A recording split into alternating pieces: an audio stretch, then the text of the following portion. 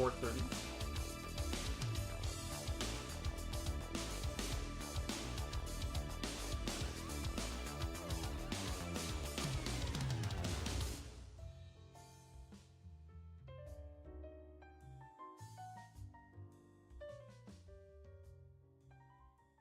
Actually, it's 436.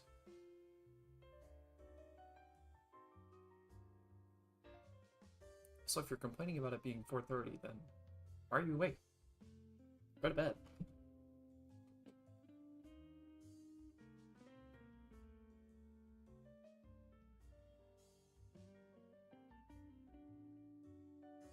What is 436? It's called insomnia? Okay.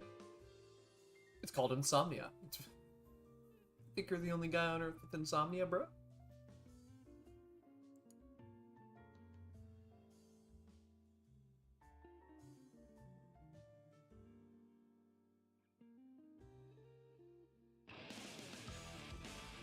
Whatever, listen to answer. Listen to answer, Steve. Be quiet.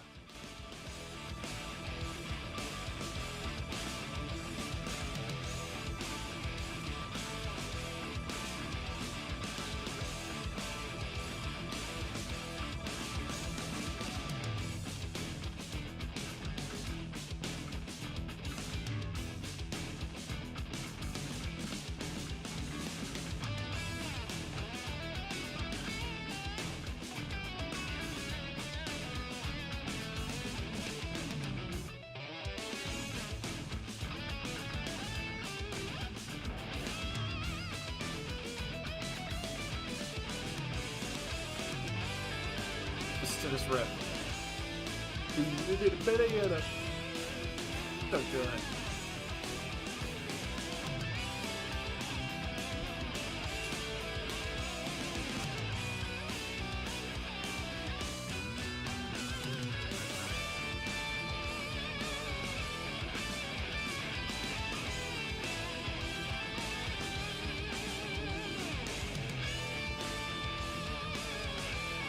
Slowly faded into darkness, and I let the archangels take him.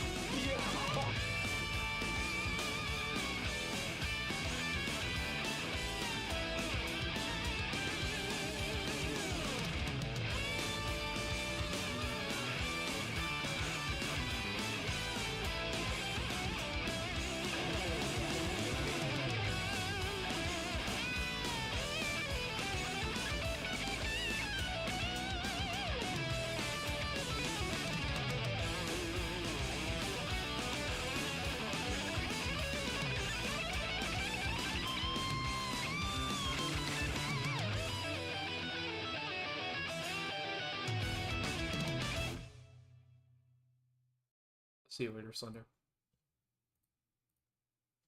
Somebody requested Perms to be an editor on my Abadoc. No. Can't be an editor. It may have been on mistake, because I did have it to where it was private, but I just fixed that, so gave them permission.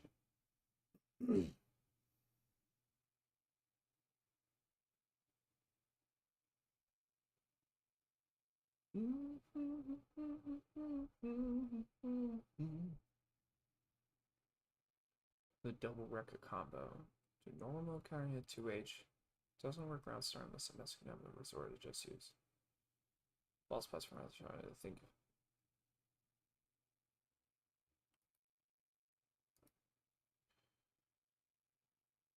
Two S, 2H. Scoot again. 5K, 6H. Key grab. Sometimes I'm confused with the things that other players do. I feel like often they force themselves into doing a lot more work than they need to by trying to do routes that are like super optimal or let you break the wall all the time. I'm gonna be honest. If you get a hard knockdown with ABBA, you can just kind of roll with that. You're chilling. Tim smells like dry aged tumbly Tim. You know what? I can't disagree. I can't disagree. Convenient you're here, Val. We're gonna start off with a video that's just some soul combos. Would you eat yourself then? No.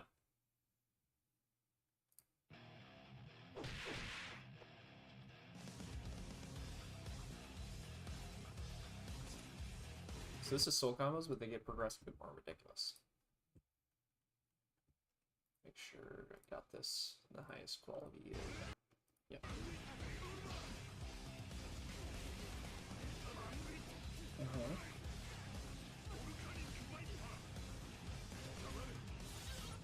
Classic. You saw it.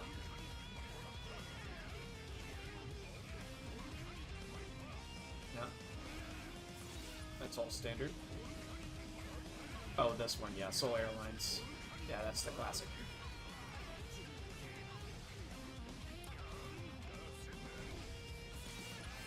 Ooh, God.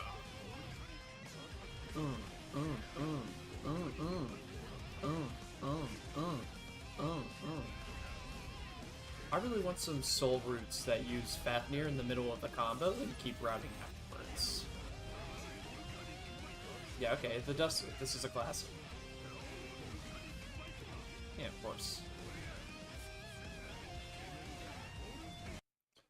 I'll explain what the point of fake Gunflame is in just a second.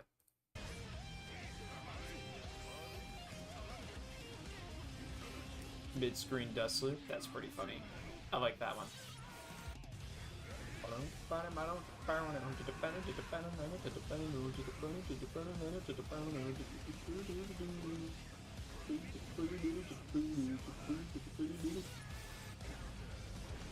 Post slash hell. Oh, let me just post slash you from across the screen. Yeah, I've seen this. Wait, why did Wild Assault lift that far? What?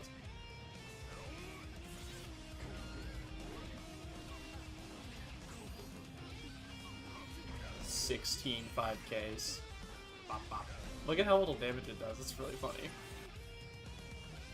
The most ridiculous combo of them all. Oh, this is gonna be sick. Oh.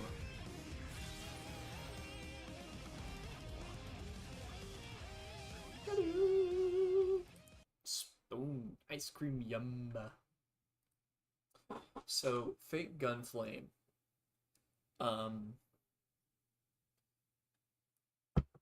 So, Fake Gunflame, how a fake out fireball works in other fighting games is to intentionally try to fake out your opponent who is trying to react to like you doing the fireball animation and then immediately trying to jump in on you and then punish you for it, right? Some fireballs take a little bit to come out and have a good bit of recovery, right? That's where fake fireball animations got their point from. Ryu had the first fake fireball animation back in like Street Fighter Alpha something, I think. He could do this fake out animation. However, in Guilty Gear, as per usual, they've gotten this and kind of turned it on its head. The fake out Gunflame is good for some situations where you need to time something very specifically, and it kills a very specific amount of frames, right? So you do the Gunflame, you know a certain amount of time has passed, and then like you can perfectly time, let's say like a meaty Fafnir or something, because of course your soul, you love the meaty Fafnir. It's plus 11, right? Otherwise, the fake Gunflame is also it's also used for like optimization. So like whenever you do a special move, really technically any move, but whenever you whiff any special move in Strive, you gain a certain amount of meter. And fake Gunflame gives you a very small amount of meter. So it's technically optimal if you want to end a combo with like a Fafnir wall break to like, since Fafnir isn't special cancelable, but you know they're gonna wall spot anyways, you just do the fake out Gunflame for the sake of the special cancel to get that little bit extra meter, and then and then you do fapping. So it's for both those things. It's for frame killing and for situations where you're just optimizing for meter gain. It gives you like 2 tension exactly or some bullshit, like literally like 1 tension, I think. It gives you so little tension, it's kind of hilarious, but that's kind of the point, right? Is it's just for optimization, getting that little bit extra. You never know, that little bit extra could save your life. Um, but yeah, Soul's cool. And on that, we're going to talk about Strive 1.0. This is from Jonathan Tene, very well known Zato player.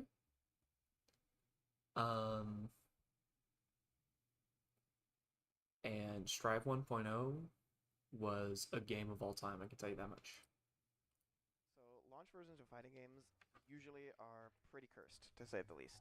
And the reason that's the case Hold on. is because, like, I had to adjust the audio there. I'll restart it. so launch versions of fighting games usually are pretty cursed, to say the least. True. And the reason that's the case is because, like, usually it's like, you know, new game comes out, and the devs are trying a lot of the new things compared to the previous iteration, or sometimes it's a new series, right? And because of that, there's a lot of like things that we would see as pretty obvious that you can't really like figure out.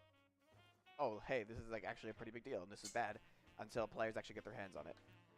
And Yep. honestly, people complained a lot, but relative to most fighting games, I think Strive's launch was pretty successful. I think the only like launch version of a game that's less cursed was SF6 on launch, which came out after, right? Yeah, SF6 on But that being launch. said, because SF6 on launch was actually is considerably well balanced game.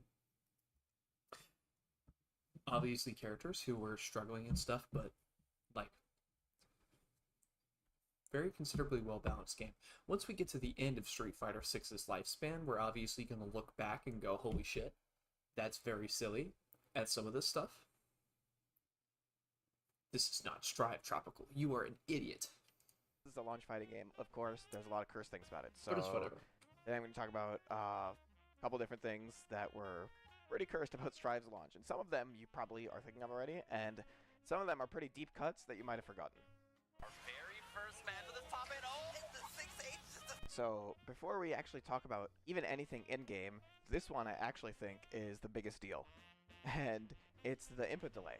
So Yeah, the those of input you who delay don't for know, Strive was bad on Strive launch. on PS4 Pro or the PS5 version is the tournament standard currently, and it has, I believe, around 2.5 frames of input delay, which is like 40 something ms. I don't know. Editor, tell me if I'm wrong. The title says early Strive, indeed it does.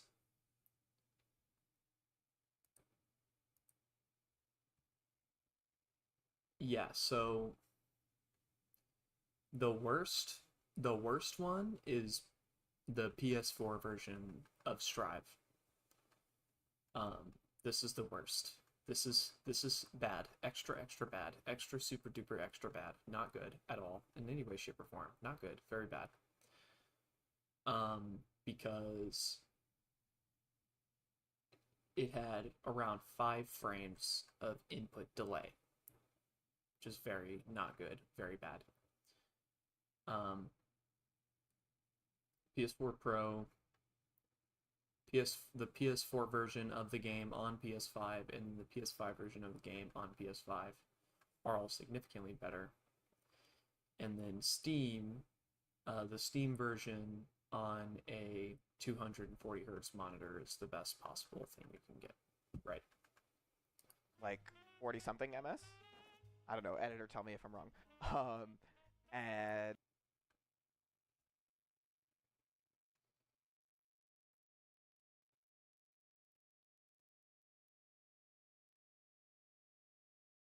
I don't understand what any of this means. yeah, it's pretty good. I almost got kicked out of GameStop for asking the cashier for a copy of GG Strive, of Guilty Gear Strive for PS5 month 2 after release. I'm not playing Guilty Gear on PS4, you can't make me. And what the fuck, Val? would say compared to like especially older fighting games. But it did not always used to be that way. So if you were to play Strive on like a stock PS4, like a base PS4 or a PS4 Slim, the input delay would actually still be a little bit above 4 frames, which is really bad. And Launch Drive was at this input delay, which is a huge, huge deal. It means that like everything is harder to like anti-air, for example. 5D is harder to block. Moves like Leo's run through are harder to react to. I'm gonna Kai's give you Future Arc love. I don't is think harder so. to check.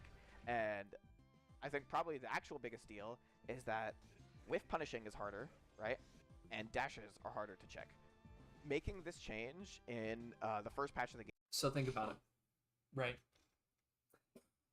If the average human reaction time, and this is something people don't realize, is that when we're talking about whether or not something is reactable, it's actually very complicated and not easy to figure out what that is. The average human reaction time is 250 to 350 milliseconds. It's in that 100 millisecond range. Looked awesome, so I sold some shit. I didn't need to save cash to buy traffic. That's good. So, like, whenever you translate 250 to 350 milliseconds to, like, actual frame in-game time, considering that 1,000 milliseconds is a full second, and 250 would be about a quarter of that. 60 frames per second, about a quarter of 60 frames per second is around 15 frames. And then extending that forward to the upper limit, it'll be around 15 to 20 frames would be the optimal human reaction time, right? That's not how that works. Once you start taking into account things like the fact that you aren't just raw reacting to something, your brain is doing 15 million other things at once while you're playing a fighting game. When you think about how the game itself has a degree of input delay, when you think about all these things, take all this into consideration, the average human reaction time under those circumstances actually slows down significantly to closer to what would be around like 20 to 25 frames at least. Some people have an even slower reaction time. I don't have a very good reaction time. So whenever you see me block stuff in this game, it's like instinct, and it's me knowing what the person is going to do next, or guessing, like making an educated guess based on what they did before. I'm almost never blocking stuff on reaction, and in fact I don't think that's a very good idea in general, because there's things you just can't block on reaction in this game. You know, an 18 frame overhead, you're not reacting to that. There is nobody that reacts to that. You're guessing. Some people are really good at guessing. Some people are very awesome at that, but you're not reacting. You should have done a Guilty Gear pickup line to the cashier. We should kill Tropical. The cashier and said, "Hi, can I get Guilty Gear try?" They said, "What did you just say to me?" And all the employees got relieved for a solid second. I tried to process the fact that I offended her. If I didn't say the right.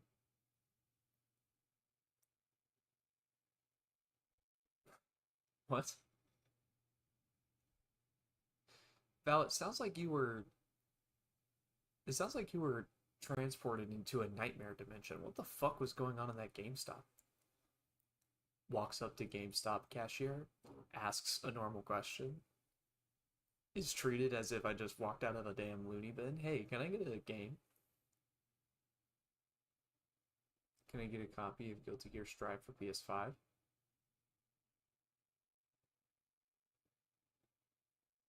I mean, even then. Yeah, Guilty Gear Strive is on the... Knowing Val, this motherfucker absolutely did mumble his words. But at the same time, like, I don't think that deserves being treated like a psychotic man who has walked in and asked for the most unreasonable thing in the world. I said it loud and clear. Just like, hey, can I get a copy of a game? You're asking this question, like at a game store, where you ask that question to the cashier who works at the game store, and they go, "What the fuck is wrong with you? You fucking asshole. You piece of shit. What the fuck did you just say to me? Dog. Just for the game, please. I'm sorry. My bad. He knew it was his chance. Shut up, Drop. I'm gonna fucking kill you. No. I didn't do that.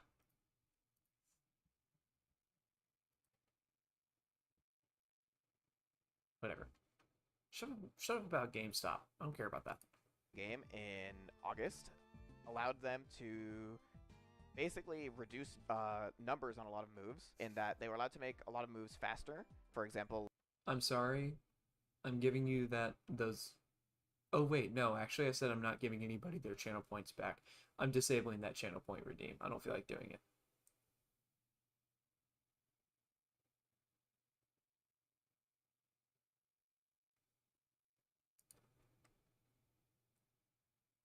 I'm sorry. Everyone has to start learning how to save their channel points. So the consequences of doing this willy-nilly will be not getting your channel points back. I have no sympathy for you.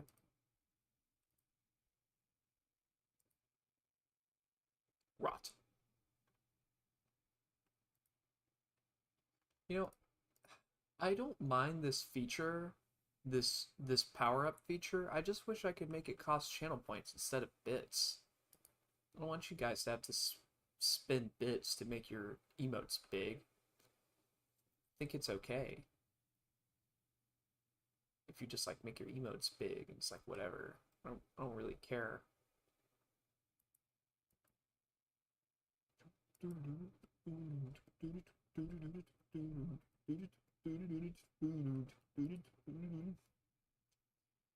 Change background game is also gonna be watching us whole 3 hours if we were gonna rob the store or some shit. They would not leave us alone.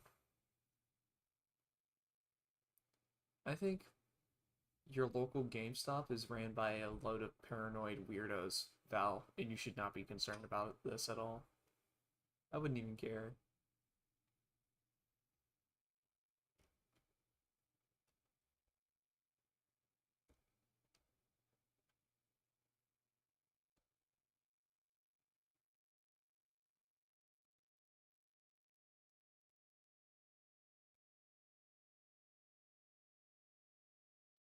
Damn, now half the damn channel point redeems are turned off because you guys are stupid and keep redeeming them when it doesn't make sense.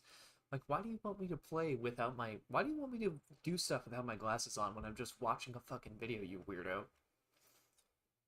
Freak.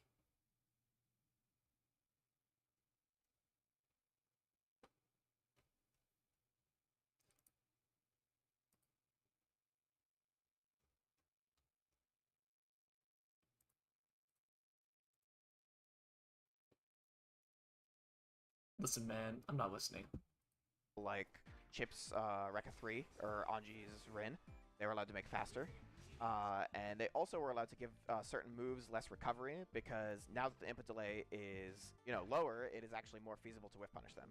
That being said, for a launch version, a lot of people, because it was still like COVID was still like a really big deal. I mean, COVID's still real, but like it was like peak COVID back then, so there were like barely any offline tournaments. So most people actually played on PC, which is significantly faster. Like PC is actually still faster than PS4 Pro, and people, myself included, play with input delay, right?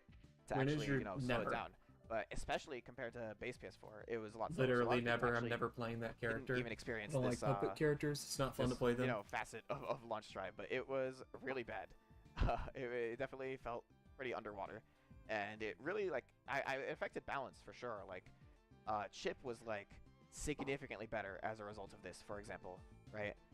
Same with Nago. Those characters get benefited a lot from like higher input delay. All right, so Gross. What you still see changed? Soul on the screen, but I'm not going to talk about Soul yet. The next thing I'm going to talk about is throw, actually, and how broken throws are. Because there's two really important things about throws in the launch version of this game that do not work the same way that they do now. So number one is what people call the throw PRCOS, and what that is if you do Oh, this shit was broken. you obviously get the PRC now, right? If he jumps your throw, you obviously don't want to get your throw punished, right? But the other important thing is, because you could just do that on reaction. You could react to him jumping your throw and then RC. But if he backdashes your throw, you can't actually RC fast enough before the backdash will like finish and then punish your throw, because backdash into throw is 22 frames and RC is 6. So you're not reacting to that, right? Which means you have to preemptively RC to beat this. But if Usually 22 frames. Some characters can't do this because their backdash is too slow. you preemptively RC, often when you hit the throw, your combo is worse. This is with exceptions, obviously. If wall damage is like all the way up, blah, blah, blah, right? But generally, it is a lot worse, and your reward is lower on the throw if you do this RC. And there's characters like Nago, where if you were to bite and then RC, then you don't get the buff from bite. And obviously, the other thing is, you don't always want to RC your throw. Like, sometimes you want to throw, and then you want to sit on your 50 meter, and then you want to do this, right? And then do your 50-50. Like, you don't want to have to spend a meter, and them basically changing the way RC interacts with successful throw animation means that that is not the case. So when you do throw PRC, you have to accept that you can get backdashed. Unless you want to, like, both spend a meter and get a worse combo on your throw, which is pretty big. And the other thing that is mind-boggling, actually, that they let through about throws is that not every character in the game had a 5-frame mash. And what that means is, for those of you who don't know, throw protection... Wait, really? Not every character in the game had a 5-frame button? That is really fucking bad, actually. What? I can't... I actually had that. I'm flabbergasted. That's crazy. in Guilty Gear Strive What? is 5 frames, such that Yeah, every if you are character in has a block 5-frame stun button. or like are getting knocked down or in hit stun or anything, you cannot be thrown on your first 5 actionable frames. Right. And what this translates to is if you know someone's going to throw, you can mash a 5-frame or faster move, and then you can beat throw, right? And Yeah. not every character in the game used to have this. So Anji with 2P, Axel with 2K, Faust with 5P, Gold Lewis with 2P, Milia with 2P, and Zato with 5P. These moves are all 5 frames or faster in Milia's case now, right? And it's pretty normal. But at the time, these moves were all 6 frames. I think Axel 2K was actually 7.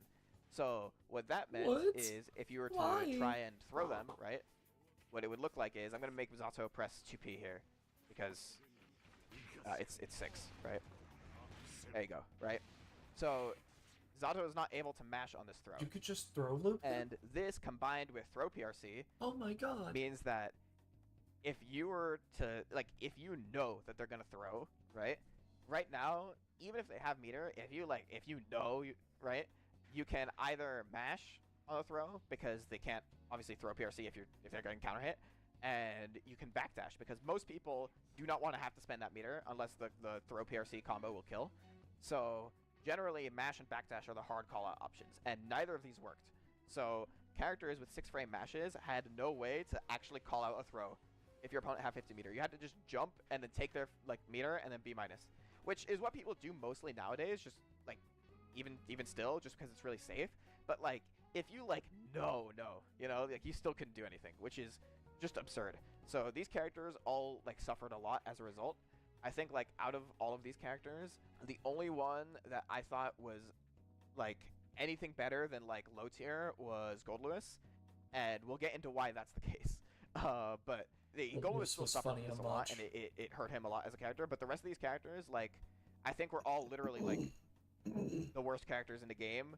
I think out of all these, like they were all low tier, and then like Ino was with them in low tier. But yeah, like it was very clear that like all these characters just sucked because they couldn't mash on throws. It was a really big deal. Not to mention all the other downsides of like having your fastest mash be slow. But like, dude, it was really bad. I'm still baiting you. I'm still not talking about Soul. Waiting until he's going to talk about Soul. So the next thing we're going to talk about is FD. You didn't have to suck. On launch, and it's like this because it was like this in other games, FD added 2 frames to the frame advantage of whatever move you blocked, which means that Soul's Far Slash, which is +2, at the time, if you FD'd it, which you have to, was +4, which is pretty crazy. And it also meant, for example, Soul's Close Slash was +5 if you FD'd it. Isn't in the fucking game Leo anymore. back turn H was +7 on FD instead of +5 when you stance cancel it, which is absurd, etc. etc. Like there's a million like crazy examples of this. But the other thing that's really cursed about it is that on Guard Crush, FD used to not push you back. And remember when I said Gold Lewis was still good on launch? This is why. This character's offense was beyond stupid. So if you were to go for something like this, look how far Gold Lewis gets pushed back. Yeah, so 4, not only this would add frame advantage, but it also would not add extra pushback on Guard Crush moves. So the example everybody uses actually is Pot doing Garda Impact, right? Which is also a really big deal. Dude. I'm using Gold Lewis to highlight this because this character was actually like... He literally doesn't move. I think he was probably top of high tier, despite having a million other problems and being way more flawed than he is now, just because Guard Crush was so stupid. It was like... It's a pretty crazy oversight. So they fixed that, I believe, only in the October patch, actually. They didn't even fix it in the August patch, initially. Which is wild, but whatever, yeah. So FD also got, like, pushback increases, so it used to not push you as far, like, in general. And they also made it a lot cheaper. Because FDing moves used to cost more. So, yeah, they buffed this mechanic a lot. Holy shit. Yeah, FD used to suck. Alright, so Yes. we're finally talking about Soul. Soul So was this is the such character a that got fucking memed problem, the most, dude. and especially because everyone was playing on PC, like, especially on the PC version of the game, this character was, like, insanely broken. Like, if not, like, I still think it's launch Happy Chaos, but if not, like, launch PC Soul is, like, the most broken character in the history of this game. So, let's get into it. Throw PRC is obviously really good for him, right? It working the way it does, but if you're talking about character-specific stuff, let's talk about Far Slash, right? Because this is the move that got memed on all the time. So this move was 100% starter. Nowadays, only close slashes are 100% starters, and I guess Charge Dust. But at the time, it was 5Hs were 100% starters, close slashes were, and then like certain special moves. But Soul's Far Slash was an exception. It was just 100% starter because, I guess. Okay, so to explain, if anybody does not know what he means by 100% starter, there's a mechanic called proration.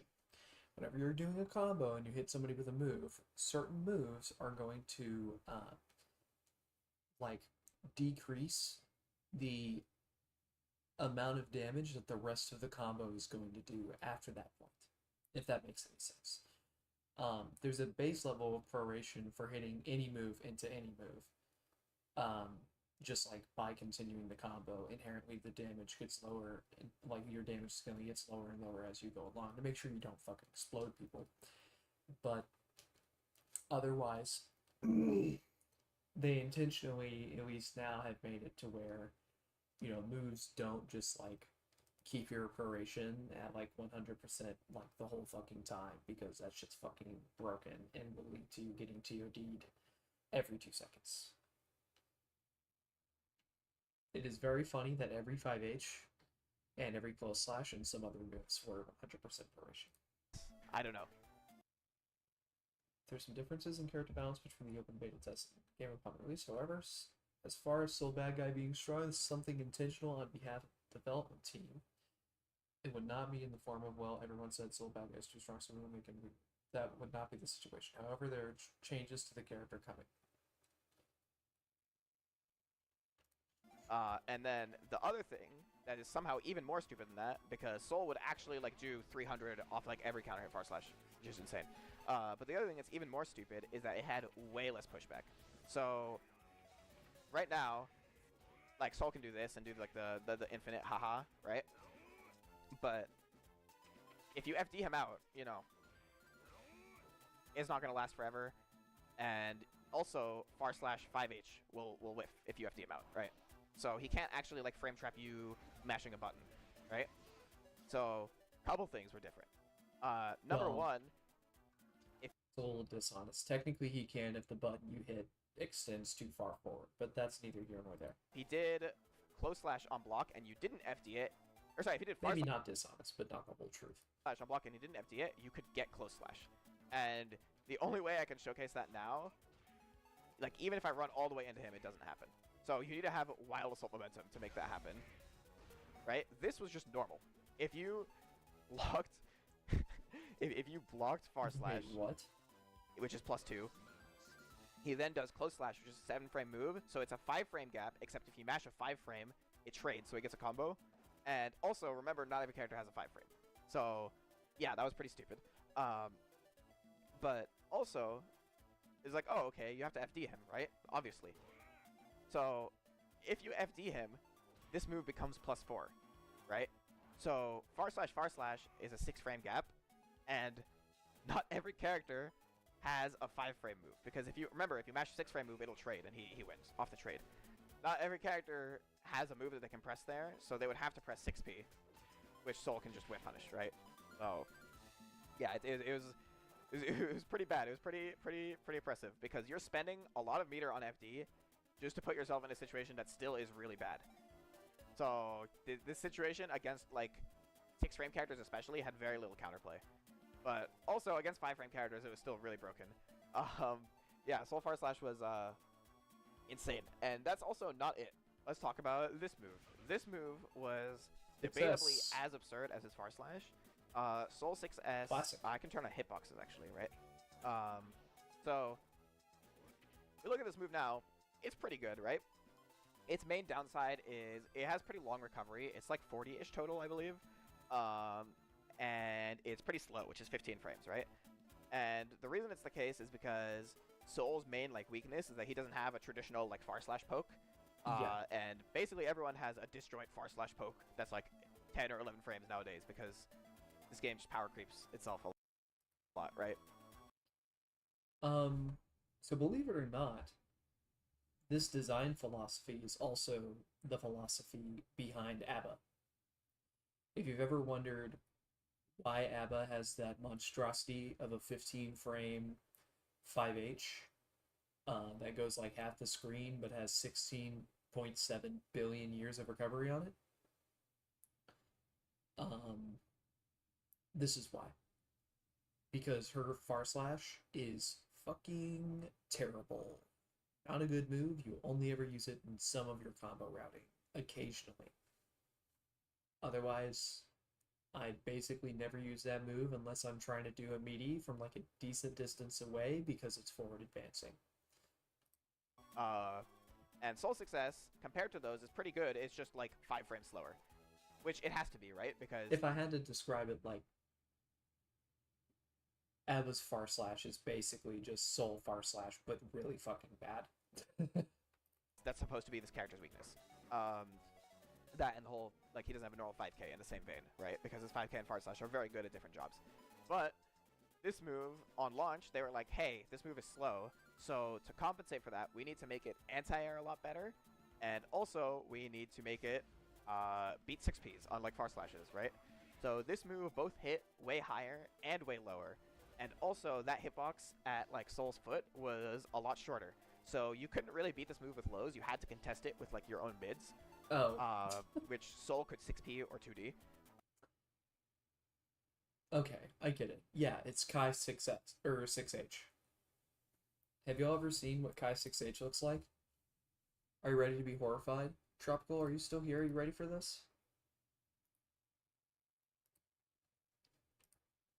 Even if not, I don't care. I still want to show this move. It's really fucking funny.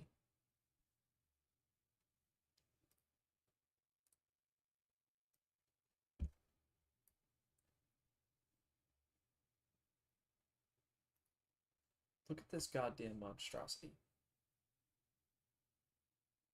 It beats 6Ps. Why does it beat 6Ps? This fucking horrific ass, terrifying ass, bullshit ass move. Fucking hate that thing. And also you couldn't 6P it, which is a really big deal. So this move was a low crush that beat 6Ps and also anti-air by accident. Like, dude, it was crazy. And also because 5k was level 2 on launch, this used to combo not on crouchers, which is a big deal because 2D was Why was 5k level 2? That's so silly. a lot smaller. So he had really consistent reward into, and he did 5k 6s Bandit Revolver, and Bandit Revolver knockdown was a lot better than it is nowadays because you could get meaty Fafnir off of it at the time, even mid-screen. So yeah, this character was pretty stupid. There's a bunch of other stuff I'm not bringing up that was really broken about him. Like, for example, Air Bannerbringer was -2, which is crazy, right? Like I said, the Bandit Roller knockdown. Their Banditbringer's still safe, by the way. They only made it like minus enough so you could actually feasibly whip punish it. Or not whip punish it, just like punish it for blocking it. But that move, not Bandit Revolver, Bandito Bringer.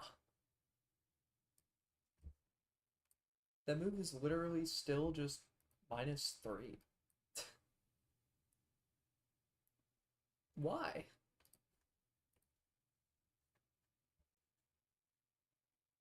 SDP had like no recovery. Like Zato couldn't punish SDP with 2H because it recovers crouching. No whip. Like it's kind of... Oh my. Hello?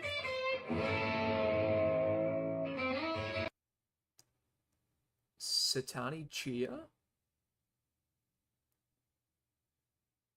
Take my people? I'll gladly take them. Thank you for the surprise raid. I'm glad to see there's some other strivers up doing their thing. Welcome in. Hold on, does this command work? Yeah, I'll take your people. Please go, do your thing. I understand if you were streaming for a while, you're probably tired. Go rest. Go have fun. But yeah, go join the Discord. We're watching this video from Jonathan 10A first, and then we're gonna hop on to Strive and work on the document for a little bit. But yeah, thanks for dropping in. It was broken. Next topic. Leo Whitefang. Leo Whitefang was really good in this version, but he was outshined so much by Soul that people didn't really notice as much. Alright, so for our last one, I was a little conflicted whether I wanted to do Mei or Leo.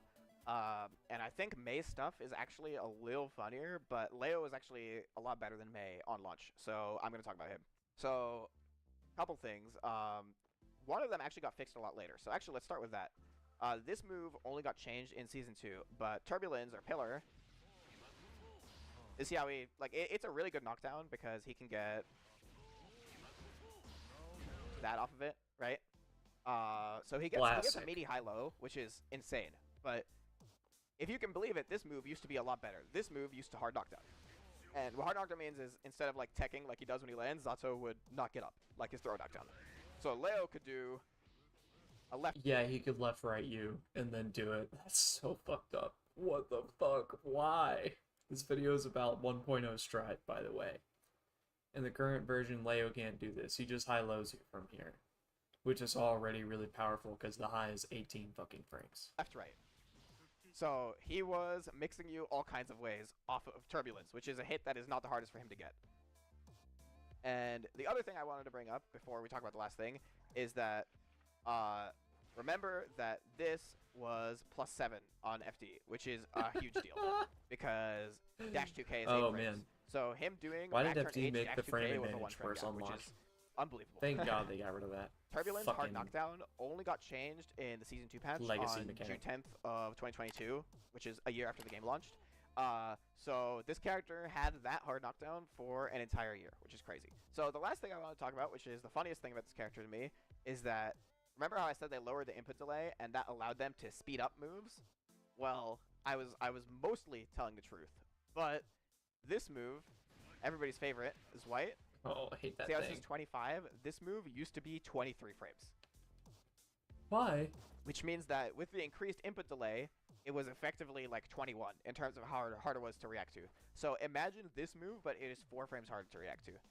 Which is just insane because, like... Very funny. I don't know, Tempest has won, like, what, like 5 or 6 majors now? And Tempest like, signature is the, like, in a clutch moment, like... Everyone in the crowd blocked this white or threw it, but the dude on stage is getting hit by it. Like, in the clutch, right? Because that's the type of move that this is. It, like, preys on your opponent, like, being nervous or playing bad, blah, blah, blah, right? Like, it's a mental stack move. And the fact that this move is already so crazy in the clutch moments, and it used to be 4 frames harder to react to, is just hilarious to me. Because, like, I feel like I can steal a corner with it now. If you watch, like, any major for this game, chances are Tempest won it, because, you know, but also... is that Tempest won it using this move Yeah. a lot, like a whole lot. So Fucking love how I don't know. Tempest plays. I feel like they generally had like a pretty good idea I have of a like how problem. What's your reactable things problem? should be in this Welcome in, game, Blue. but with this move they were like, oops, we messed Oops. up. This should be way easier to actually. So anyway, those were 5 things about launch Guilty Gear Strive that I thought were really, I hear Owen Wilson in my head when I type shit like wow, wow, wow. really cursed. I'm sure there's a lot more because I left out a lot. For example, I left out May's 2S and her command grab combo. I left out the Nago throw throw faster C6H bug. I left out how bad like the low tiers were, like Anji and Faust and Zato. I can't believe these were really nice keys. Air Canada has told us, the GDQ staff has told us to stop joking about Owen Wilson in Air Canada. Air Canada hates us.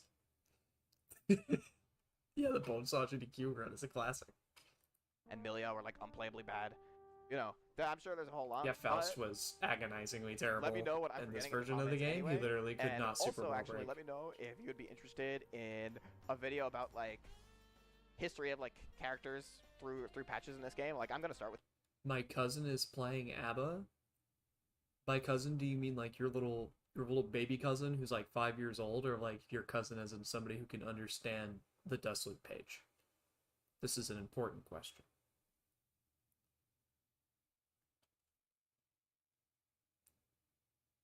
But he understands shit. Bring your cousin around to the stream sometime. We'll turn him into a monster, okay? We'll have him eating dudes alive. He plays the game with his school friends. This is sweet. He got 3 people into it now. That is so wholesome. I love that. With Soul, obviously, but like, oh, okay, how good was Soul on launch? How good was he in the October patch? How good is he like 2.0? Blah blah blah. Because I think that is an idea I kind of would like to do. Anyway, thanks for watching. See you later.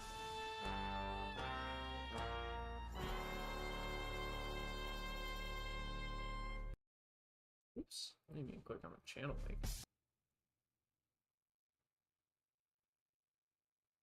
When I was playing him, he was clipping shit every second. What the fuck?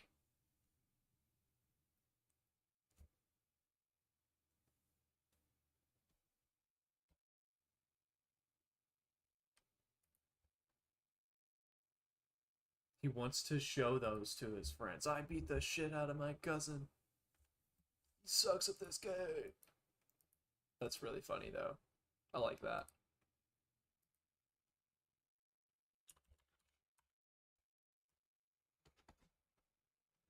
Nah, he perished. Hell yeah. He played White Bread, Askai, and Soul.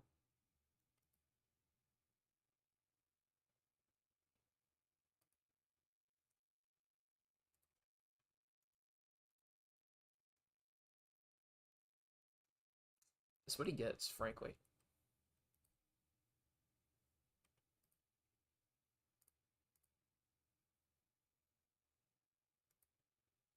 Choose to play Kai. And let me just play this fucking white dude on the cover of the game. Yeah, very cool. Very unique choice. Gonna have so much fun here playing Geiki's game. Then you look at all the other characters doing crazy, ridiculous shit. You're like, man, this isn't fair. Why are they all allowed to do that shit? You picked the white bread guy. You put this on yourself. Self-inflicted. Only got yourself to blame. And every Guilty Gear he got before Strive. What the fuck? I'm gonna be honest, I genuinely don't, like, I really don't see the appeal in playing Kai at all. Obviously, to each their own. That's how fighting game character picking works. So I'm not judging anybody for playing a character that they enjoy playing. Obviously, if you like playing Kai, have fun. I hope you enjoy yourself. Have a good time. But, like, dude, there's no moment I'm like labbing Kai, or I'm playing against Kai, or I'm doing anything versus Kai where I'm like, man, I am enthralled. This is really interesting gameplay. Fuck no.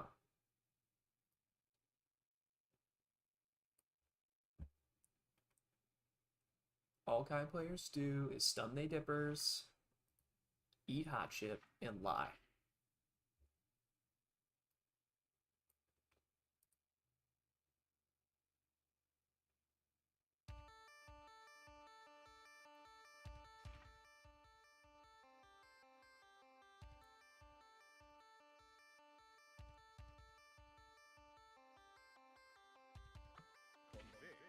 Yeah, they do far side grip.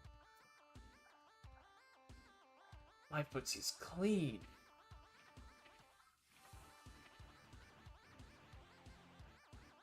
Game is intentionally quiet because I don't need the game to be loud today.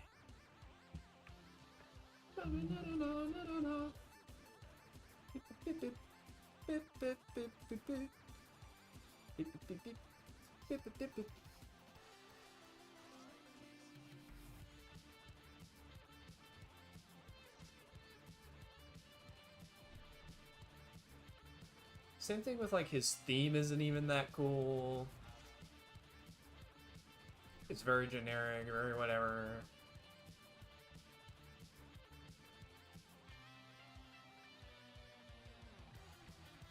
His moveset is whatever, he's just... What? Like, this button is still racist.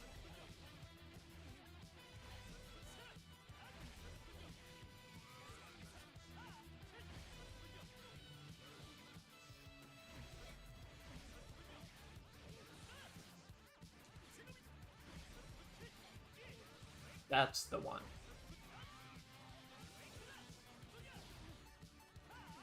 Shit.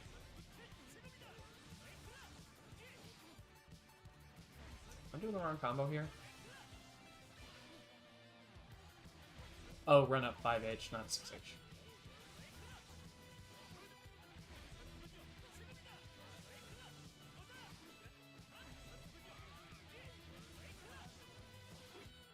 How can I do that?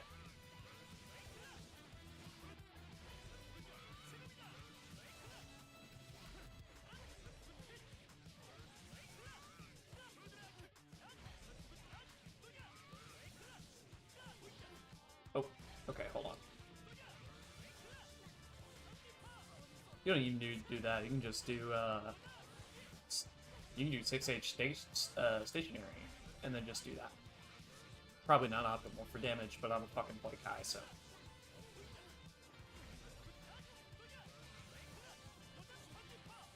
Stun the paw!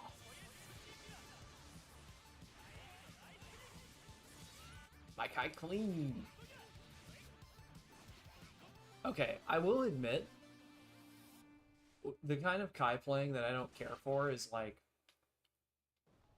you know, or like, how do I put it? Like,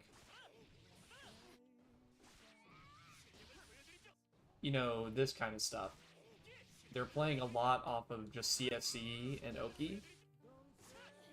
They, like, their main goal is to just knock you down.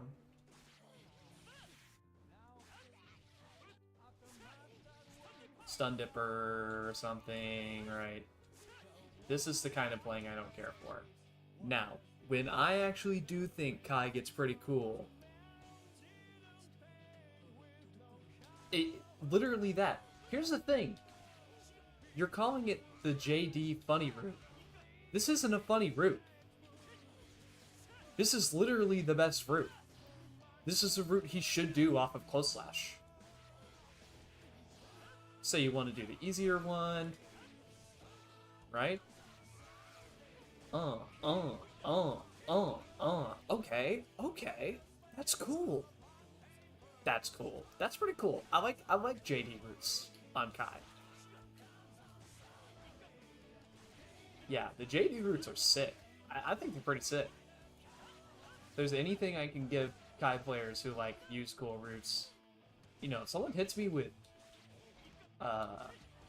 jump cancel JD into JH like that, I'm like, okay, holy shit, you got those. That's hellacious.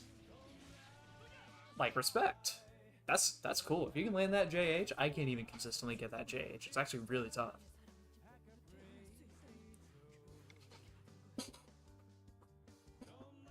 Yeah, on counter hit you can do different, but I like this route because like you're getting this just off of like close slash. That's nice. It does really solid damage too. Oops. 9 frame startup, it's fine. But whenever I'm playing a Kai and they're just... Sorry. Fucking doing close slash into 6H and a fucking charge stun edge because they know they can get away with it, and then they just play off the Oki. Come on, dude.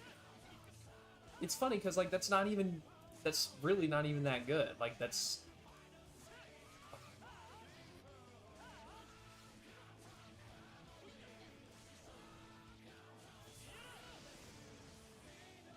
That's pretty sick. I like that. And it confirms, like, does that actually break the wall full screen? No, because he has no way to bounce you. Either way, it's really cool. Or, I do like the, these routes that intentionally don't, like, break the wall.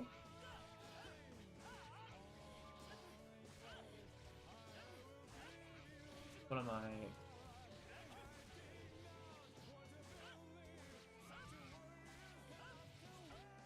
Those corner routes are pretty good, yeah.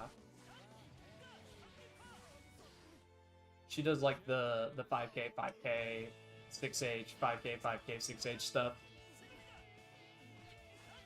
Those are pretty cool.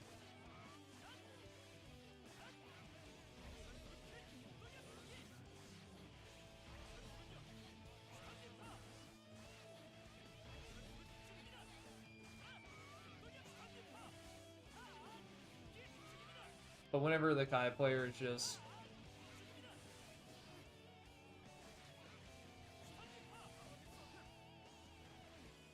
Come on, dude.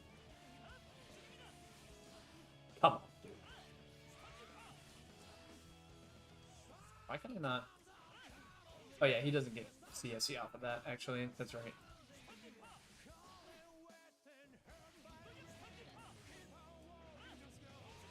Yeah, those routes are pretty cool. I actually like those routes. And those routes, because she lands a lot of 5Hs.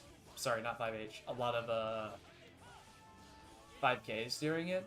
Oh yeah, you get meaty regular stun edge, that's right.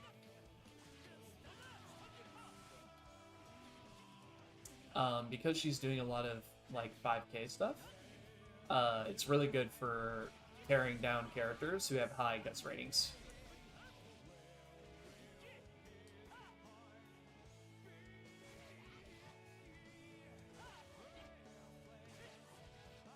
Some of the stuff I like... Yeah, the guts crushing. Kai's really good at guts crushing too, because of how his supers work.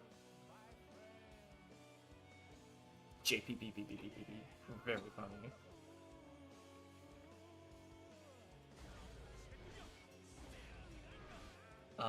So let's say, like, you land that.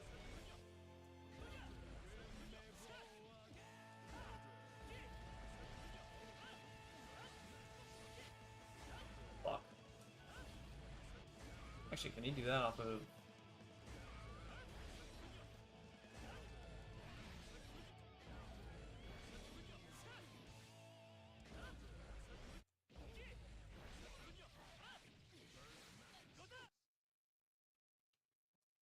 These, like, counter hit routes.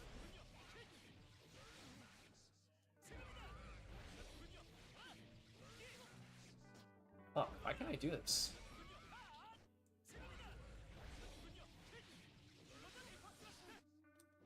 I can't do these because I don't play Kai, but, like... I really like these routes.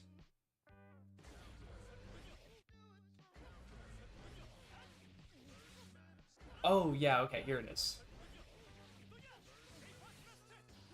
Right. This stuff. Sup, bozo? What did I do? No, what's up, Enza? I hope you're doing well.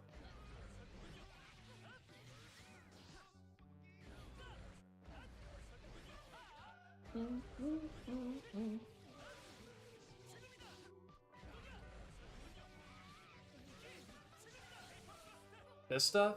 I love this stuff.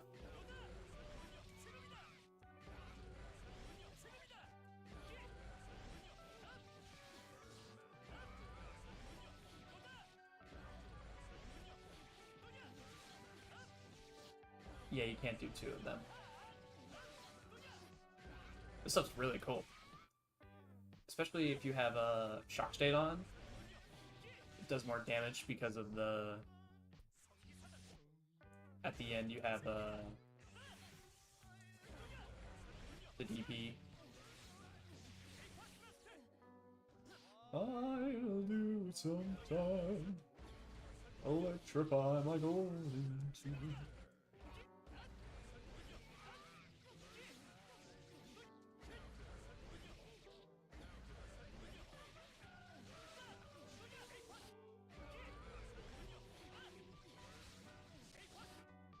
Look.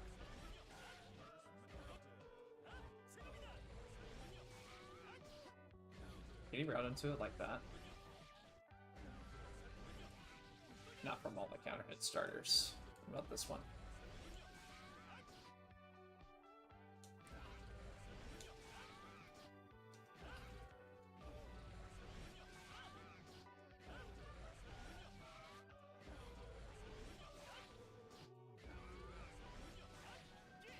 Nah, you can't do it like that.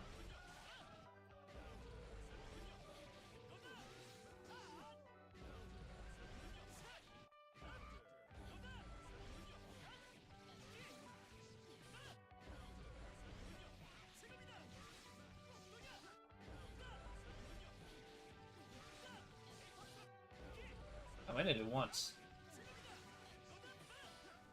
Or like that, trying to set like a meaty stun edge up with it.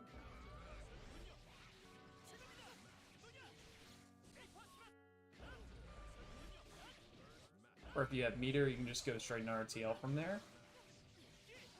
If you wall splat with it. Oh, you can also delay.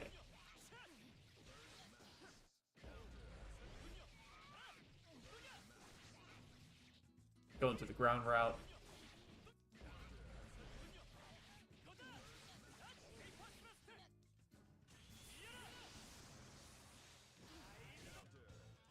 Did you not get RTL there? See, I'm having fun playing Kai right now, which is a rarity with this fucking character, because he is the epitome of sucking all the fun out of this game. That's typically very fun whenever you're playing it.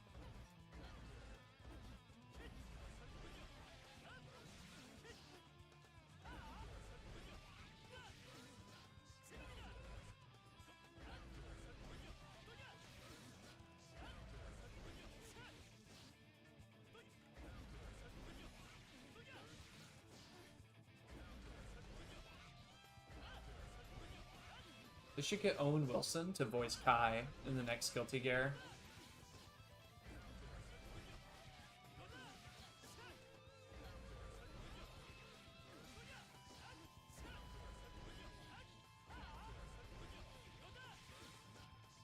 Yeah, it stops all your air momentum, so you have to do it like as late as possible.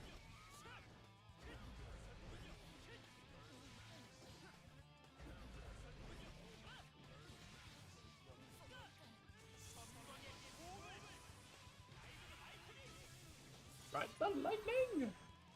Cool routes. Those routes. None of his other routes, though. Most of his shit is chronically sauceless, and it is very sad to look at.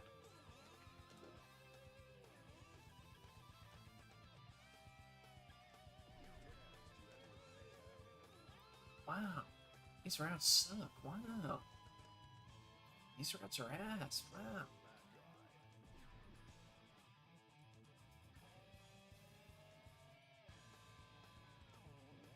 Really bad routes. Really boring.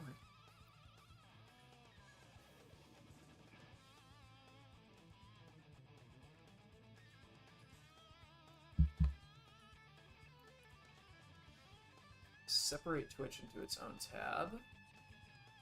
My end, and then I'm going to pull this up, make it a lot smaller.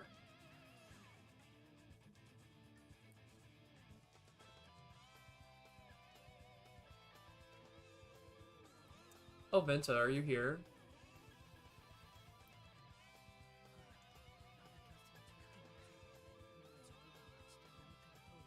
If you're here, do you know Happy Chaos can get a true punish against Abba trying to do 236k into 2 peon block by doing FD and then rolling behind that bitch? That shit is really funny.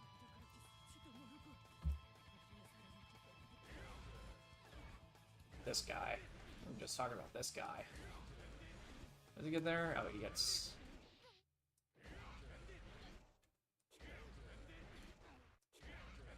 Hold on, I'm about to bother every soul player. Hold on, I just did the opposite of what I was going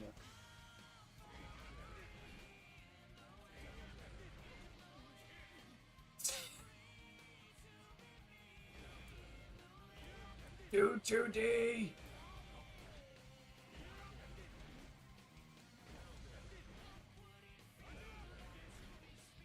Streamer! Do 2D on that route! You need the Oki streamer! Fuck you! I do 6p!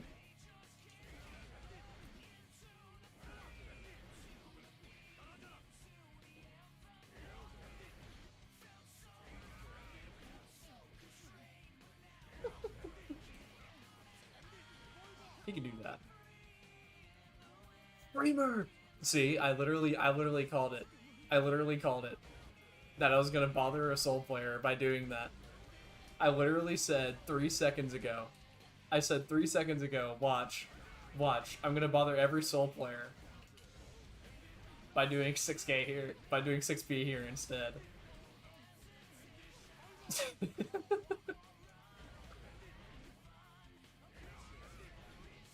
Yeah, you do that instead.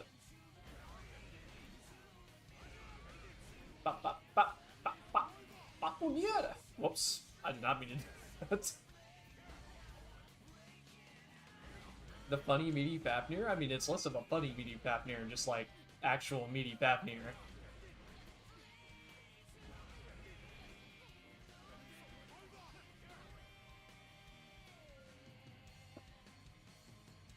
That's actually not meaty, by the way. That's late as fuck. Wow. Wow. It's really funny when soul players do that, so I'm like, I think I'm stupid. For you, from Owen Wilson, what did he do? What does Soul usually do on this route? What is the meaty he usually goes for? Oh, wait. Yeah, duh. Just do the first hit of Bandit instead. What's up, Deathcoon? We were playing Kai like 3 seconds ago. You missed it. Yeah, first Bandit. That's what I thought. Boink! That's an actual meaty Fafnir. You can also route into it from like...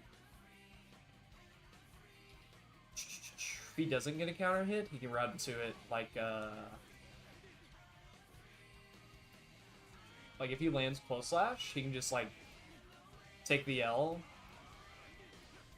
Boink. That's meaty. I missed it. I missed my boy, the tragedy. I know, right? Don't worry, we were kind of making fun of Kai, so you didn't miss anything that probably wouldn't upset you. Talking about that man is just a little sauceless. It's a little loud for me.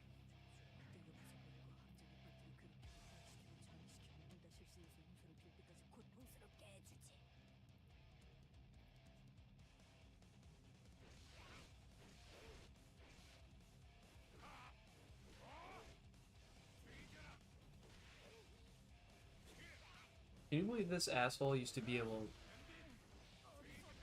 to like link shit that just like was illegal? Fuck ass, stupid ass character.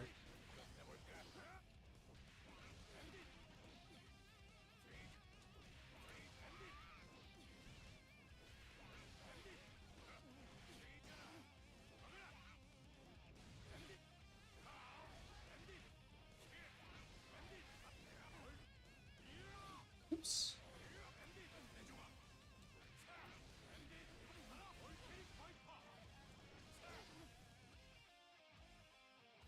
Silly ass character. Why could he do that? You've done well so far, Oh, but up God. until now, A I've only Biden been blast. using a mere 5% of my power. 546 in the Now let's see how well you fare against my Biden blast! Deathcom has joined the silly squad. Thanks, lady. Welcome, Deathcoon.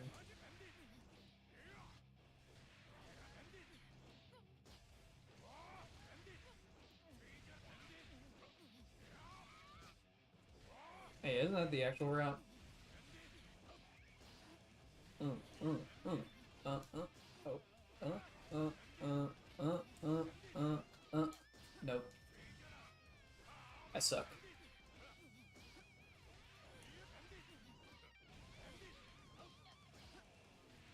Dude.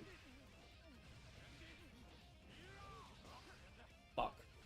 Gunplay at the end. No, don't do that. Don't ever do that, please. Oh wait, you can get fucking cold slash there? I'm never trying that.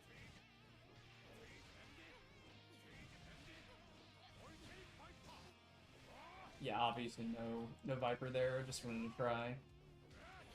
Oh. Lon. How does he do success? 2K? Okay, hold on.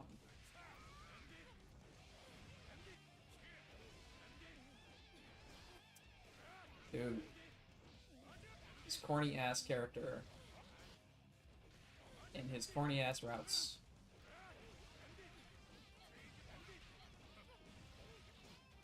Keep on doing the wrong fucking projectile input. There we go. If you want the clean hit. That's like an easier route. Probably more consistent, if I had to guess. Not like bar slash and fucking 2H is very consistent in the first place. Whoops.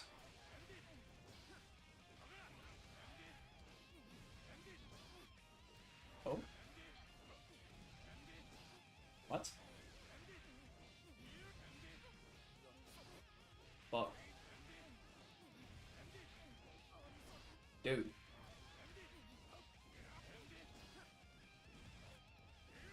Motherfucker.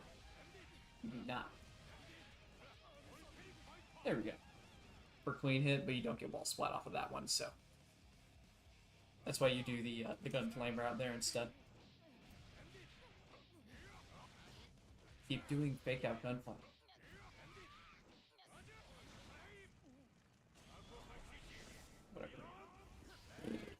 Whatever.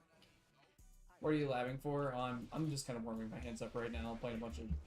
Yeah, we're just doing some stuff.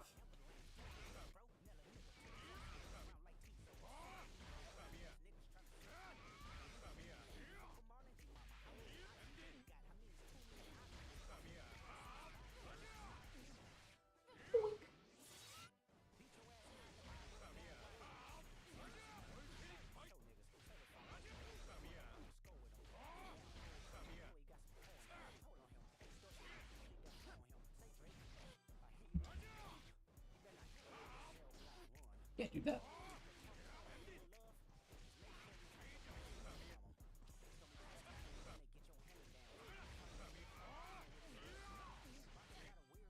Hello? You know, he can go into an air route here for some godforsaken reason.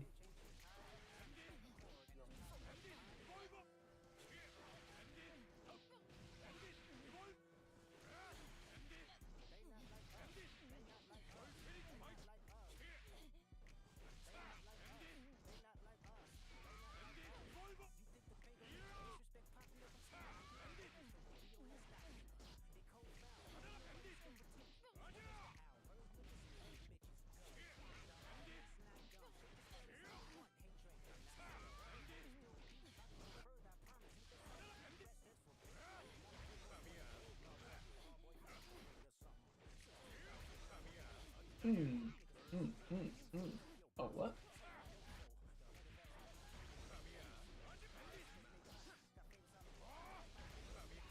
Like I said, I don't play this motherfucker, so...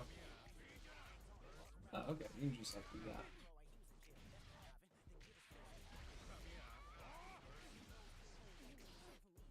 Cross-up hit JS. A weirdly rare cross-up hit in this game because it doesn't actually hit as far as you think it does.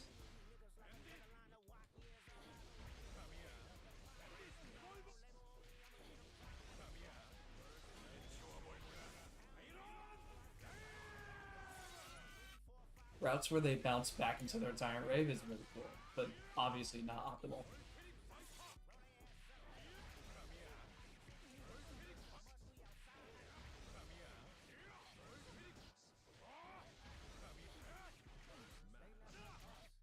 Oh, do I have to let both hits rock?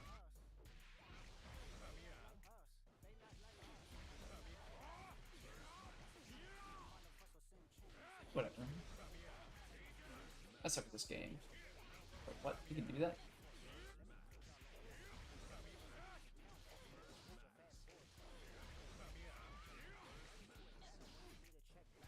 Why can he do that?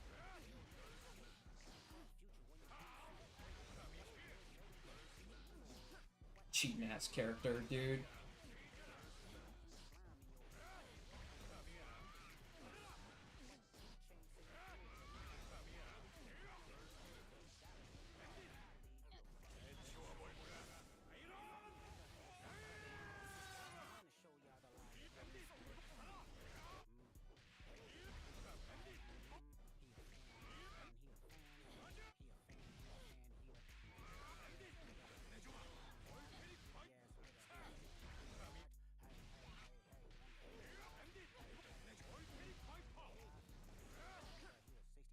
Okay, cool.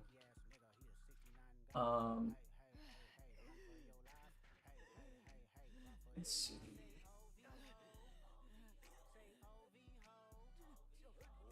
Fuck you, Abba. No, just checking my controls. Soul Fate guy. This character is real, man.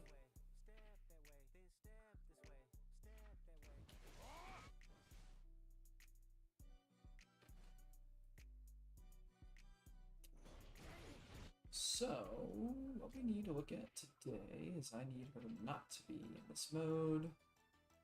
She doesn't need Jealous Rage. Well, whatever, I'll just leave it at 50. I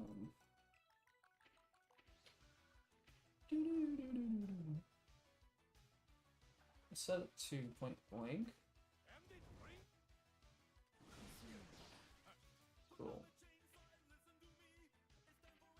Then we need Soul to block.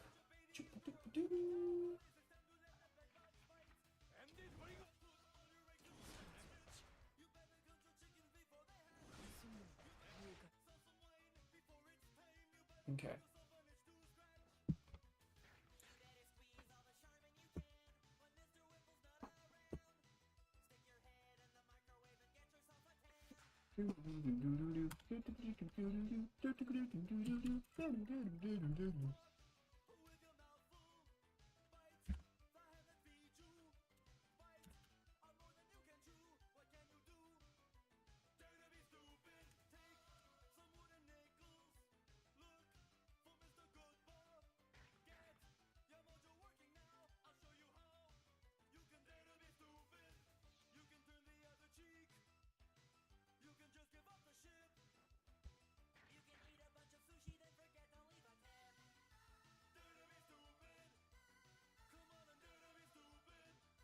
Who is it? Taruka.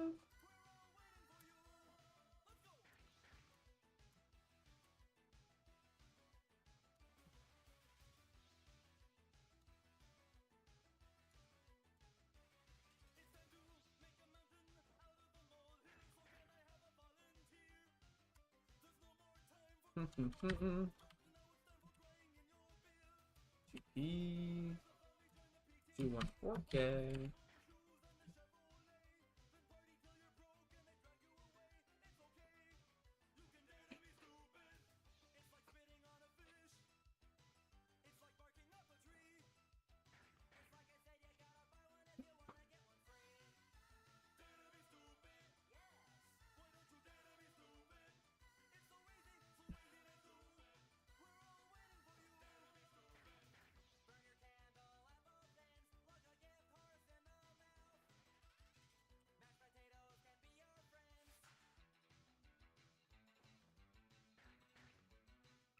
just focus on 2P for now, because this shit is going to complicate everything else, and I don't want to think about that yet. Okay.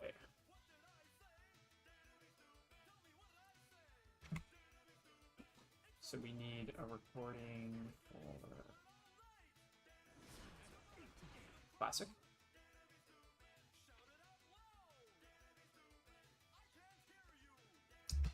Another one.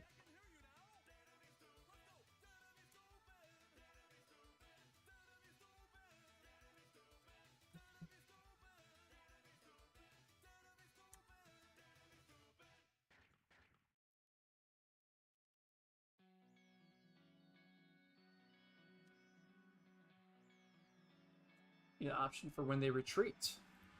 What? What? What?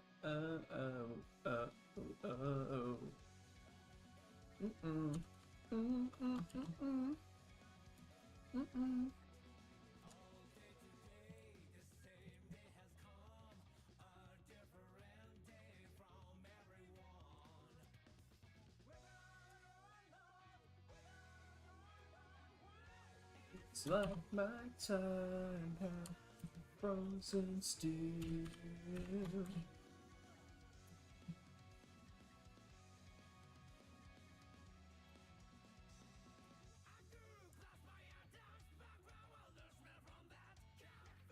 Makes me hungry. Okay.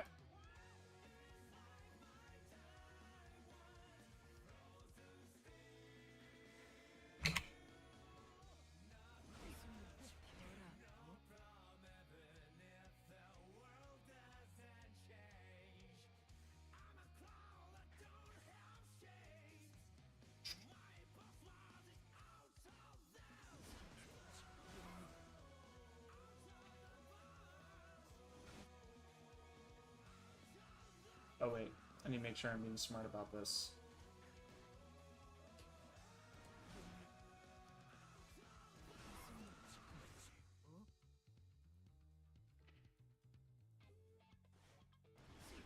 Cool.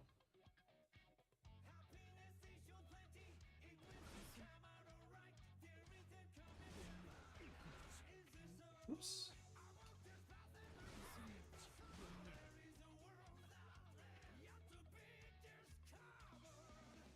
That's right. No problem.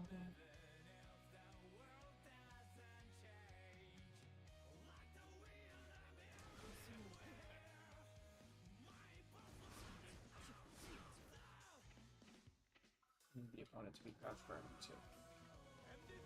Oops.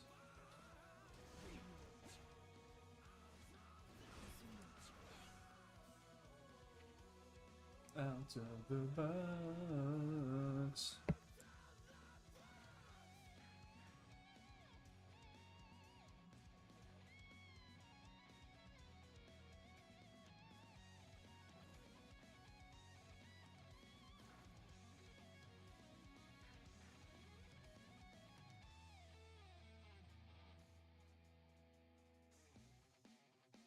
What's up, Marissa? Hope you're doing well.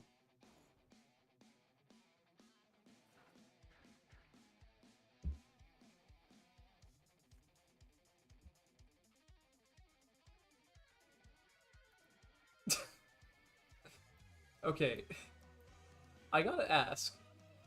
When you were making that ABBA emote, did you take inspiration from my profile picture? Got some beer, chillin', hell yeah. That is literally the exact same expression that the ABBA in my profile picture has, which is really funny. It is kind of the facial expression she does a lot, but from the way she looked at Jonas Rage, yeah. Is this the one? Hey, wait, hold on. Out of the box.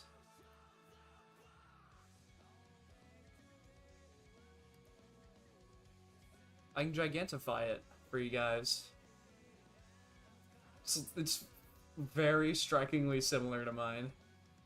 What's up, Aether? I wish I had the patience to lab things like this out, but, like, nuh-uh. Okay. So I'll be entirely honest.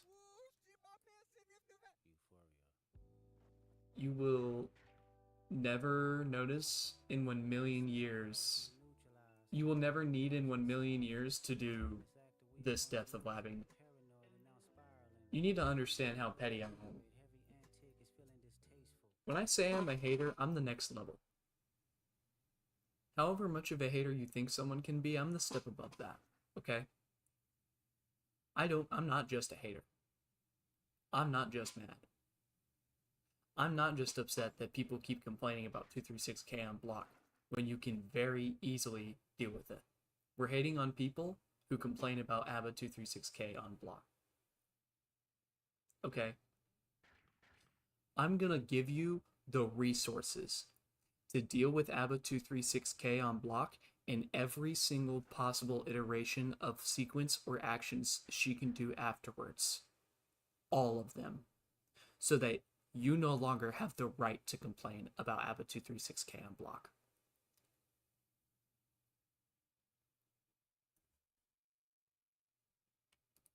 Okay. Is that all 4 characters I play don't have core framers? So let me ask you this question. Because I actually don't think you're suffering as much as you think. You play Axel, right, Marissa?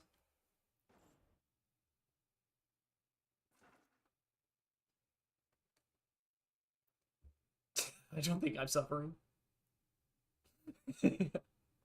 No, I don't think you're suffering. But I can ease your suffering. Sin mostly right now, but Sin, Axel, Dabble, and Ram and Alpha. There's something really awesome that Axel can do about that. Axel can literally rainwater out of it, and he won't get hit by the 2P. Yes, it's a 7-3 for Axel. It's really fucking bad. It's a 7-3 in Axel's favor. Marissa, don't you spread falsehoods in my chat room.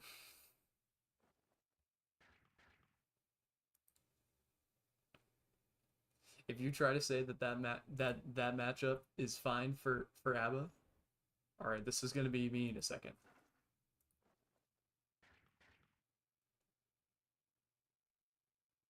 7-3s don't exist, except my least favorite matchup on my main and a character I don't like.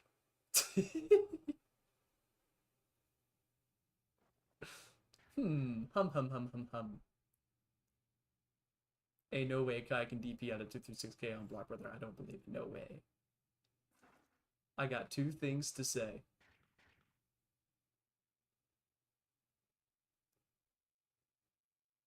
It's a 7-3. It's Aether, don't listen. Close your ears. Close your ears, Aether. Don't listen. Don't listen to the slander. Don't listen to the lies. It's 7-3 in Axel's favor. It's a hilariously bad matchup. Kill Axel? People don't know how to play against Axel. Right, but the problem is catching you. And being right ever once in the matchup is almost borderline impossible. I've labbed all the round start interactions.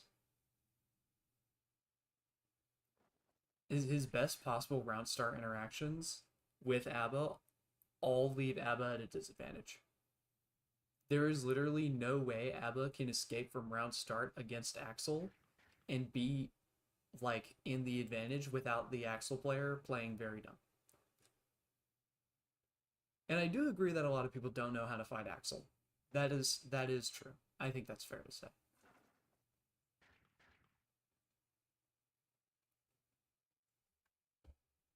Um,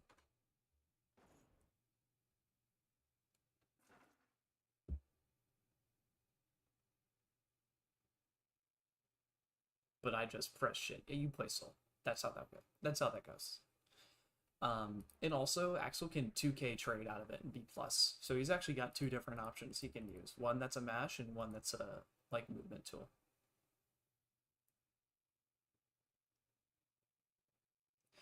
I mean, Axel is I mean, he's not suited for this meta to this meta for the most part, but I still feel like he can absolutely work as a character. Drastically down in strength. He still works pretty well as a character, and I don't think there's any character that's not viable. Um, and yes, that includes Elfeld. Don't at me. Um,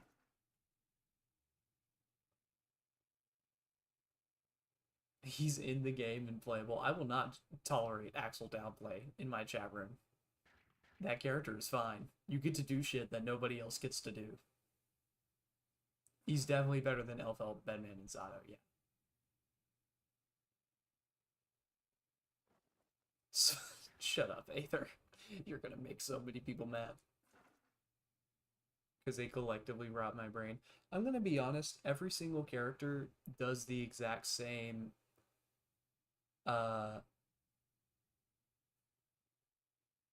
slop one that's very funny. But no, I feel like almost every character just has like borderline identical like game plans at this point. It is a little weird and annoying, and I don't think I like it a lot. It gets to the point where it's like, you know, it's just like score knockdown 50-50. Play Axel against Slayer. I wouldn't do that either. Yeah, I don't think he's top 10 either. I don't think he's relatively close.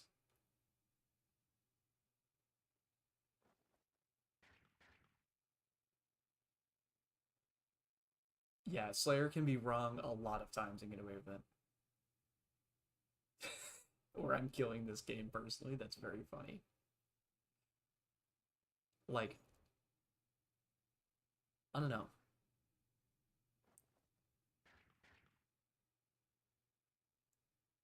I really don't think Slayer is that good. He can just get away with stupid shit because he's Slayer. And that's just how he is. And he's not getting nerfed. I don't mean to dash your hopes. I didn't know I had me. That's hilarious. I hate to dash your hopes. I hate to dash your desires. That dude is not getting nerfed. And neither is Abba. A mental trick to spin this into positivity. Check this out. What? Is it called alcohol? That's a pretty good one. I like that one. He has made me enjoy fighting every of the cast more.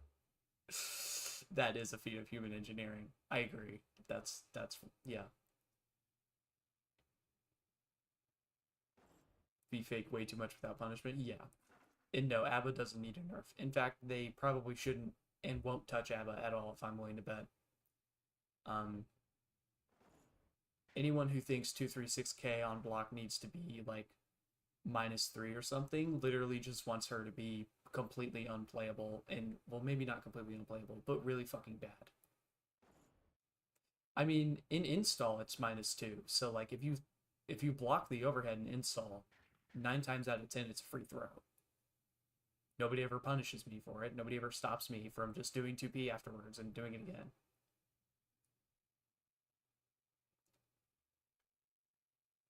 And fun fact, actually, if the Ava tries to do 2p afterwards, you actually can throw it.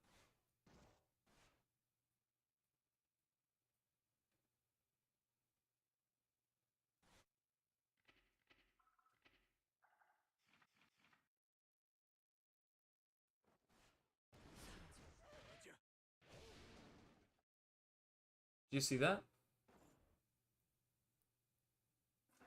She was doing 2p. In that recording, she does 2p at the earliest opportunity. All you have to do is crouch block it. And yeah, it crushing far slashes is fine because every character in the game is 6p.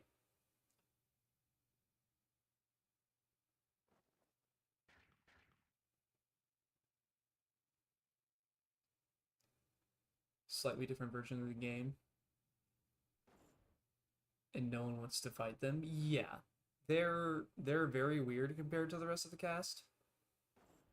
But like, yeah, Marissa, if you crouch block this, you can actually still throw her without even needing to IB it. If you IB it, I'm gonna be honest, I would never try IBing this move.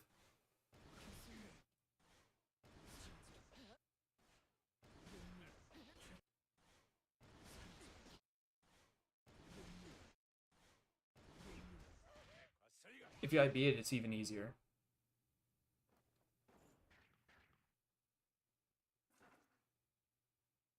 Is they all have high HP, have too much HP. Abba kind of, yeah, I think Abba needs high HP. Her character archetype, like, dictates that she needs to be able to live for a decent amount of time. Slayer does not need the amount of HP he has. I actually think the part about Slayer that annoys me the most is the fact that he can, like, slop and slobber all over the controller, and his goddamn, like, health is so high that he can just take risk after risk after risk after risk and keep getting hit. You can do optimals on the motherfucker. You can do everything you want against the motherfucker. He just has so much fucking health that you can't chew through it fast enough to stop him from getting a easy chance at hoeing you over. Yeah, he can do let's go gambling a lot, and it's very silly. Yeah, no, if you crouch block this, you can throw it if she tries to do 6B afterwards. Bonus points if you FD it and just backdash.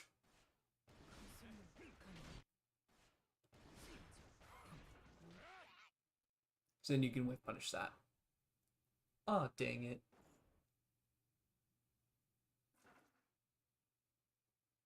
That's just Anji Mito, but with more damage when he gets you. Yeah, basically. Except Slayers, and even when most of it's very reactable, just some mixes you need to read.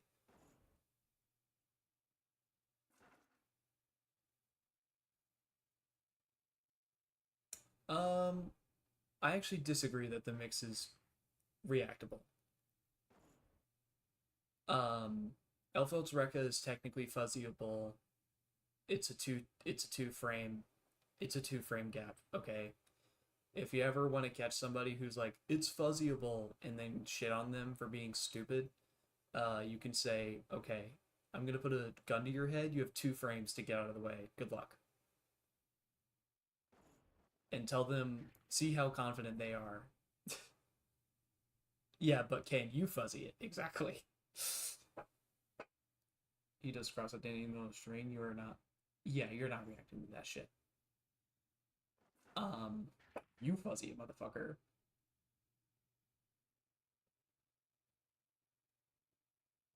Yeah, it's technically an option. The theory is there, but it's like, hell no. Yeah, Slayer, you don't even have the option. You wouldn't even do it by chance, right? Maybe occasionally when you're blocking a phone Rekka, like by chance you hit the fuzzy window, but you can technically OS one of like layer one of his offense, but past that it stops working.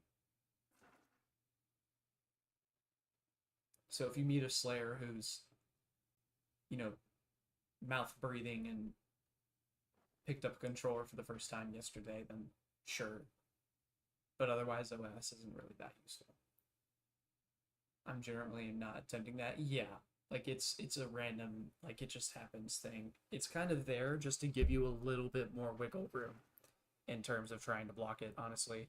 It's not really there to be a consistent fuzzy window, in my opinion.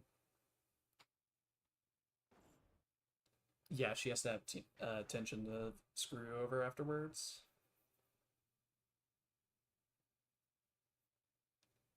Imagine a fucking Elfelt with the original counter hit Rekka stuff, dude. Fuck that.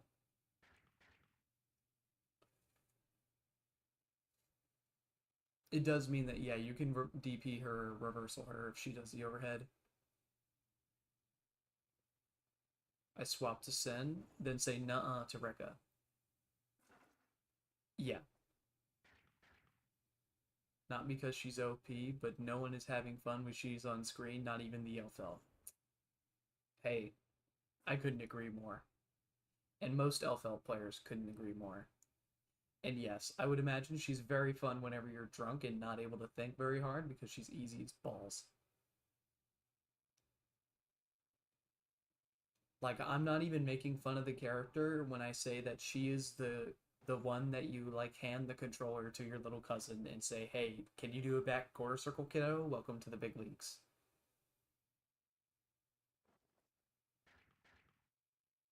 She just doesn't have depth.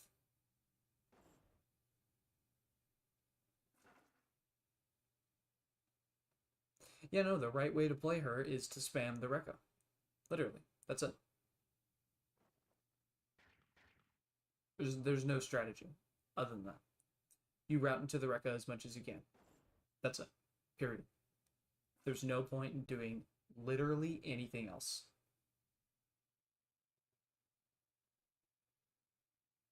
I do not agree that Elfel's buttons are bad. I agree she has a few bad buttons, but that 11 frame far slash, that's actually almost, if I'm not wrong, almost the length of Sin's 11 frame far slash, is not a bad button. That's a solid button. That 2H is a fucking disgusting ass, stupid ass, annoying ass, piece of shit ass button, and I fucking hate it, and I hate that goddamn thing so much. It is so fucking annoying to play around that stupid fucking bullshit ass 2H. If only 2H reliably 6Ps, don't do it from 600 miles away and it'll reliably beat 6Ps. It loses to 6P once in a blue moon. Okay, they overemphasize, and it doesn't even lose to every 6P in the game. It only loses to some 6Ps from certain characters in the cast at very specific spacing. So when LFL players are like, it loses to 6P, it's a little dishonest. Yeah, it only loses consistently to lower 6Ps, but even then, she can catch you regardless of the size of your 6P if she's close enough. Chocolate and Rekka Queen at all spacings. I think that's where the Elfeld needs to start doing stuff because 2H is only -4 on block. So now you've got to do stuff like hit him with in the block string, backdash. Her backdash is pretty quick.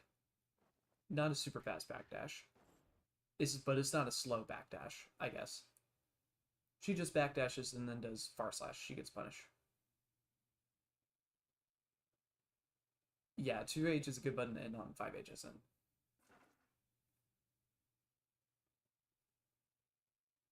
She needs a kit rework. They're not going to do it, then. I actually wouldn't mind 5HH being delayable. I actually thought it was really weird that it isn't. I thought it was very weird that it isn't. I don't know why they did that. They should have made it to where you can delay the second hit of 5H.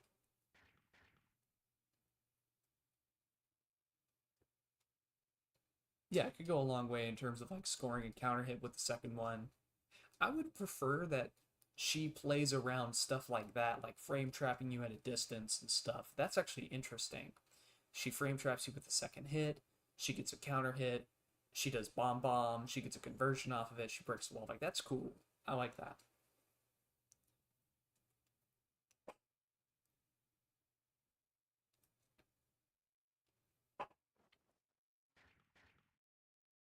Because, like, off of all of her counter hits, she can do bomb. And then get a full combo off of it. Yeah, that command grab is really fucking bad. And I don't know why a command grab super has less range than most, like, meterless options. He just mixes it in. to his play, frankly. Whenever he gets in your face, he just mixes it in. I have fought. I want to confidently say that I me and Daniel are the most experienced people in the Abba Elfelt matchup probably on planet Earth right now. I don't think there's anybody who's played that matchup more than we have. And I can tell because whenever I play against any other Elfelt, I cook those motherfuckers alive. Because Daniel's really good. Daniel's a very, very good Elfelt player. He's leagues above other Elfelt players that I've fought. That dude beat Yoho Spill with Elfelt. He beat fucking Yoho Spill with Elfelt. Like, come on, that's crazy.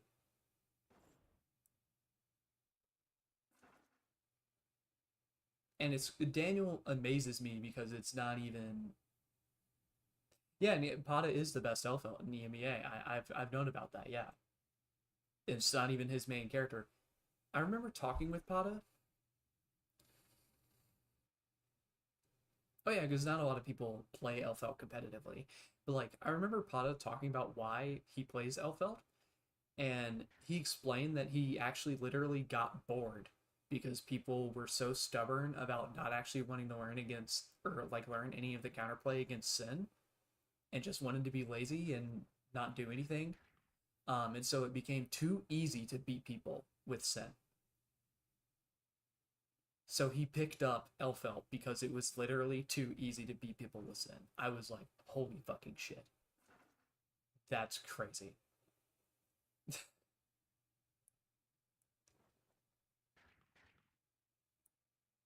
Yeah, nobody learns how to beat him. The things I'm able to get away with against people who are just sucking on their damn thumb while I'm running my offense is Sin is it's not okay. Dude, fucking minus 14 on block beat driver and then not doing anything. It's insane. Like, what are you doing? Do something about it. Don't just. There's a reason why we made fun of that and called it the Umisho special when we caught fucking Umisho doing beat driver without stamina. Like,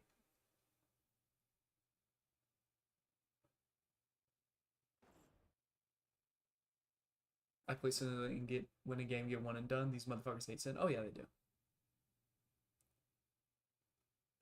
You know, NA players, they're so bad at fighting Sin. It's insane.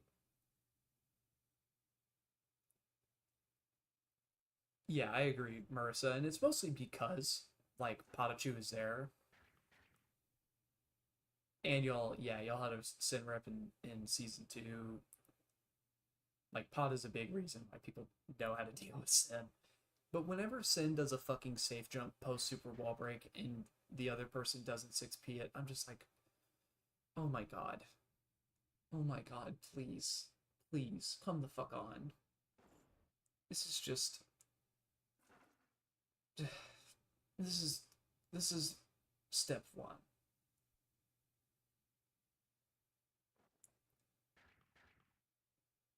Like, come on. And then they don't want to learn, and so they just go on Twitter and they fucking bitch about it.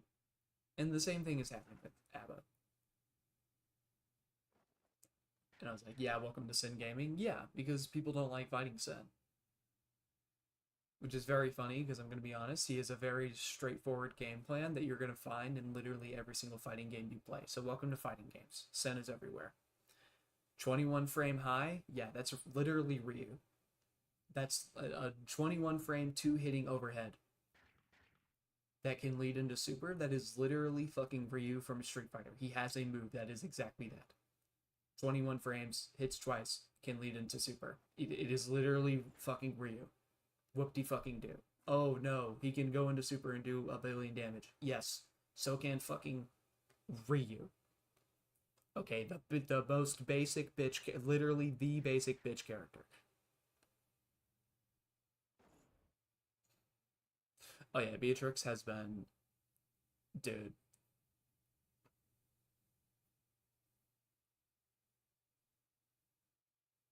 I would never fight Gold Lewis over Sin. Are you fucking kidding me? Not in 100 years.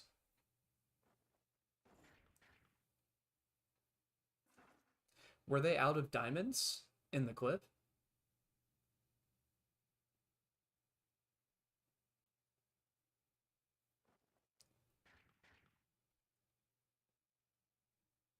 Yeah, if they only had one BP left, they're taking more damage. Like, that's just how Gramblett is. For me, Slayer. Slayer can be a very tilted character.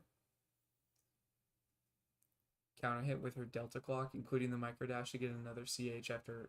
Yeah, so it's like a optimal combo, basically.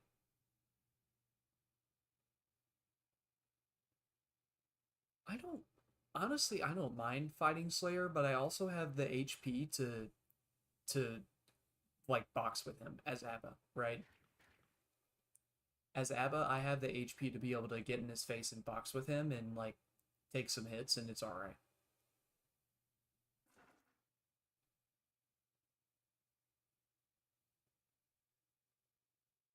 Wait, did they already nerf Beatrix?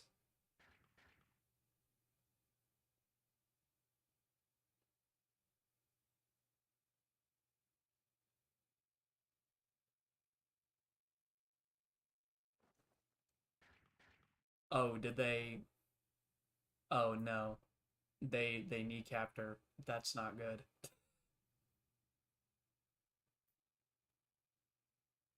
Only she was touched in that patch. Oh my god. Call Sin high HP now is baffled. Like, yeah, people just make shit up.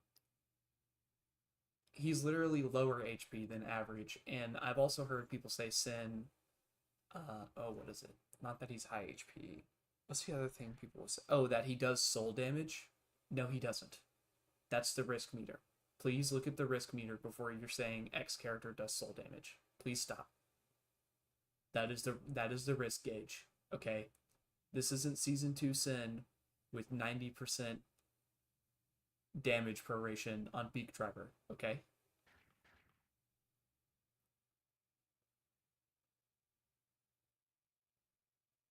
Like, it's solid off of. Yeah, he's good at his strength is consistent damage, not high damage. That's why Sin is a good character. He's deadly consistent in his damage. But he's not exploding you. Unless he has risk, in which case every character does it.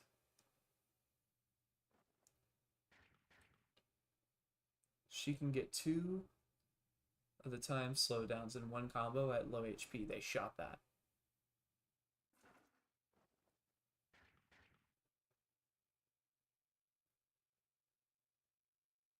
Oh, they shot uh the move, the stroke the big tree move being +2. I'm okay with that.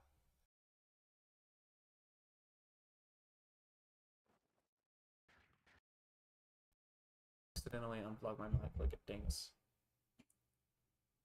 Yeah, season 2 Sin was he actually had some of the highest meterless damage in the game. Yep. As counter hit starters and in routing in general, all of their prorations were nerfed. Every last one of them, so none of them do as much damage. And then RTL got hit and the reversal super changes. So RTL, which already didn't do very good damage, does even worse damage now. And then eventually Tyrant Barrel got hit. Tyrant Barrel still, does a lot of damage on clean hit. It fucking better. Okay. That would be really stupid if it didn't, because it's a clean hit mechanic. It's supposed to do really big damage. Tyrant Barrel, I'm cool with Tyrant Barrel getting hit. I'm cool with it. I didn't want it to happen. I thought it was really funny how much damage it did, but that's fine. Yeah, Tyrant Barrel got its damage nerfed pretty significantly. Before Milia's new move? Oh, yeah, and she taught you very quickly what it was. You saw Artemis, and you're like, oh, that's a 90% proration special. Oh.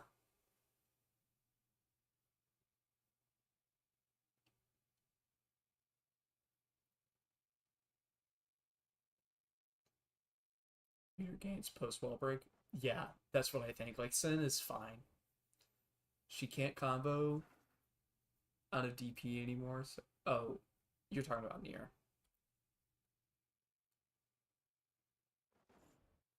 Yeah, they nerfed its damage, and furthermore, they already nerfed the proration, so its damage was already doing less than it was before, and then they hit it again. And they also nerfed RTL. Sin does significantly less damage than he used to. It's actually it was a very dramatic change. Yeah, RTL is purely a wall breaking tool now. It does nothing else. It does literally nothing else. Zilch. Zero nada.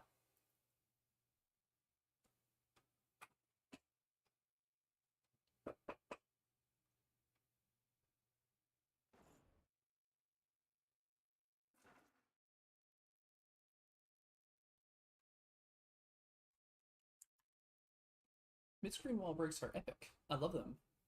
Full screen wall breaks? Oh, hell yeah. They should have kept the damage, not touching 3.5.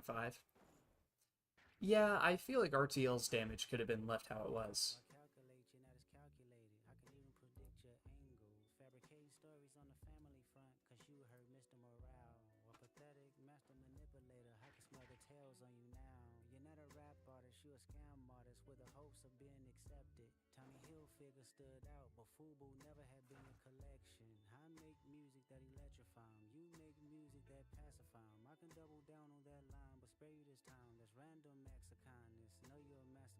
I'm not gonna complain about her damage profile. Yeah, I'm cool with Sin's damage at this point. It's whatever. He's very balanced.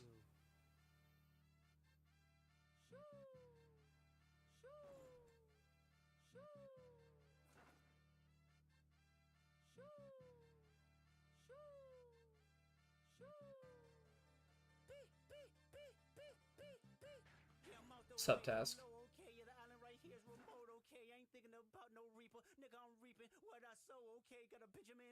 Yeah, Sin is really consistent damage. That's his strength. That's the point. Exactly. He shouldn't be doing soul damage because he has more consistent range tools that let him give him access to damage more often. I'm very sick. I feel better. I haven't examined in 2 days. I hope you do feel better in 2 days. Very unfortunate. I don't think Risk has to go, and Risk isn't going anywhere because it's a legacy mechanic, and they love legacy mechanics in Strive. But it needs to be reworked. They gotta cool that shit down. It's really fucking stupid how much damage the characters are doing. Wild Assault is just making Risk a really fucking silly mechanic.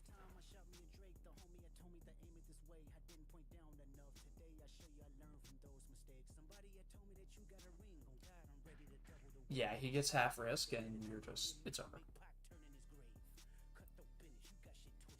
Yeah, having meter penalty on use would be good, I think.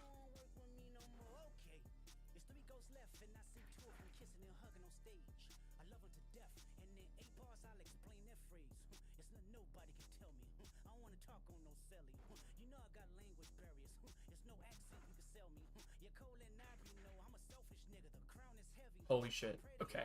Chat is moving so fast, I can't keep up with it anymore. You guys are popping up.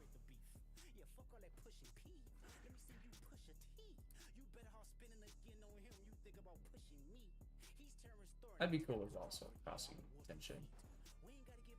I'm very happy that chat is popping up. You guys are talking a lot. There's a lot of people here, but holy shit, I can't keep up with it.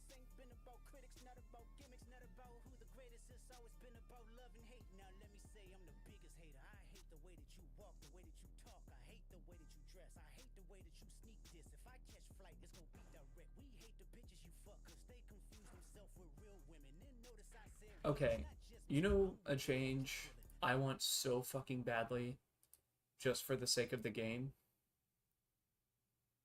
Dude. Dude. Dude. Why do both characters start with full burst at the start of the round? Why? Why? Do you guys want to see what the start of most rounds of Guilty Gear look like? This is the start of 90% of Strive games you've played in your life. and I can guarantee it. Here's why I have a problem with it, Marissa. Here's why I have an issue. Okay, round start. 3, 2, 1, let's rock. Oh no, Abba hit me. Whoops, Abba hit me. Can you burst, asshole? Oh man, what am I gonna do? Oh no, Soul hit me.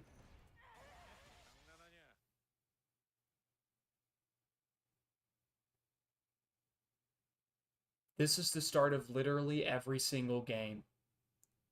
Am I wrong? Am I wrong?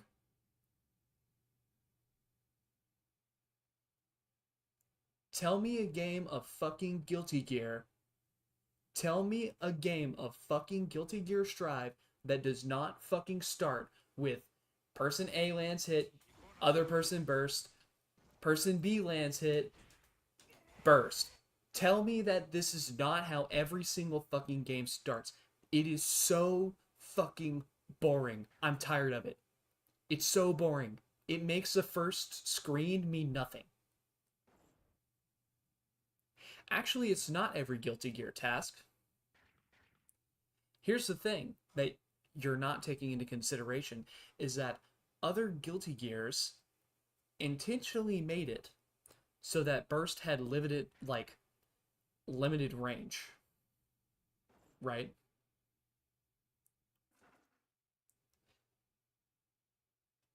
Now that we have full screen burst, you have literally no reason not to just bloop at your first possible opportunity whenever you get hit.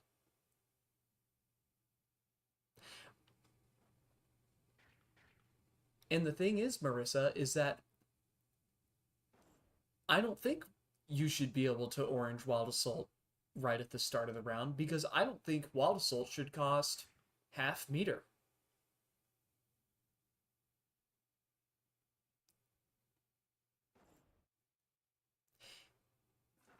If Wild Assault costed tension as well as burst or one or the other, yada yada, right? Either just tension or just burst, that wouldn't be possible anymore, so you're not even worried about that.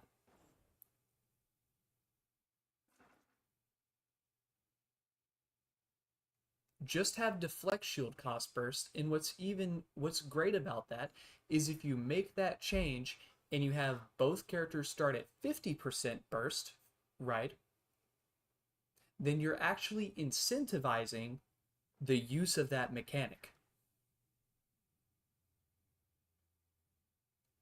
Instead of literally every single round start that you have ever watched and I have ever watched and anyone has ever watched of this game being person lands hit, person B burst, okay, and then other person lands hit, person A burst. It is literally the start of every round and it is so fucking boring to watch. I am tired of it. I don't want to watch this anymore. It's not fun. It's not interesting. It's not creative. The start of every round is the same, and that's stupid.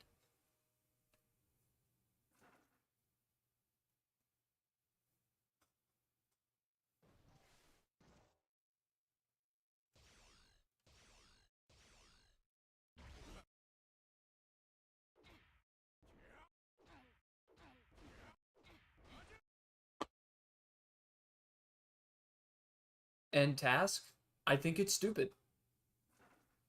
I think round start combo breakers are dumb and break up the pace of the game in a way that's not fun for either player. Deadass. Imagine you're playing a character who loses really hard because of burst too.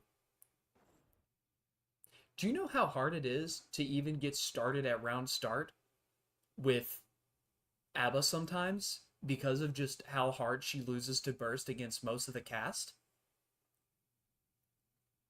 It is a fucking Sisyphusian task half the time that I just want to get fucking started because, I'm Abba. I'm not incentivized to run at you. I need to kind of back up. I need to play defensively at the start. Okay, you gain some space. Okay, I'm Abba. I land a hit. Holy shit, here we go. Never mind, you burst. I'm in the corner now at round start because I landed a hit. Do you get what I mean? Do you see why I don't like that? Why am I in the corner because I landed a hit? That's backwards.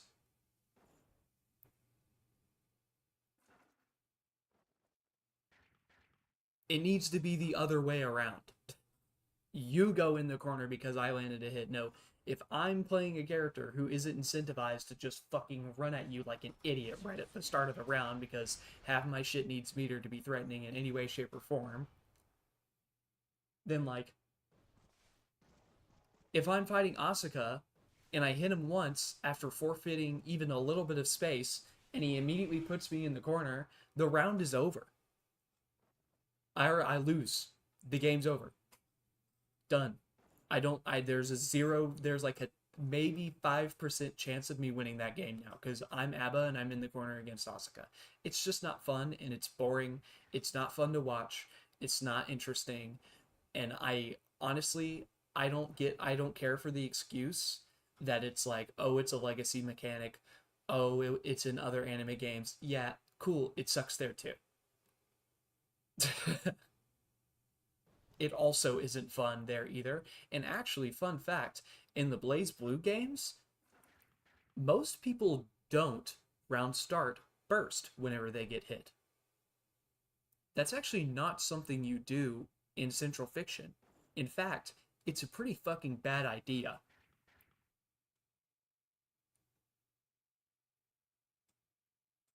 You don't want to burst as soon as you get hit at round start because in Central Fiction, you're not incentivized to do that. Strive incentivizes this.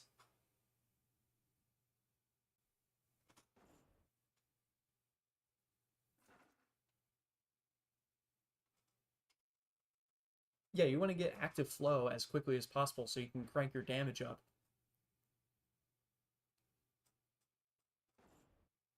You actually want to save it so that you can use it offensively.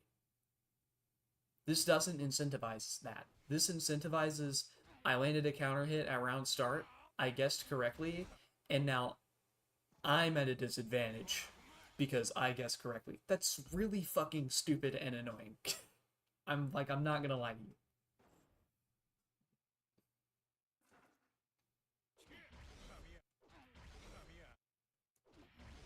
Yeah, there's a lot of characters whose whole like game plan is around conserving burst.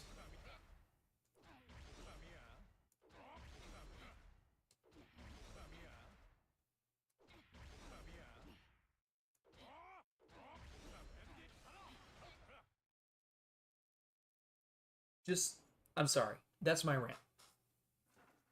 If there was ever a dream change I would have that I think would help this game so much.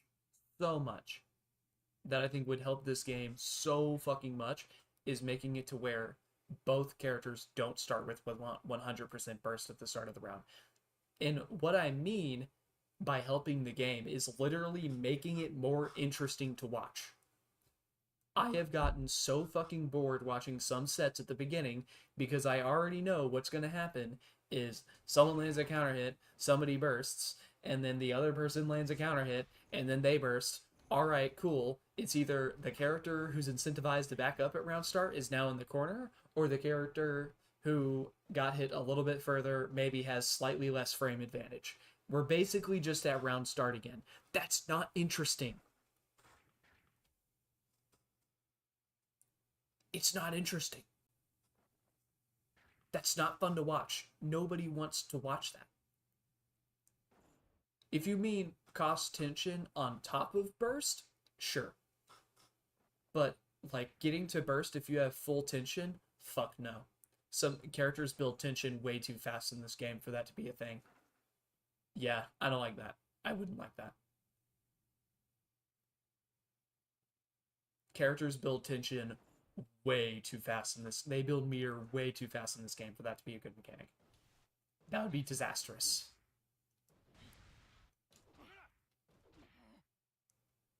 They can literally just run their offense, get hit like an idiot, burst you once with regular burst, run their offense again, keep going, build up 100% tension, get hit for playing like an idiot, burst a second time. You were correct 2 times now, and you got put in the corner twice for it because you were correct.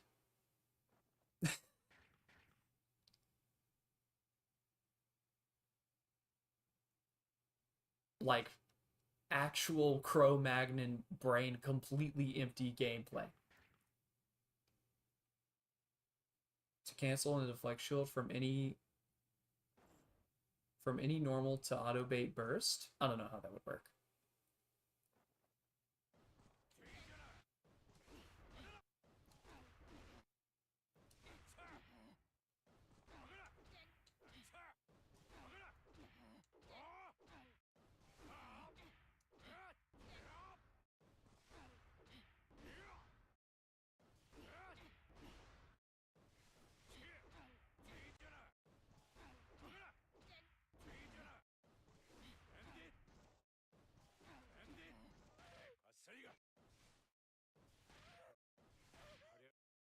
Dude, can you stop doing wild throw, please? I don't want that.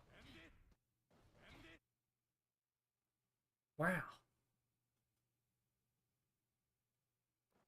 Strive was plus R with better balancing graphics.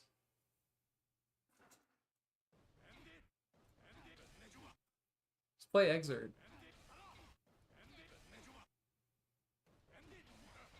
Oh yeah, can we make it to where Soul can't do this anymore? Please?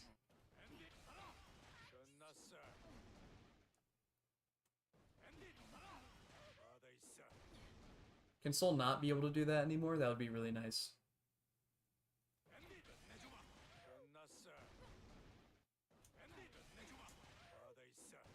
This is really fucking stupid and shouldn't be in the game.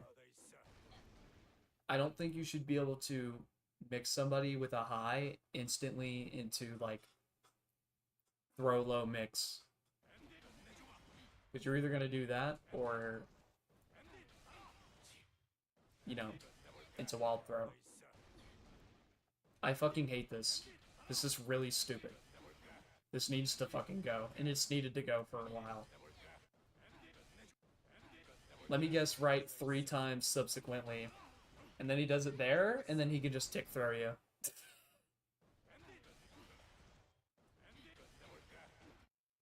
So even if he does the low, he doesn't even have to move. He literally does not even have to move to tick throw you from it. He just stays stationary.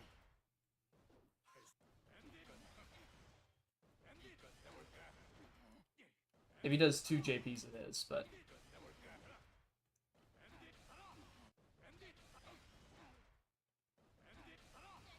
Dude, why can't I do Walter right now? Literally does not have to move an inch. I fucking hate this shit so much. Easy bake ass character. I'm kidding. I actually don't think Soul's an easy character. I actually think his routing is really difficult. He also be trying to do his routing earlier. I'm not good at it. But otherwise, this shit, like, come the fuck on. If you can hit somebody with Soul when you've got this shit at your disposal, like, get out of here.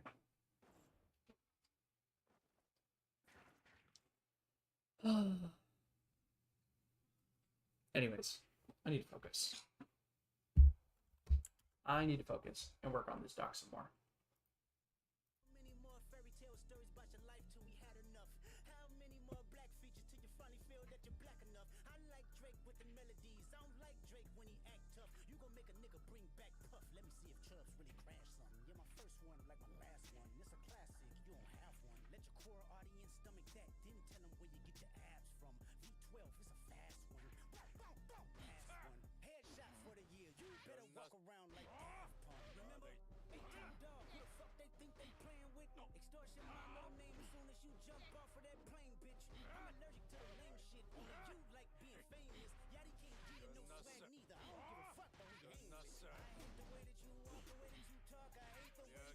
Why can he do this?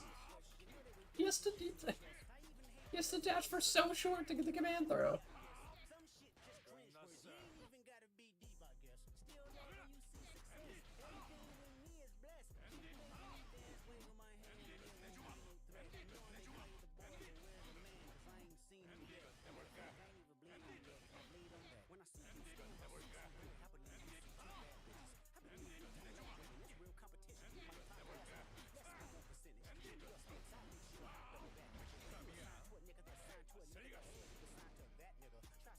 insist on I like that record? Oh, what, you ain't like that record? Back to back, I like that record. I'ma get back to that for the record. Why would I call around and see me hurt on me? I think of my life as rapping. Oh shit, I got a son to raise, but I can see you know nothing about that. Waking them up, know nothing about that. Then tell them to pray, know nothing about that. Then giving them tools to walk through life like day by day, know nothing about that. Teaching them more, integrity, discipline. Listen, man, you don't know nothing about that. Speaking the truth and consider what God's considering. You don't know nothing about that. Ain't 20v1, it's 1v20 if I gotta smack niggas that right with you. Yeah, bring them out too, I clean them out too. Tell Bean that he better stay right with you. Am I battling ghosts or AI? Nigga feeling like Joe Hill Austin. Funny he was in a film called AI. And my sixth sense telling me to off him. I'm a blick niggas all in they coughing. Yeah, OV-ho niggas is dick riders. Tell them run to America to imitate heritage. They can't imitate this violence. What I learned is niggas don't like the West Coast and I'm fine with it. I'll push the line with it. Pick a nigga off one at a time with it. We can be on a 3-hour time difference. Don't speak on the family, Crody. It can get deep in the family, Crody. Talk about me and my family, Crody. Someone go bleed in your family, Crody. I be a New Hawk King eating fried rice with a dip sauce and a blammy, Crody. Tell me your cheesing file. We can do this right now on the camera, Crody. Hey, fuck y'all niggas, I don't trust y'all niggas. I wave one finger and thump y'all niggas like, field goal punt y'all niggas, they punk y'all niggas. Nobody never took my food. Whoever that's fucking with them, fuck you niggas and fuck the industry too. If you take it there, I'm taking it further. It's something you don't wanna do. Ooh, we don't wanna hear you say nigga no more. We don't wanna hear you say nigga no more. Stop.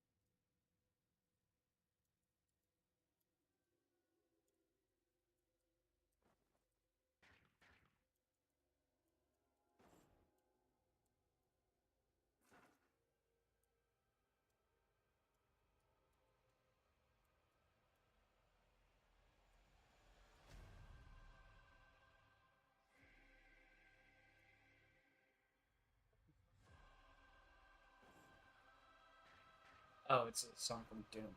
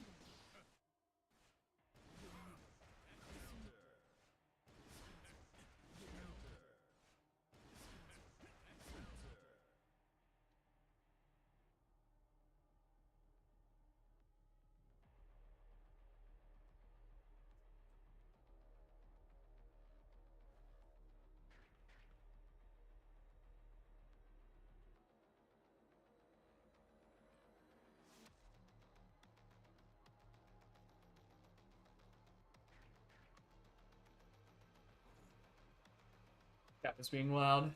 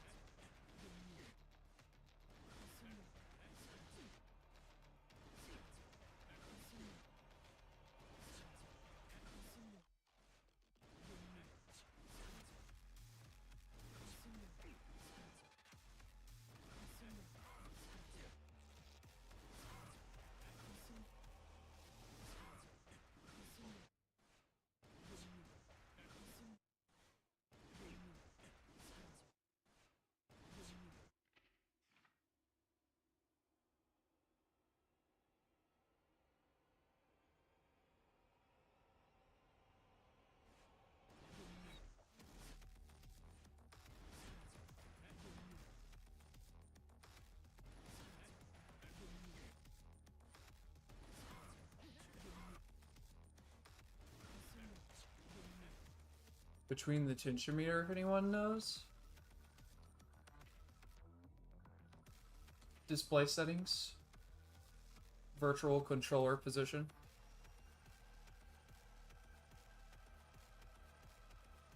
Changes where it is.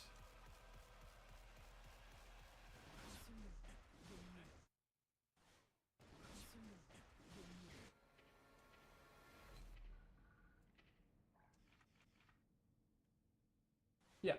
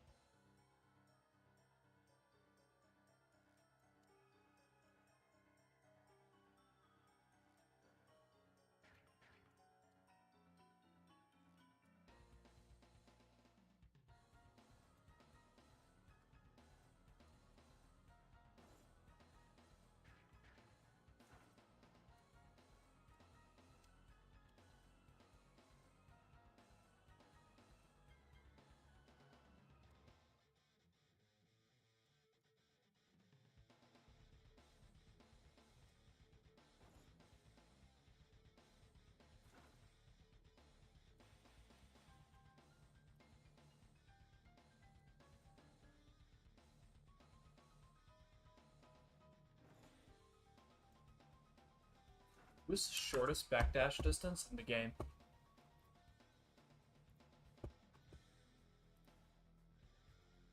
Bow, bow.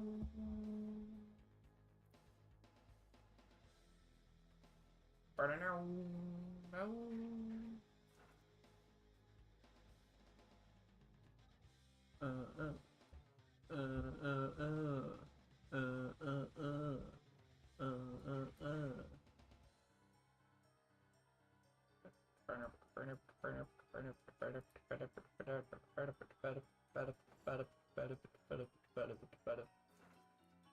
Gold Lewis Dickinson. Souls is in the middle of the road. Not very good. Let's try this on Gold Lewis, see if it still works. If this works on Gold Lewis, this is universal.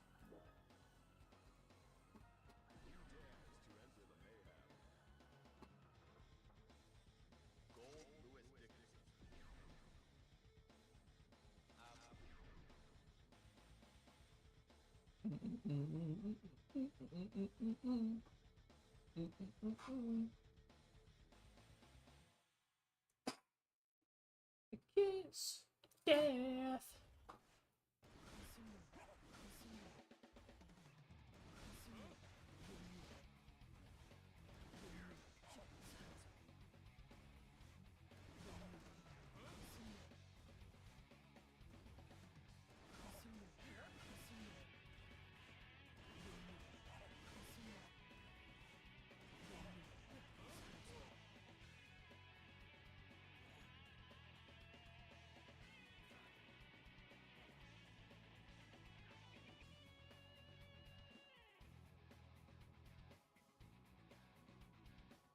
Batman Potemkin. Wait, why is there's variable?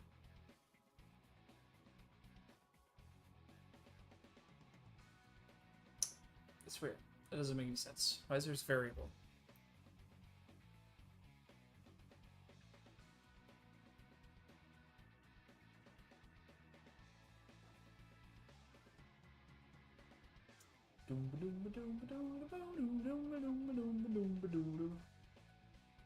Batman and Pop.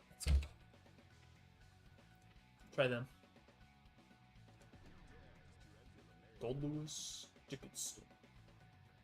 I don't want to look at Potemkin. I hate him. +5 dive kick, my beloved. These are pretty cool.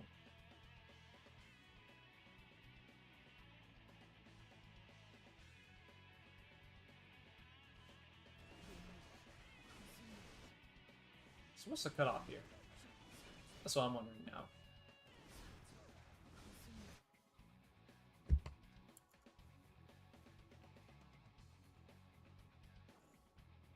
Soul was able to do it. I know Sin was able to just straight up cartwheel away from all that shit. He can literally backdash away from every single special cancelable option. It's really funny.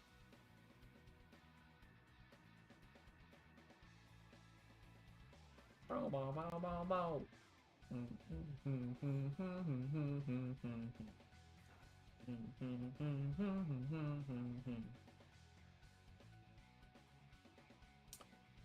Let's try Nago.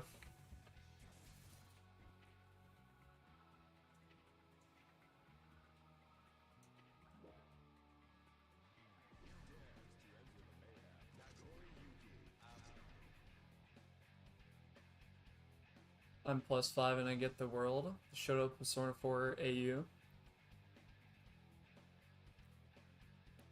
It sounds degenerate as fuck.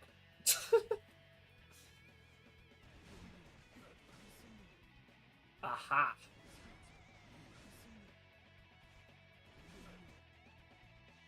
What if I start from blank blank?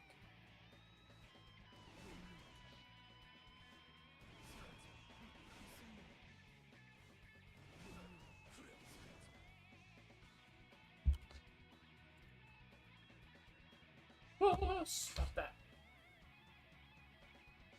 Bow, bow, bow.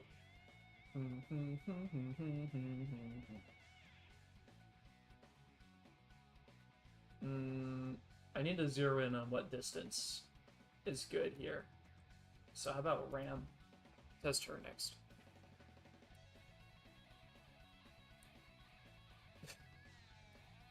Please buff Kai. Give him a new move. I have wonderful news. You're not gonna believe this.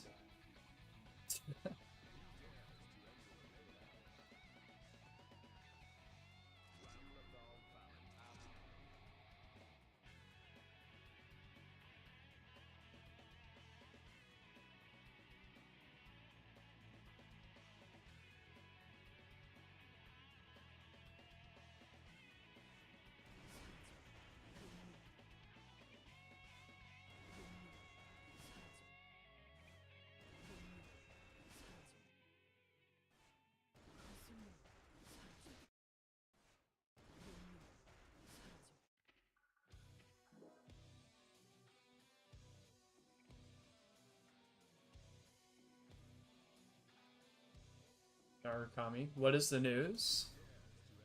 Well, Kai is one of few characters who is going to be getting a new special move. Congratulations on your new move that you'll be getting eventually.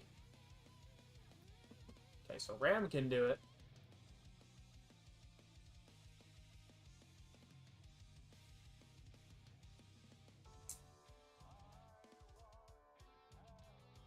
Abba, Chaos, then Axel. We'll have to test all three of those. Time to nuke those Sin players. I'm gonna be honest. If you were having trouble against Sin as Kai, you gotta work on that.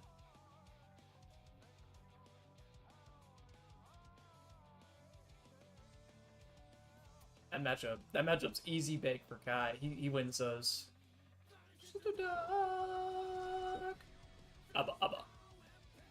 Finish it to dark. Drowned in pain, I lose my mind. There's no good about it in there.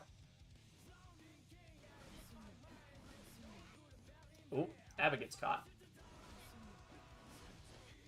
Okay.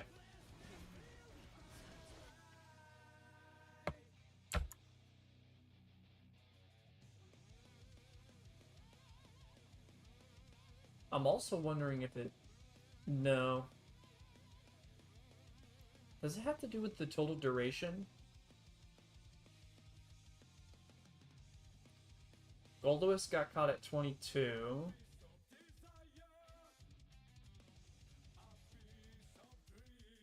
Frame. Okay, if Axel can also backdash away from it, it's dependent on total duration. Uh-oh.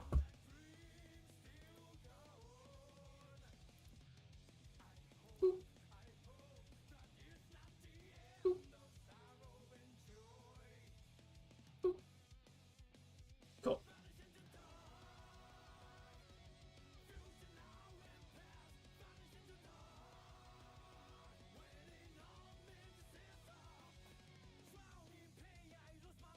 Does Asuka nuke Abba? Asuka doesn't really nuke Abba because nobody nukes Abba because she's a beefy bitch. But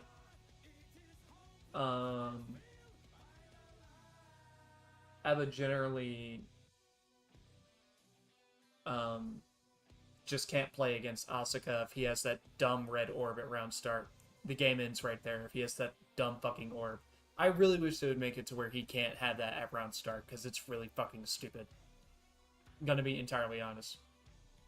It's such a like, fuck you, you can't do anything about this option. I get to start all my stuff for free now thing. I hate it so much.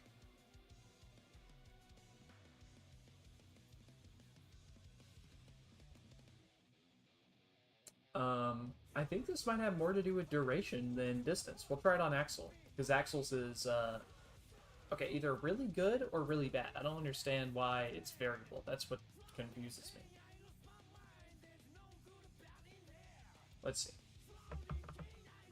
So I can't figure out if this, whether or not you can FD backdash this. Is Abba a good matchup against Milia? Milia players will tell you that Abba matchup is a nightmare for them. What they mean to say is they can't jump around and do Capel in neutral whenever they literally want to at any given moment and win the game and get a full combo off of Capel, the safest move in the game. And that goes into their four-way mix at any given moment that they want. That's what Milia players mean to say whenever they say that Abba isn't a good matchup for them. In truth, it's about even. They're both good at dealing with each other. Millie is able to stall out Abba in normal mode really effectively, so... Or not... well, she can stall her out in normal mode and camp her out, and how does Capel get four-way mix? She can route into it, depending on whether or not she is meter. Memories. She basically does a combo that routes into, like, fast RC... H-disc or something like that, depending on where. It's very silly.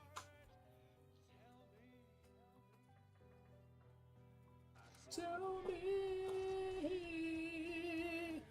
It is crazy because Milia is like a top 5 character this patch.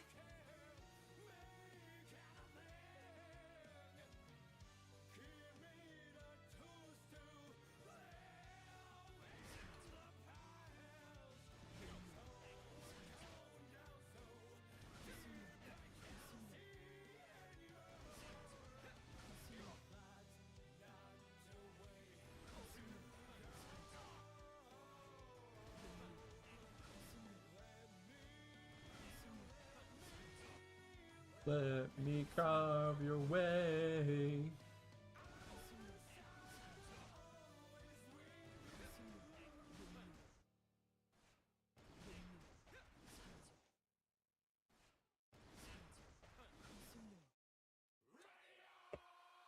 Aha.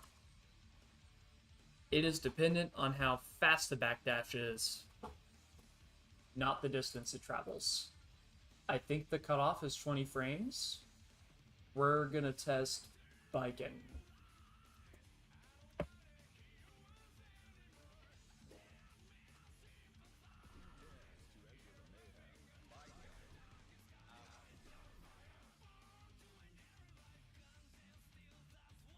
Stun Dipper for 25 meter, that is super cancelable, and that leads into combo into a safe jump. So cool. That's so cool. Love characters like that.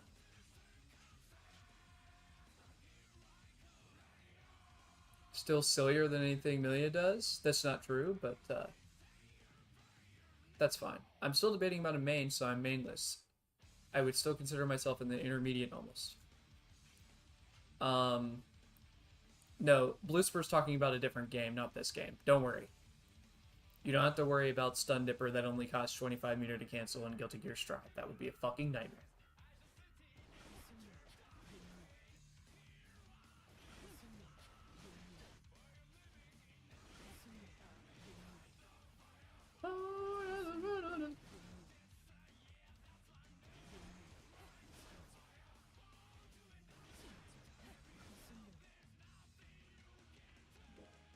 Ready, your. Ready, your.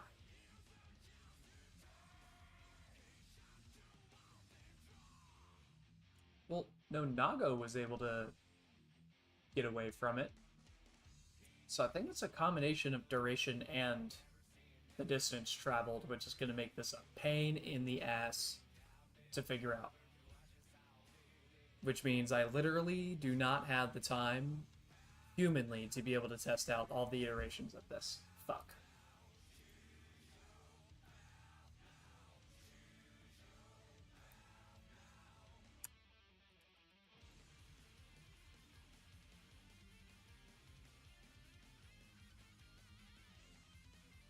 All right, guys.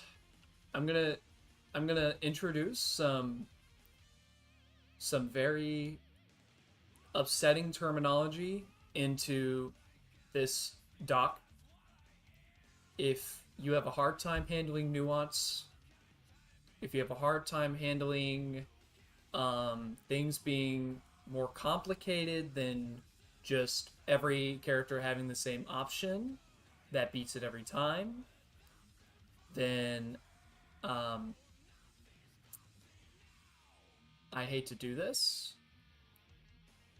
but I'm going to have to introduce the terminology of it depends.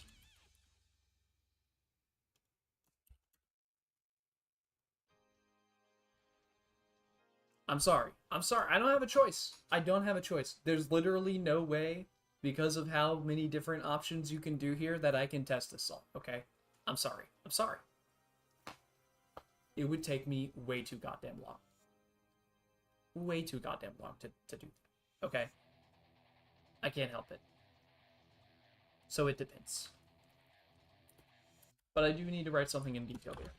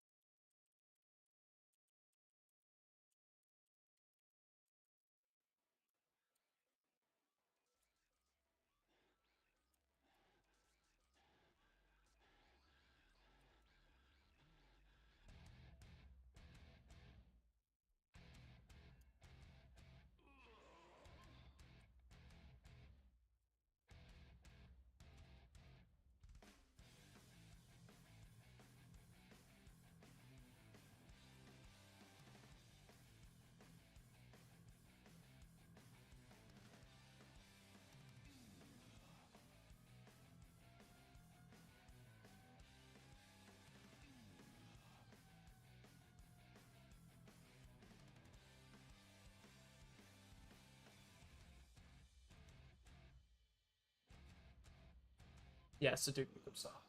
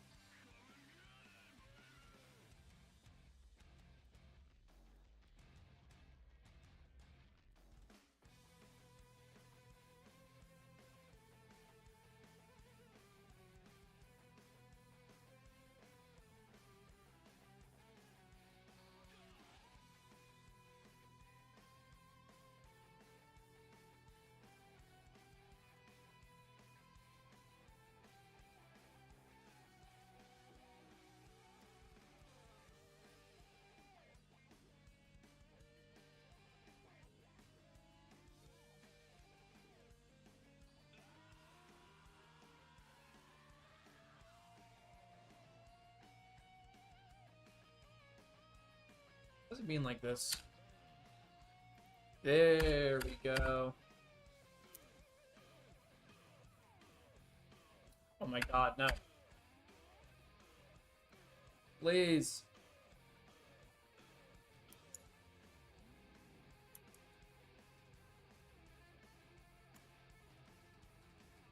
Why won't it make this a clear dot? Fine, I'll do it myself. Chew ass and kick up, but I'm all out of ass.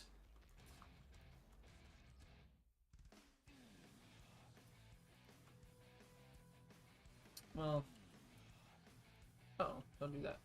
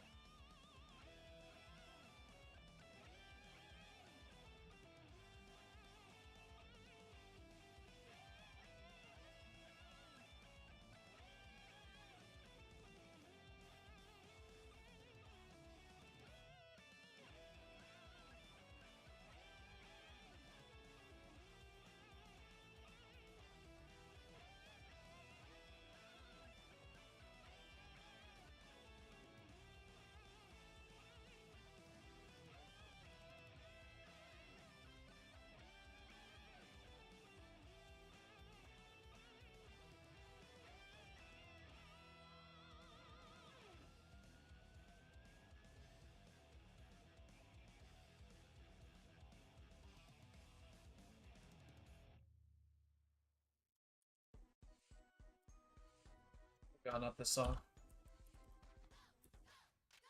Go, go, go, go, go, go, go, go, go, go, go. Who's next?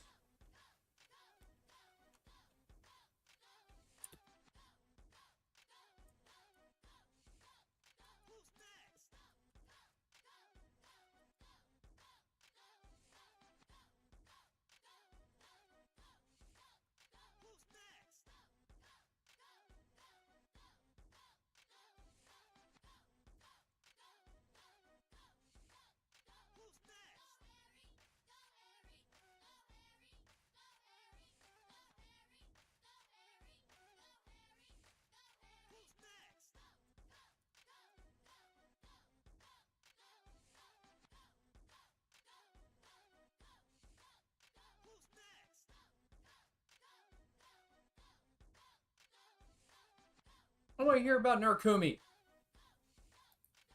Whoever the fuck. I'm not playing Persona 4 Arena. I don't need to get into any more anime fighters, please. Spare me. I'm fucking good. Do you see what I'm doing? Do you see what the fuck do you see what being into one anime fighter is doing with my life right now? Look at this shit. Look at all this.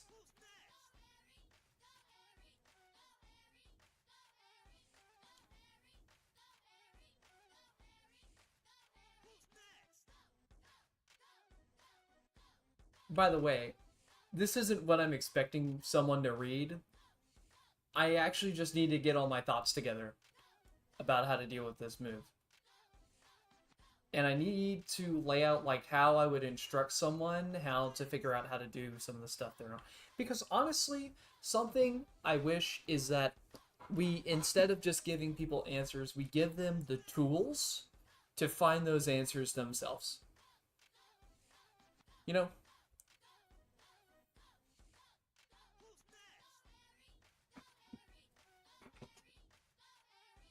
I would much rather somebody read this document and learn a little bit about how to find answers in training mode for stuff than for them to just read this document, skim to the part that says the option that's right, and then that's it.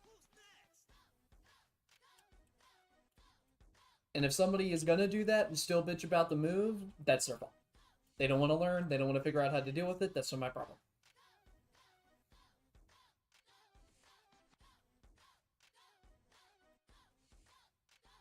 Then you need to teach someone to lab. What do you think this whole part of the doc I'm writing right now is for?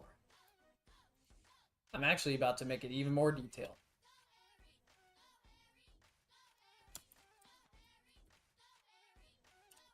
What's the menu called?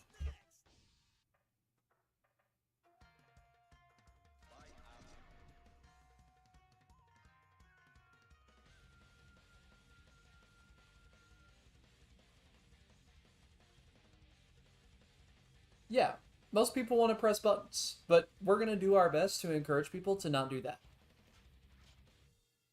Exactly, Bluesburn. They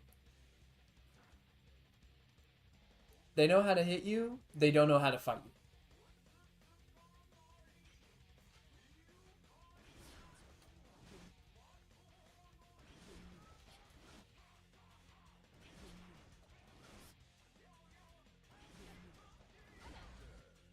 Oh yeah, I also need to add that you can just fucking...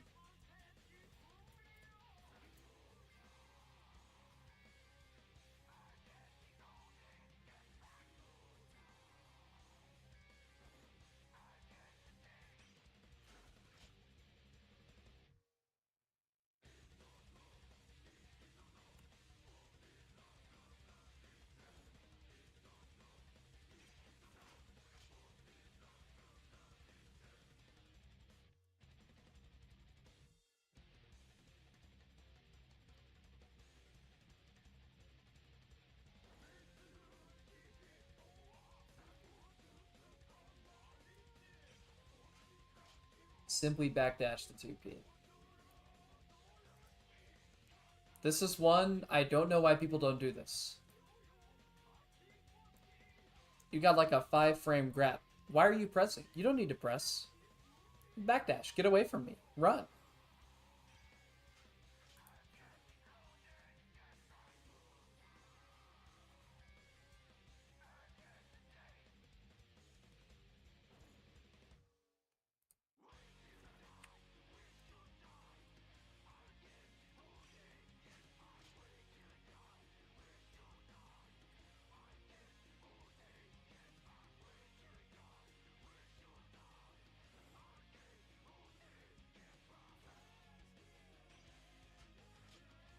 knocking someone down sometimes and losing.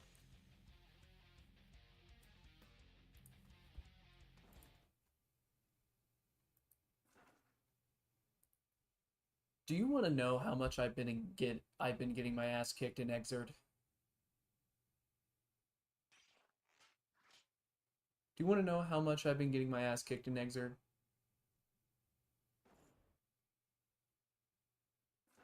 You want to know why I'm getting my ass kicked in Exerd right now? One reason I'm getting my ass kicked in Exerd is because I'm playing Answer, and Answer is not very good. Other than that, it's the fact that I score a knockdown and I don't know what the fuck to do.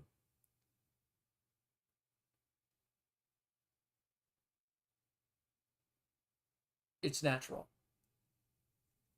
I think scoring a knockdown and not knowing what to do next is probably the most common and,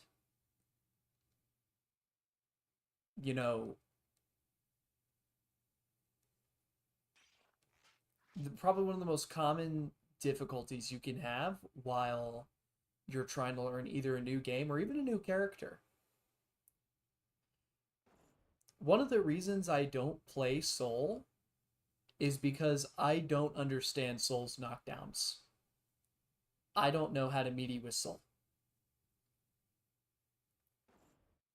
That is actually a huge reason that I don't play Soul at all. I don't understand his knockdowns. I don't know how to make it work. I don't know how to get consistent meaties.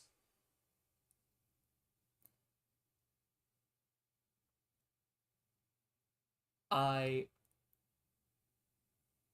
I tend to click and do well with characters really quickly who I'm able to pick up, and it just feels intuitive for me to go, okay, this is my thing, knockdown, this is my setup, cool, done, easy.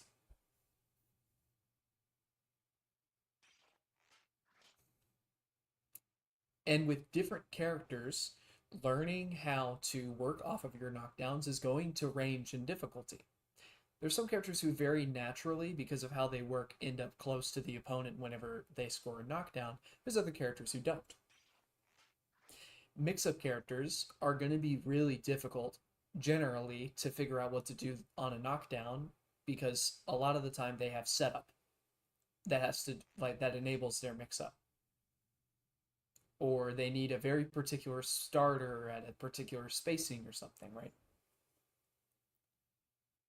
Learning how to play off of your knockdowns is like a very common like issue for a lot of people, but it's okay because not only is that one that you can fix really easily by just going into training mode and experimenting. I highly recommend getting a frame data viewer. It makes life a lot easier when figuring out how to auto time a meaty or something off of your knockdown, or how to figure out what you can do off of it.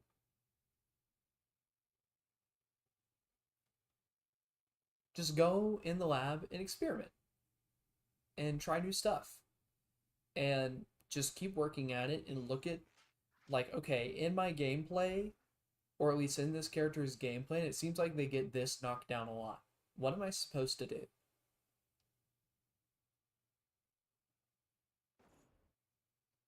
Yeah, about 50 to 60% of the people on the 10th floor don't know what to do after a knockdown. You know, they score it and they're like, oh shit, right? And I'm sure you've had that moment plenty of times where you get the knockdown, you're like, oh shit, wait, what do I do? This is kind of the feeling that I have. Whoa! Thank you for the resub, Chris. You're awesome. Good morning. I'm just working on the dog and we're just bullshitting and chatting while I'm doing it. But yeah, welcome in. Um, just training mode is so important. And, like, this is why games, I feel like, need built-in frame viewers and need to tell players how to understand frame data. Because as much, yes, there are people out there who don't give a shit about frame data, who don't use it, who just fly without it. That's cool and all. That's not you. These are tools that help you a lot. And also,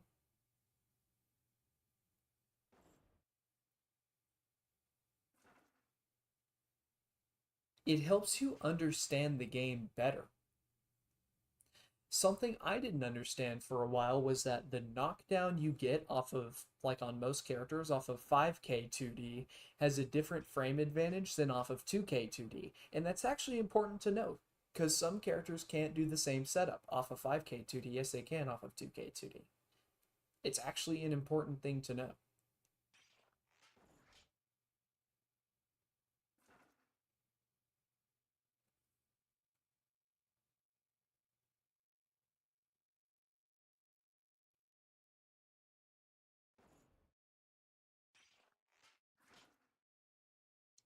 I don't know. That Doc Tim's. Wow. Wow. What? So, yeah. Looking at frame data, like, I get it. Some people don't understand frame data. Eventually, you gotta nut up and just fucking do it.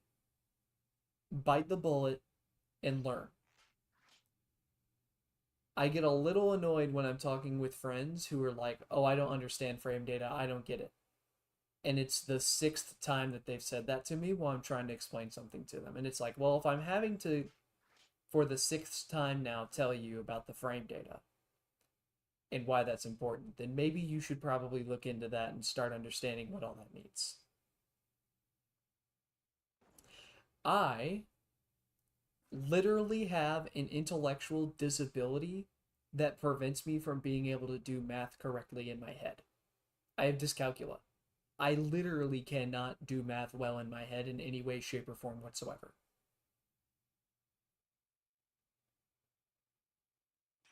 I need tools like this that just say the number. I'm not sitting here doing individual moves one at a time to figure. I'm not doing all that. I can't do all that. It's too much for my brain to keep track of. Tools like this are essential for me. And it might be more essential for you than you think. And it might be really helpful to have a tool like this. Highly recommend getting a frame meter. It helps you understand the game so much. Anyways, turning this back on.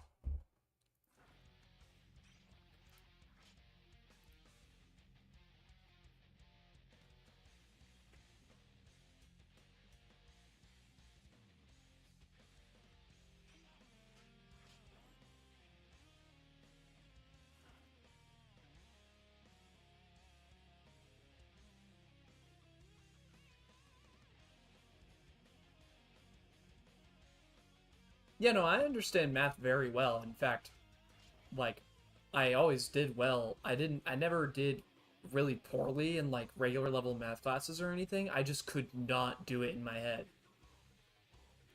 And so when teachers would be like, "Oh, don't, you don't need to show your work on that and on that," and it's like, "No, no, no. I actually need to show my work on that because I can't just do that, you know, cold turkey." Yeah, exactly. No, I had the same thing. It's like just do it in your head, and it's like it's not that simple. If it were that easy, I'd be doing that shit. Let's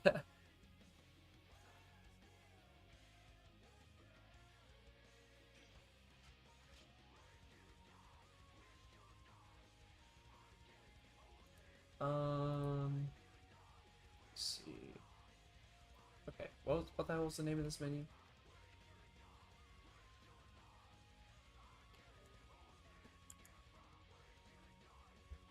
Oh yeah, I had the same problem. Loose spur. Go to.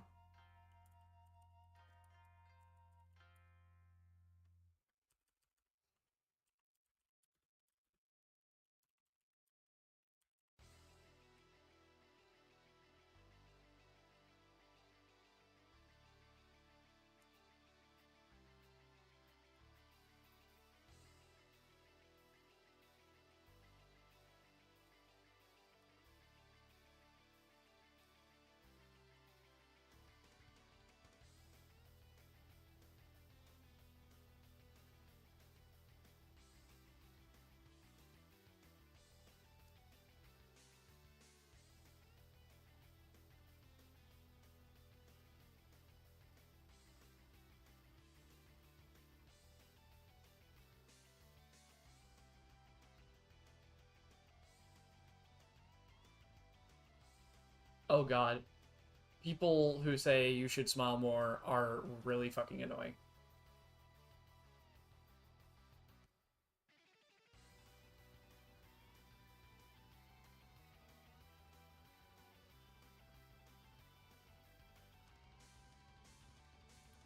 It's just really fucking irritating.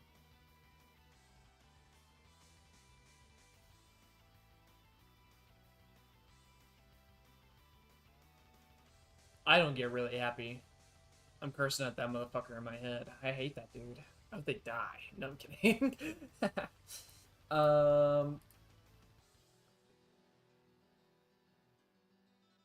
Find, play, and record. Experiment with all the different options blocking, including stand blocking, crouch blocking, stand FD, crouch FD against the 2P and 256 for matches for the last 256 games if it is. Cool.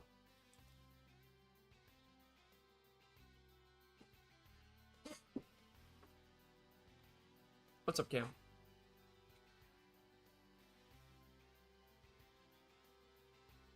Who the fuck smells like playing? I'm focused as fuck. I'm focused on beating up the other guy. That's what I'm focused on.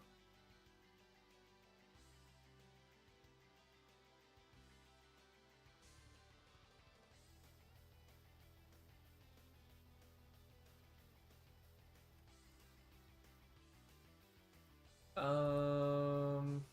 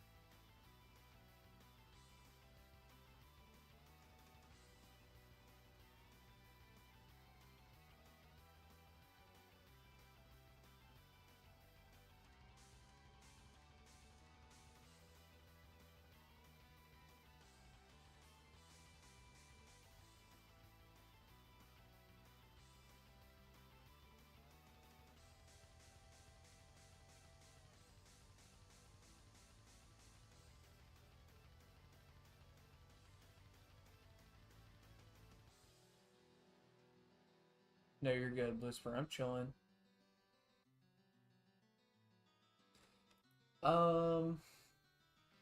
What else do I want to say here? I think this is good enough. To the individual, look at each way your own character.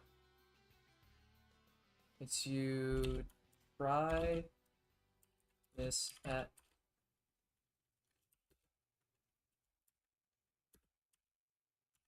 right distances.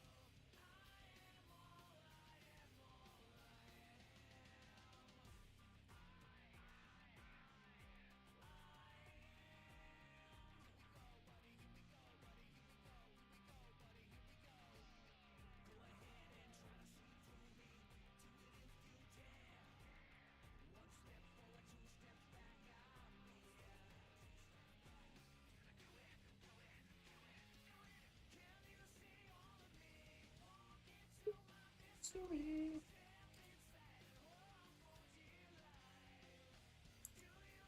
Whoops. Uh-oh. Uh-oh. Oh no. What is it doing? Why is my computer in fuck you mode all of a sudden?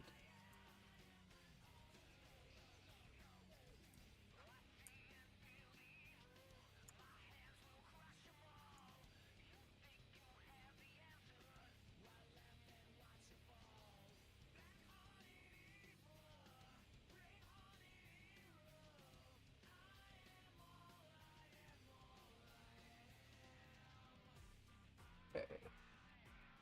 Training is a powerful resource and can be understated as important as master these tools to achieve maximum success and go the good stride. Even fighting games start off. That works pretty well. Be up to the individual to look at each way their own character can deal with this option, other than simply mashing 5P to counter hit the second 236K, of course. Here's how you can test it yourself. Training, make a recording of Abba doing 236K, 2P, 236K. You can go to button settings in training and find the options to find play and record at the bottom. Experiment with all the different options of blocking, including stand blocking, crouch blocking, stand FT, and crouch FT against the first 236K and 2P. Perform with backdash before the last 236K and if it hits you. Try this at a variety of distances. See what button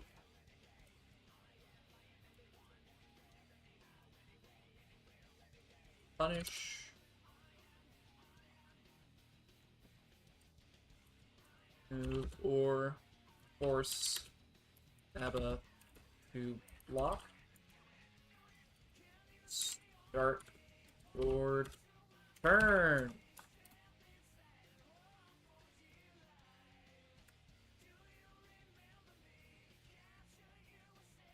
Stop.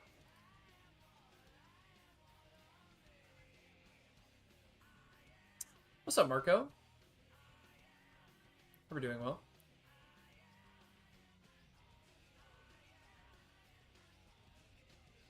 I'm not paying much attention to the chat right now. Y'all guys are doing your thing, which is fine. I don't have a problem with y'all having conversations and stuff that are off topic. What I'm doing is insanely boring, so not much to really talk about on my end. I'm going to be entirely honest with you.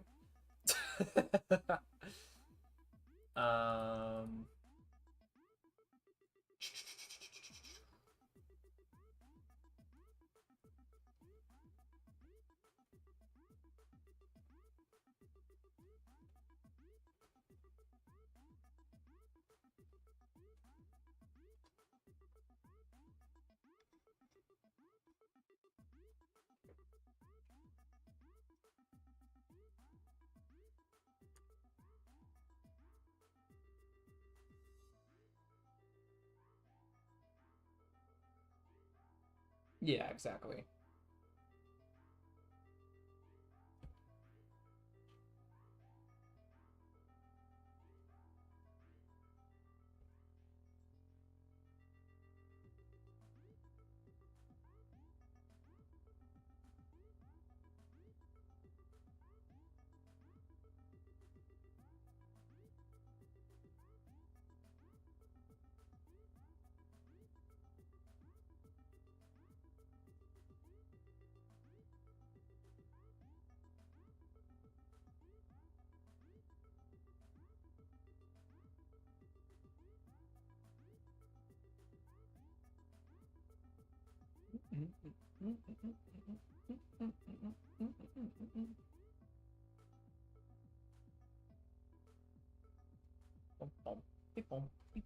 I'm gonna turn the music up a little bit though, because I'm not really talking that much.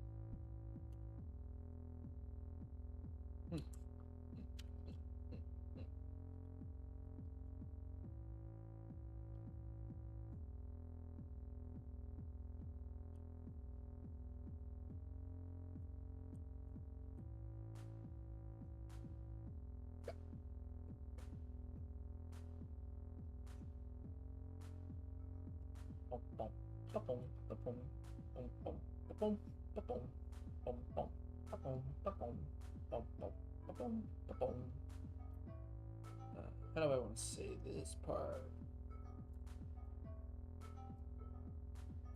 Hit.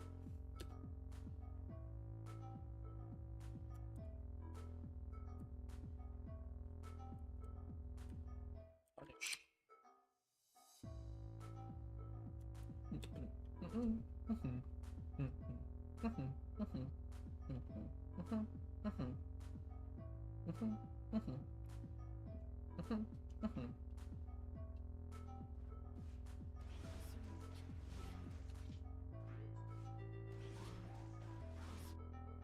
Wait, this recording is delaying it by just a little bit.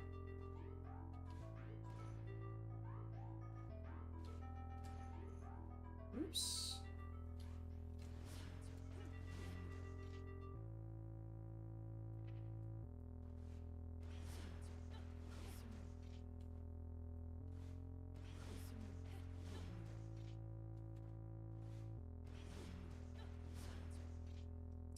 Okay.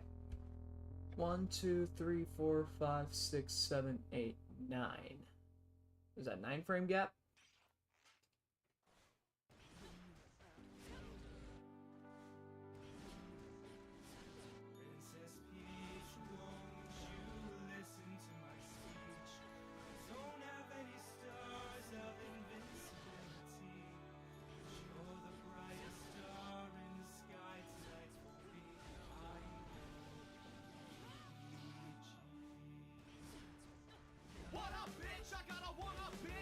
Oh, brother. This fucking song.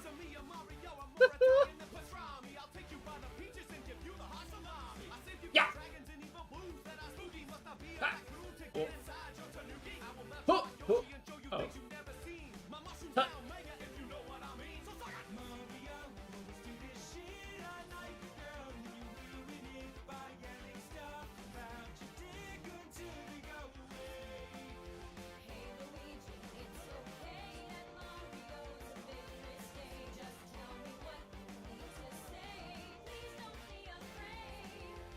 Oh, weird.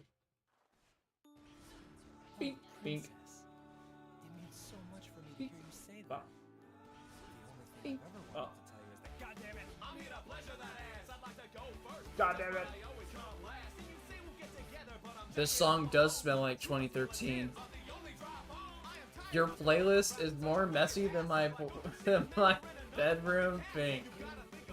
Speak, thank you. I can't even speak properly. That comment is really fucking funny.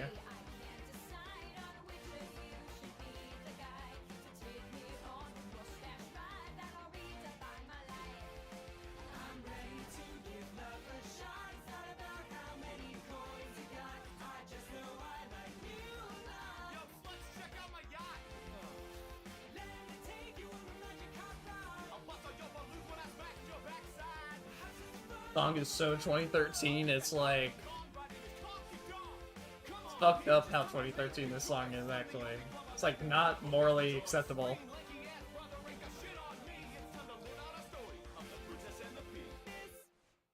So, who's it gonna be, princess? I choose Toad. Toad. Toad? Well, his whole body's shaped like a dick. Ah, yeah. Oh, I'm stupid. I forgot. I forgot Bike and Ed 6K. That's how you would punish it on her. I was just wondering. Like how she would do it. Then she would like do some other fucking route or whatever from there.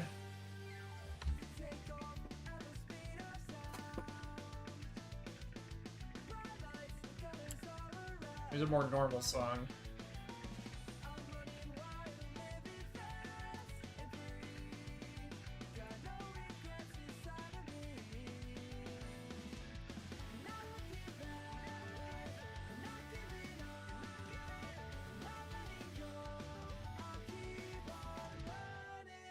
I'm gonna reach for the stars.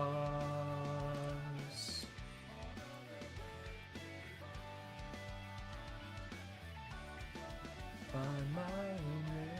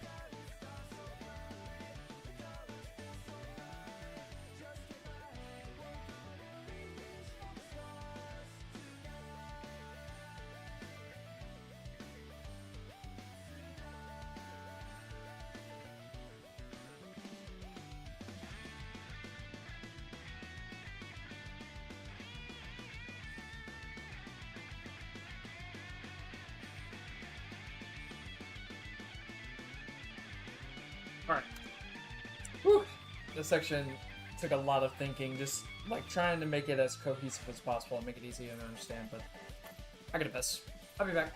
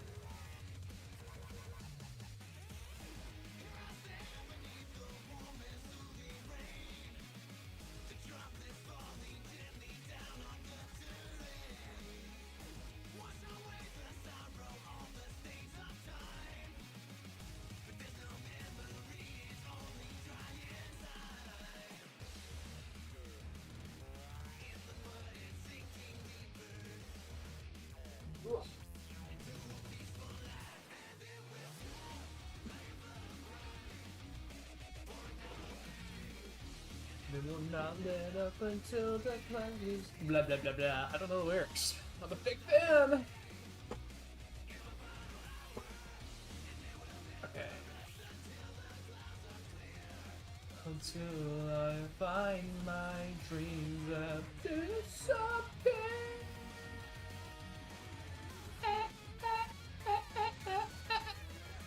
Oh, wow.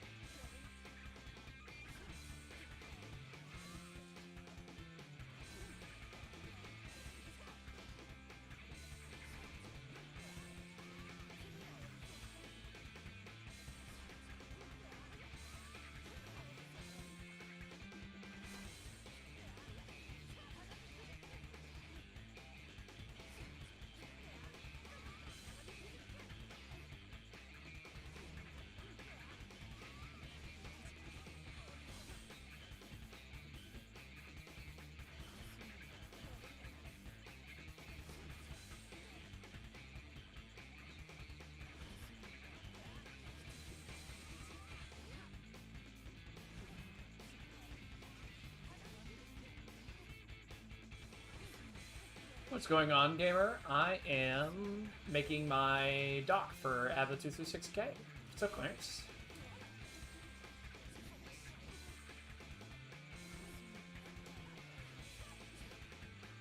Actually, don't know what. I actually don't know Biken's B&B off close slash. Oh wait, I know it.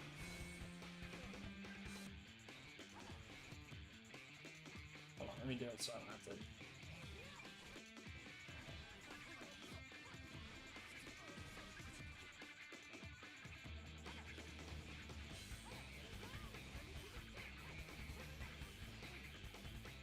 Something like that.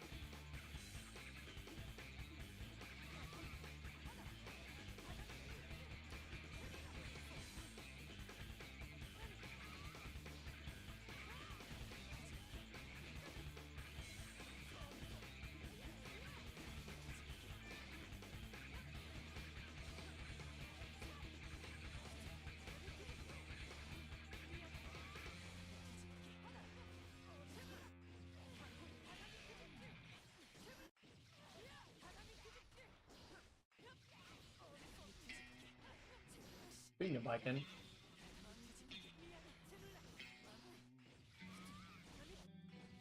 But do the Kabari follow up? Oh, okay. Yeah, I guess it makes sense she couldn't get much after that.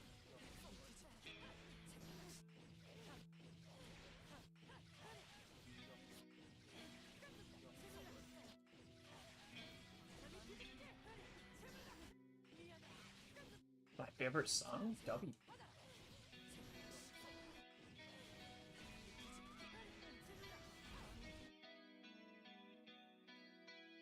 fighting game fans when the sickest, hypest song they've ever heard in their life takes more than 3 seconds to start up?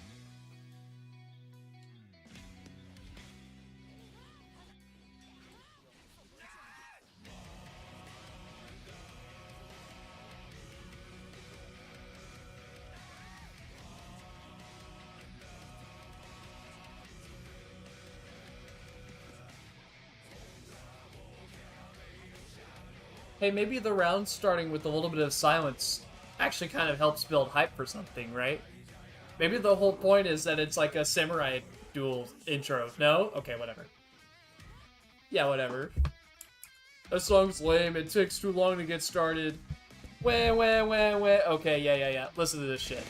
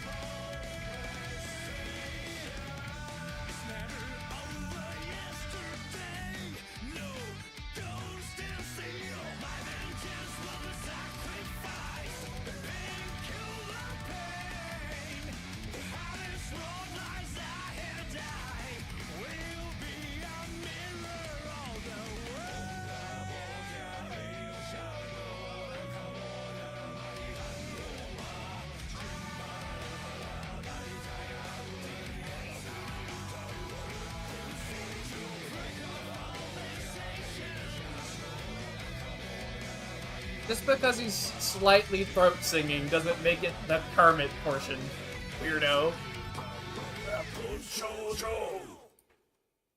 Sorry, I had to blast that. Just because that theme has a lot of haters, you know.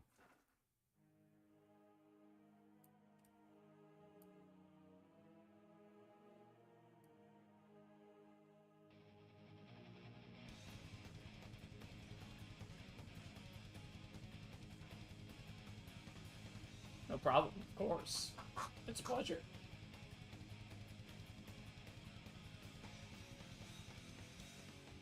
My day cannot go wrong today. Absolutely.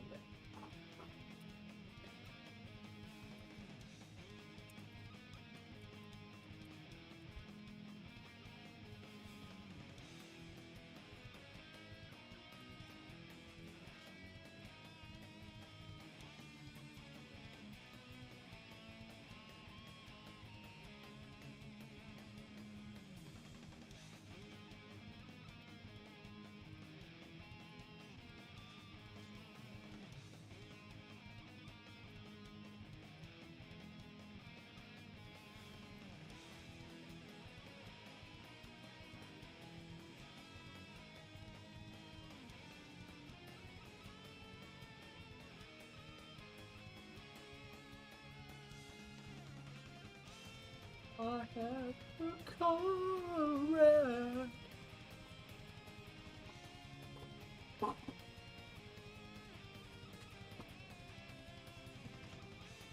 It's the best part of the song.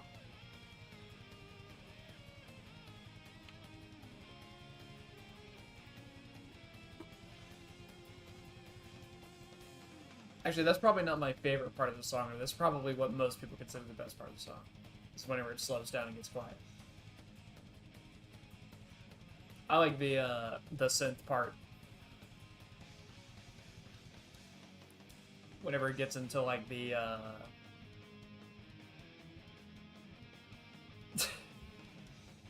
You're saying that in front of Clarence, Marco. This is Biken's theme's most fiercest defender. He'll get you. He'll get you if you talk trash on that theme.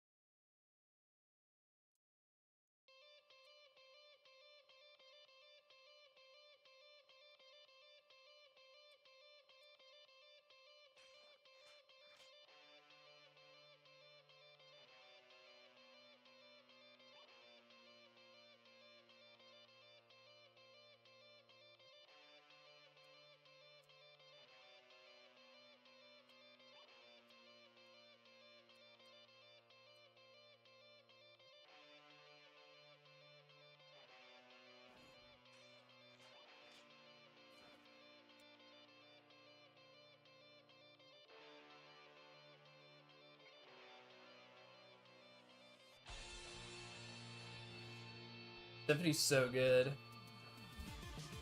Hold on, Symphony mentioned.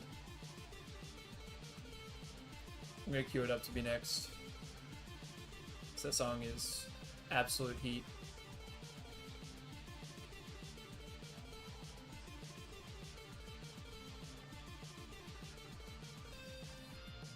Wait, Symphony not on the stream playlist? That would be very weird. Thought it was on here. Oh, it is. Okay.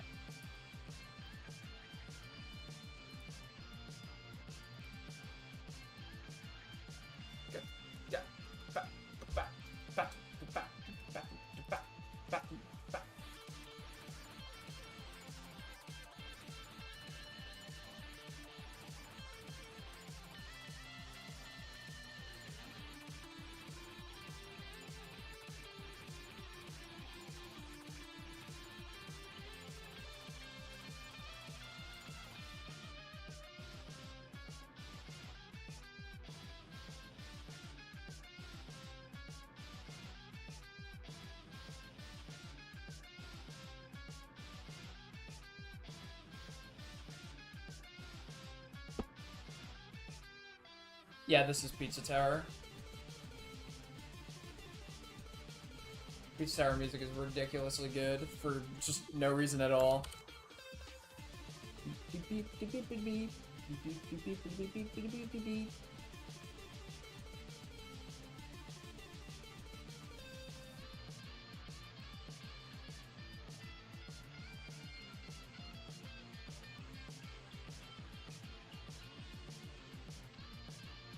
How big of a gap is there between whoops, why did she get hit? I have it on all guard. I changed it just a second ago. Forgot.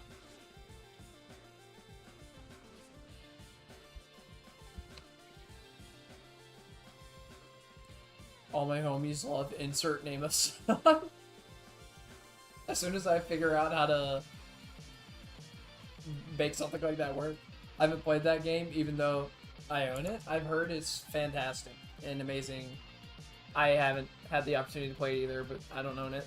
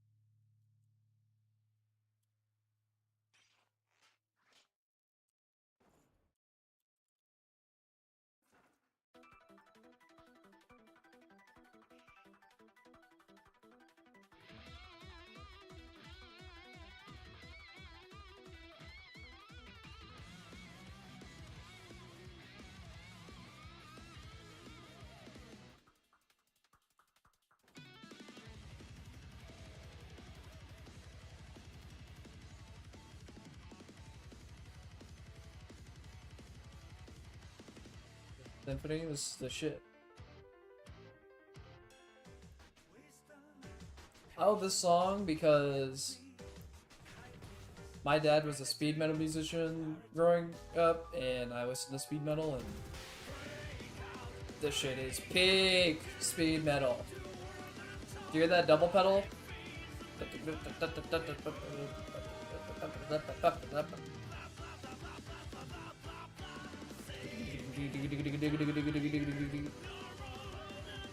It's giving us subdivisions at first, and then it gets to full amped up at the end. Speed metal, yeah, so there's like different genres of metal. There's like really speed metal and thrash metal are pretty similar, but it's basically metal that's just really fucking fast. And there's a very easy tell to know whenever it's that kind of genre.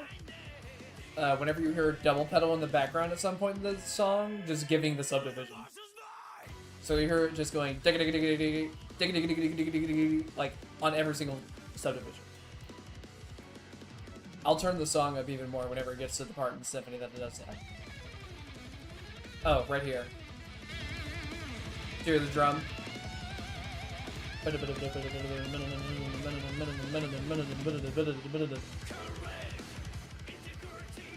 then starts leaving some out here again.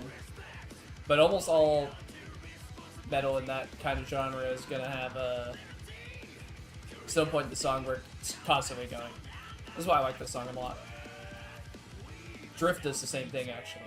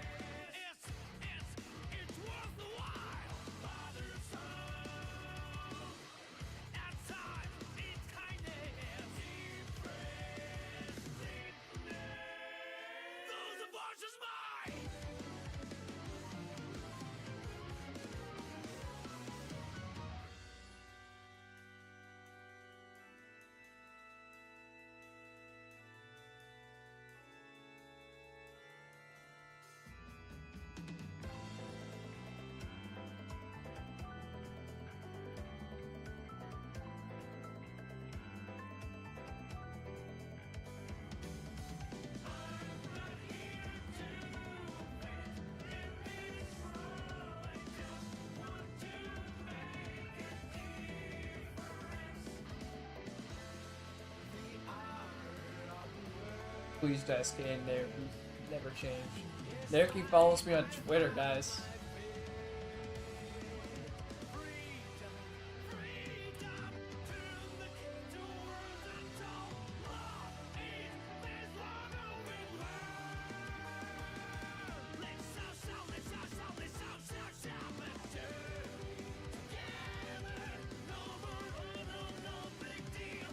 I was very happy when I saw that.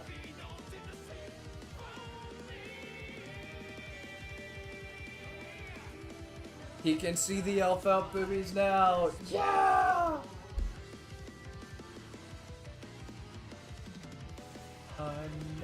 Okay, this part. Hold on. I'm actually gonna pause it and rewind just a little bit. This is like prime thrash metal, speed metal, full pace, 100% go horse. It's supposed to sound like a train. The whole time. I fucking love this part of the song so much. And when people say like this song is boring and is boring at the end, I can tell they're not very good at listening to the drums in the songs they're listening to in their daily life, because the drums make this part so fucking hype. I can just hear the studio musician's legs breaking as he's doing this part.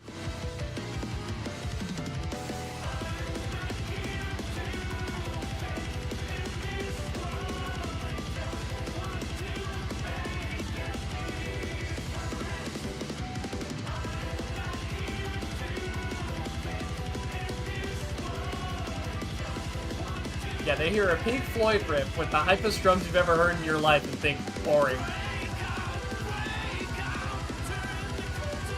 I can't do that, unfortunately.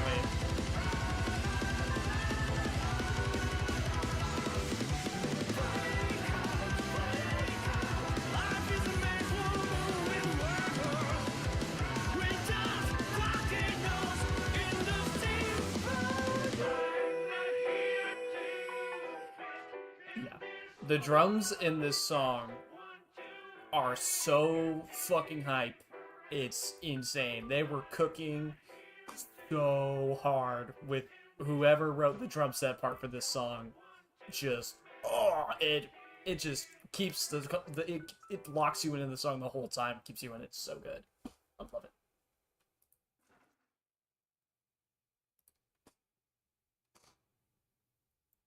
For the first 2 weeks, it also had me. I also have teared up a couple times at the end of Symphony.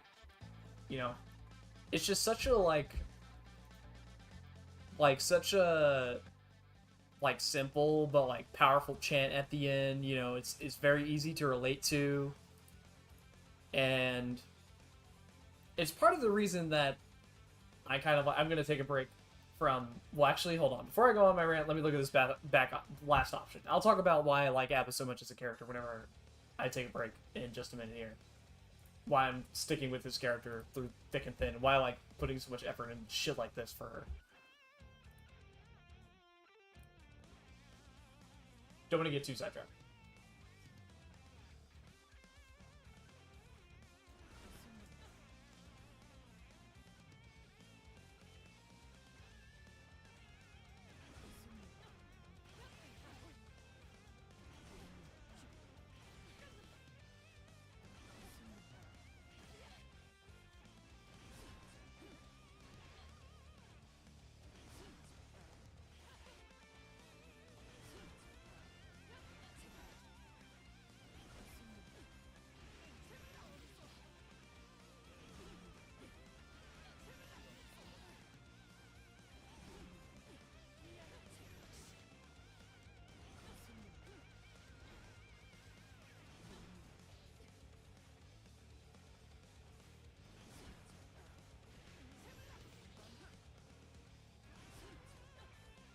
I keep forgetting her 5k is forward advancing. I should use that. Yeah, that's what that's for.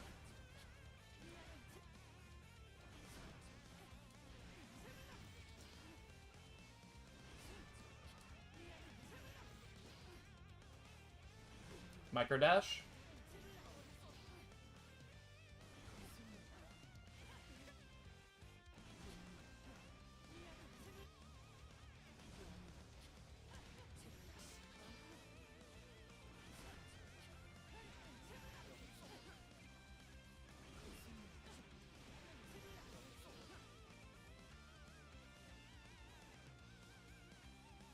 In my entire game evolved and 6K? Oh, yeah.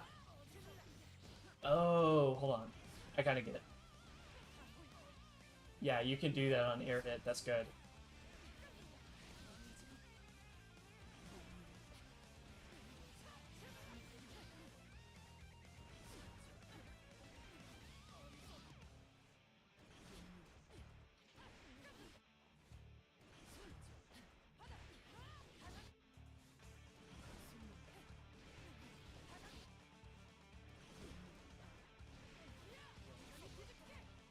Yeah, you could probably do some kind of route off of that that's like an extended combo, but I'm not good enough at Bikin to be able to do stuff like that. Seems like she can get a route off of that, though.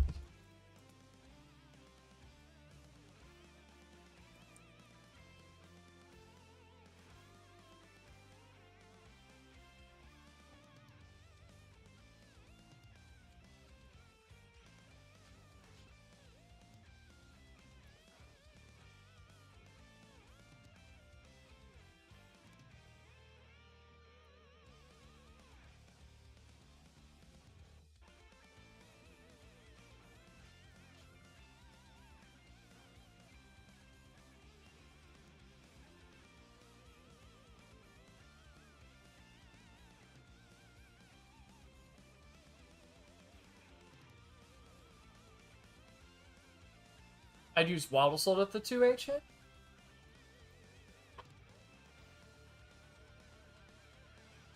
To break the wall by any means necessary. Oh no! I know. It's a good game plan to have this season, frankly.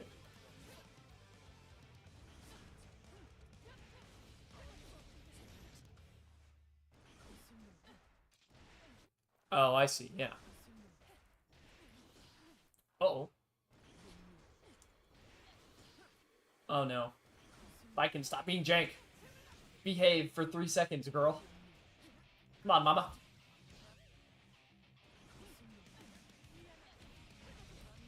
There you go.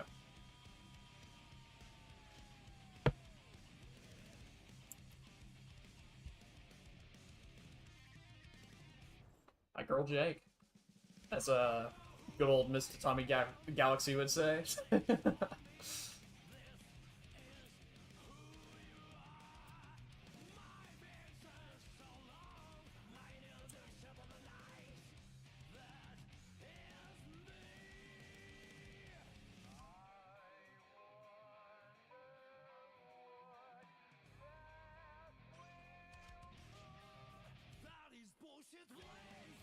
Still my heart is blazing.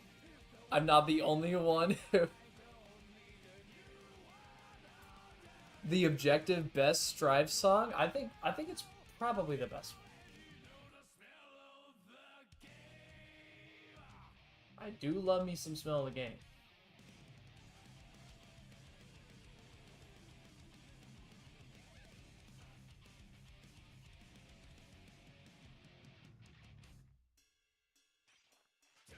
I guess it's not necessarily the worst backdash.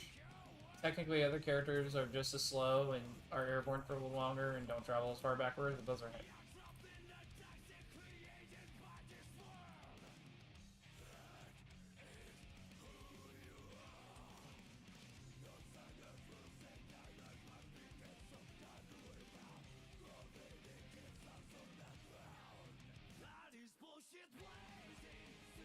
Heart's blazing. Dougie didn't show off the music so well in his first vid. I mean, yeah, that's true. If you're gonna talk about Guilty Gear, you're talking about the music.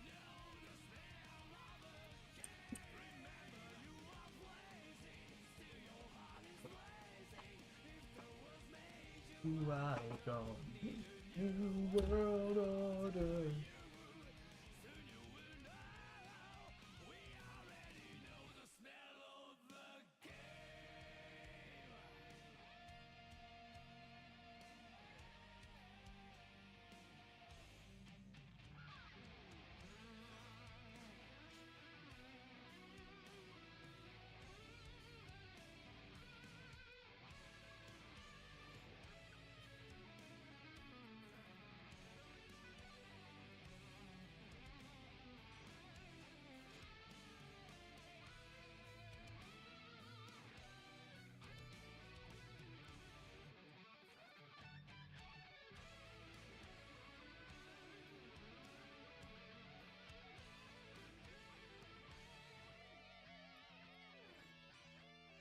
And my life was changed forever.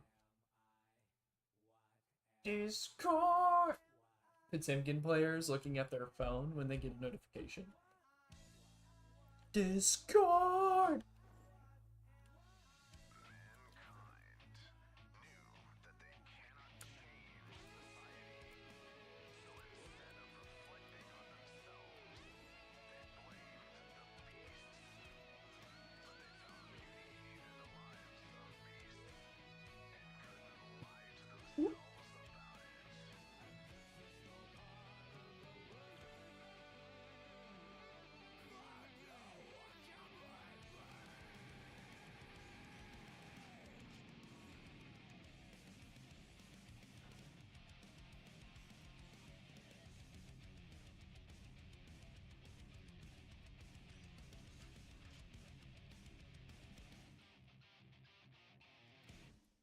Can't you see I'm blazing? Still my heart is blazing. If the words kill me, I don't need a new world order.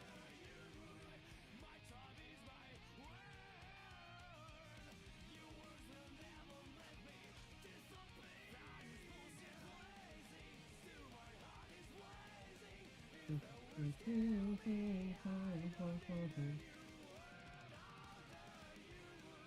Alright.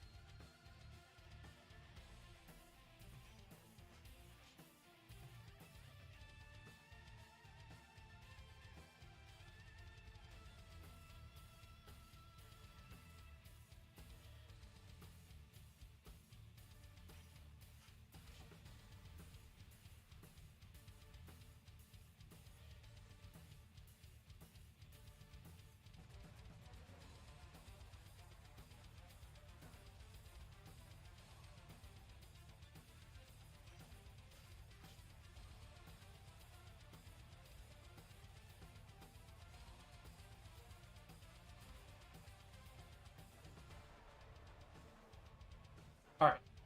Before we look into these options, quick break. We'll just talk about random stuff while we're chilling out. But I'm going to turn up the music a little bit. I'm going to go make some tea for myself real quick. Just as a little pick-me-up. We're going to go into radio station mode for just a second. I decided that's what I'm going to call my BRBs from now. I'm going to update the title. I'm going to go do that, maybe get a snack or something. But I'll be right back, like 5 minutes max. Okay? Stick around.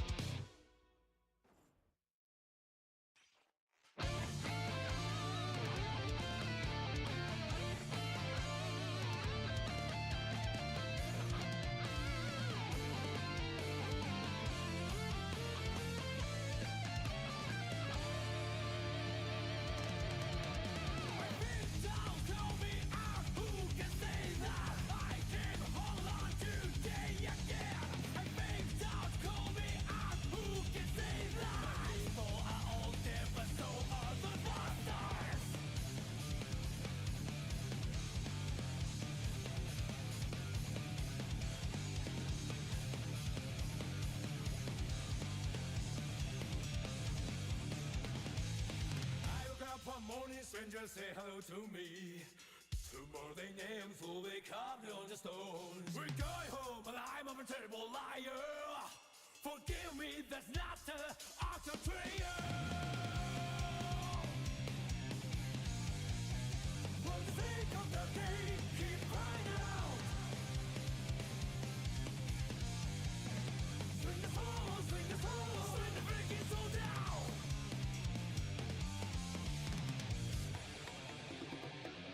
Hellfire, hellfire, bring your buster. Hellfire, hellfire, hellfire, hellfire.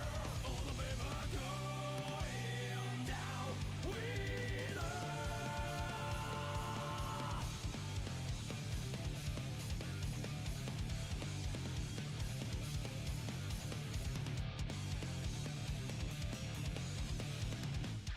Those who dream of heaven, those who dream of heaven never last very long. The running flash and dirty sky infect my wounds. We're going home alive, alive, alive. Forgive me, just get me out of this hell. For faith and the game, keep crying out. Swing the soul, swing the soul, swing the freaking soul now.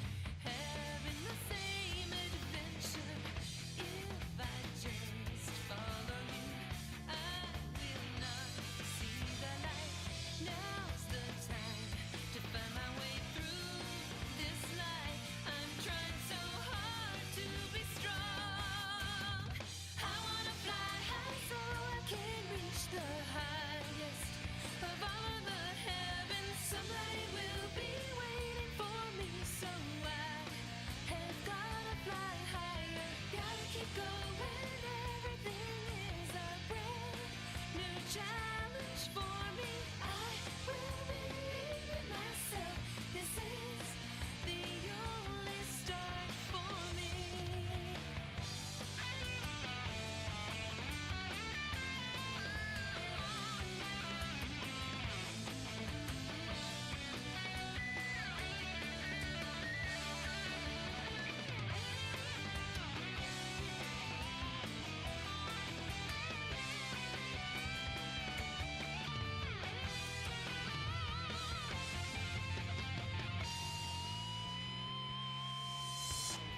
Many friends help me out. In return, I help them. Certain things I can do, and there are things that only I can do. No one's alone. I wanna fly high so I can reach the highest of all of the heavens. Somebody will be waiting for me, so I have gotta fly higher. Gotta keep going. Everything is a brand new challenge for me. I will believe in myself. This is the only start for me.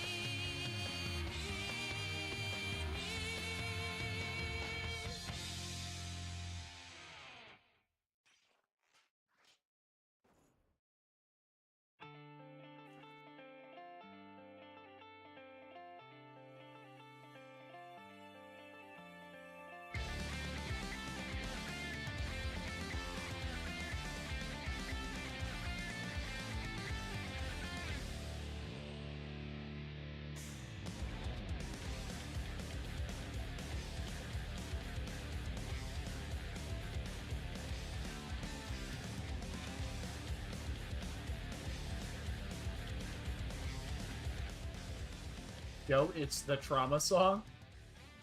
To what? I have some lovely tea. Some precious, precious Earl Grey with me today. I can't do a good accent. Oh, Hellfire. Okay, that makes sense. What he's saying through own infection.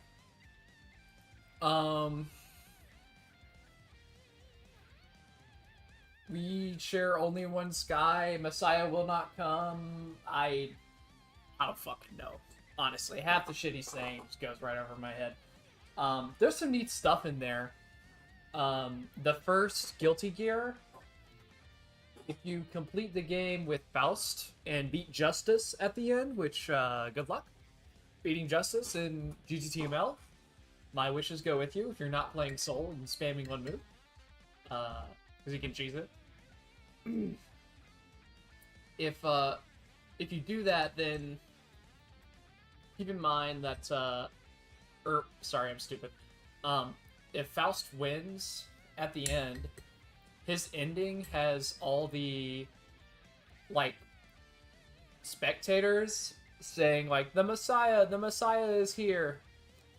And, in his theme, it says the line Messiah will not come, which is kind of a reference to that ending and the wording choice there. Messiah will not come is also the name of the trophy you get if you beat an arcade mode boss, which is very interesting.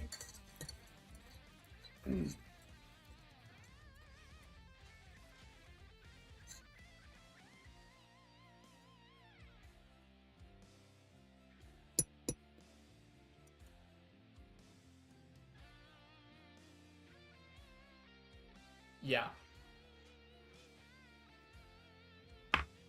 It's really interesting word choice. I don't know exactly what it's supposed to mean, but I do think it's cool that Faust's song is where that phrase comes from.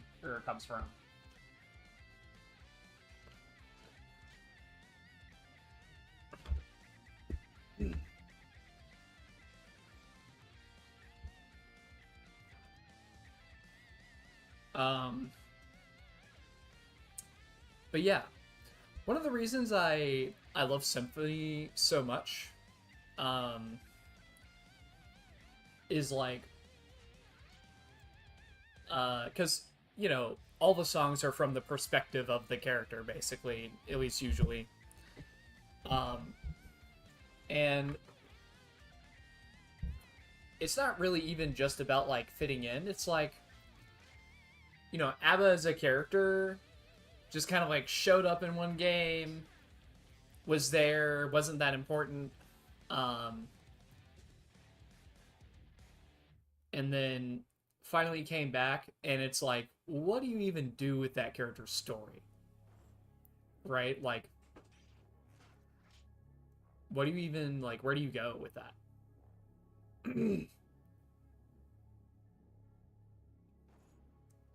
um, and I think taking it into this direction of, like, humanizing ABBA and showing, like, she just kind of, like, wants to do human stuff and wants to kind of be like everyone else, and she's into like fashion now, which is why she's got her whole new crazy ass get up. Is like, I don't know, I think it's really cool. We love the crazy bitch. My controller died.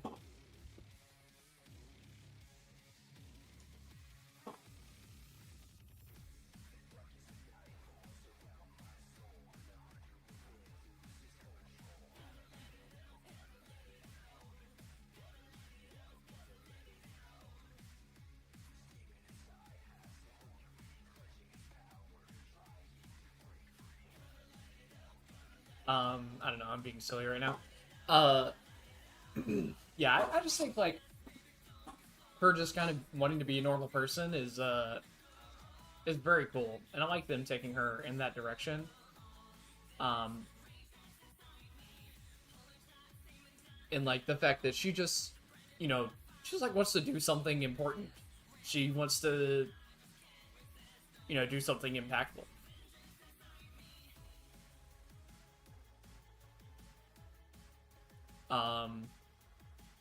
And I think it's cool because like something about her move names and like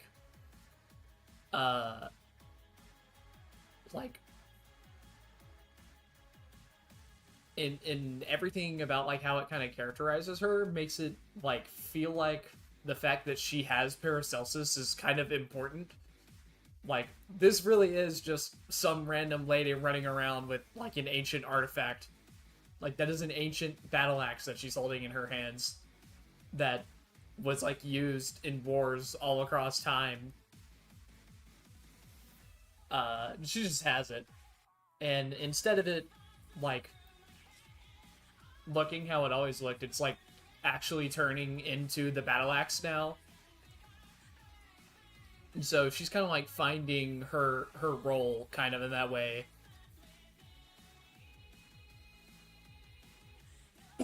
Because in the previous modes, it just changed like the head of the thing. I don't think it actually changed the bottom and made it look like an axe. Now it's like an actual well and proper axe whenever she's installed. It's very interesting. She's just a really interesting character in terms of like the fact that she has very little lore implications, but like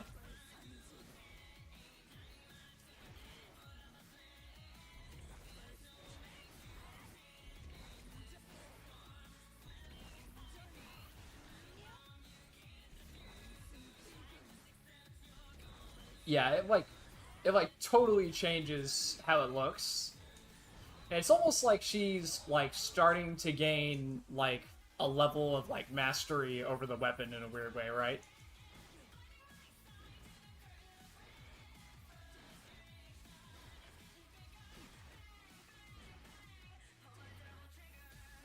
She's like starting to actually fulfill like the role of whoever the wielder of this battle axe is supposed to do, and like starting to get better at it. And it kind of matches her theme of like you know, she's trying to like find her role and fit in and like find her way.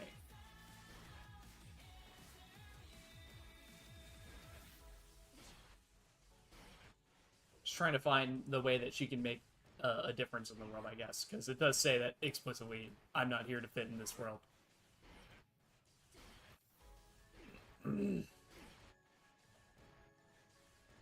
For like the first hour, that's really funny, actually.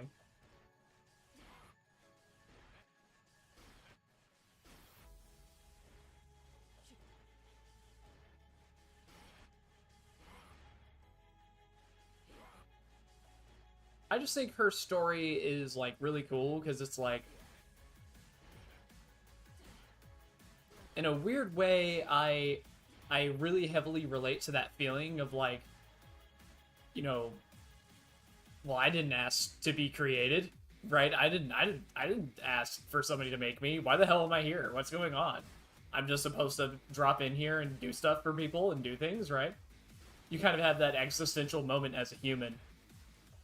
I think everybody kind of has that moment as an individual, but it's something that, especially at my current, the current point in my life, you know, I'm pretty young, but I'm also like, you know, becoming an adult and learning how to do adult stuff.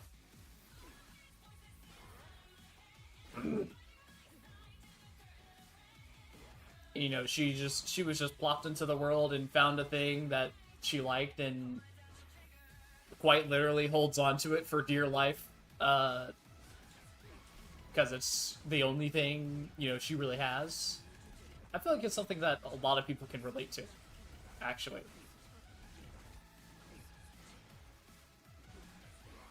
Like, this bitch has, since the story of Plus R, which I'm not sure, I can't remember canonically how many years it is, but since the story of Plus R at least, this crazy woman has been running around with a key just doing shit. Just trying to find out, like, where the fuck am I, and who are these people, and what am I supposed to do? I really love this thing, this funny talking key thing. It's my favorite. This is the only thing I like. No one else can have it, because it's the only thing I have.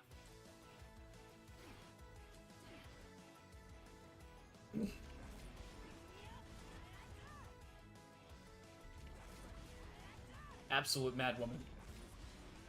Absolute demon mongrel. It's like, I don't know how to fit in. Anyways, let me step on your head. She's my hero.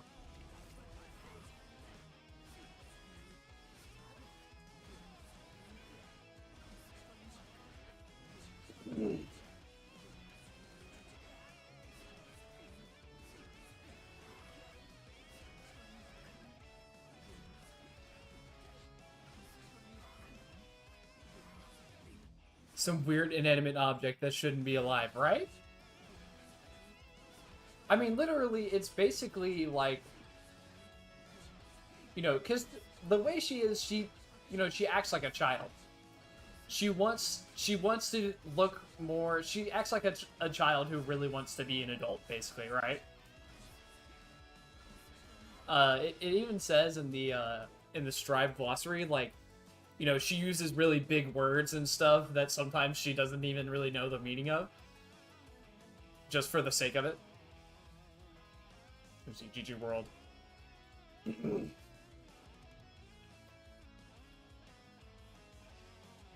glossary. Emma!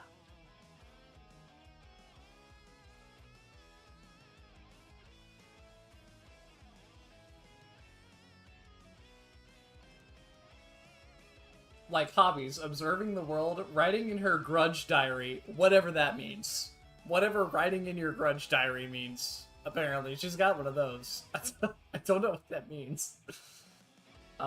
Planning for her remaining years, always over optimistic, which is, it's cute. It's like, she's very optimistic about her future. This bitch weighs 75 pounds? Why is she so light? Paracelsus herself, anything key shaped, anything she finds too good to waste. I need a grudge diary, right? Absolute queen. Dislikes wasteful people, anyone she deems a romantic rival. people who don't value their friends. Like, come on! That's so sweet!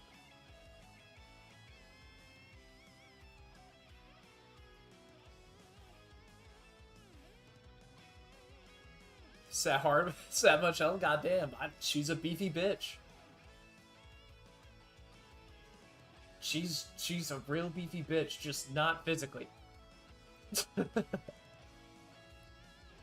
I've actually never read all this. Key-shaped screw protruding from her head has been just the first 10 years. Okay, yeah, so she's literally, this has been 10 years since she was born. Isolated from the rest of the world is given her most pathological distaste for competition and confrontation. Yeah, I think if you were trapped in a room for 10 years, you would also be like that. It's not influenced by emotion, which she believes makes her better than ordinary humans. Consequently, her speech often takes a relatively superior tone, even if her actions don't always match it. She insists on using complex and advanced linguistic constructions to reinforce her superiority. It's just really funny. Paracelsus, for her inability to cooperate, often gets in the way of the role. Whenever Paracelsus is involved, Abba quickly becomes jealous and possessive. Perhaps she has emotions after all. I do like that.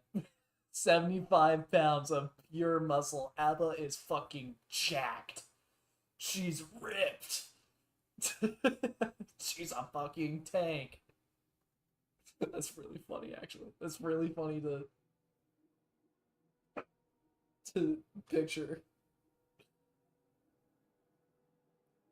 I like that, you know, it says like, you know, earlier in it says it, you know, says like artificial livelihood logic is not influenced by emotion, but you know, it later says like that's really not true. She definitely does have emotions. Called Flask, in a private manor high atop a mountain to the north of a deserted village. The master of the manor was a doctor obsessed with creating artificial life. Abba was the culmination of years of research. The manor was sealed. Completion and escape was possible, but Abba was still incomplete. Without the advanced facilities of the laboratory, staying alive was challenging at best. To help pass the time, she began collecting keys. For unknown reasons, Abba decided to leave Flask for good and explore the world outside. On this expedition, she met and immediately fell in love with the battle axe, Clement Nagel. She renamed the key-shaped axe Paracelsus and made him her husband. Freaking lady. Calm down, lady. From then on, Abba's journey had a purpose to find Paracelsus in an artificial body like hers. The recent changes of Paracelsus bewilder her, although they turn out to be a result of her own powerful thoughts. Her fear of Paracelsus leaving is strong enough to alter his very state of being. After accepting the influence she has on him, she reconsiders her approach to their partnership. Lately, she's hooked on the color turquoise blue. But she's dyed it blue as part of her fixation. Crazy woman.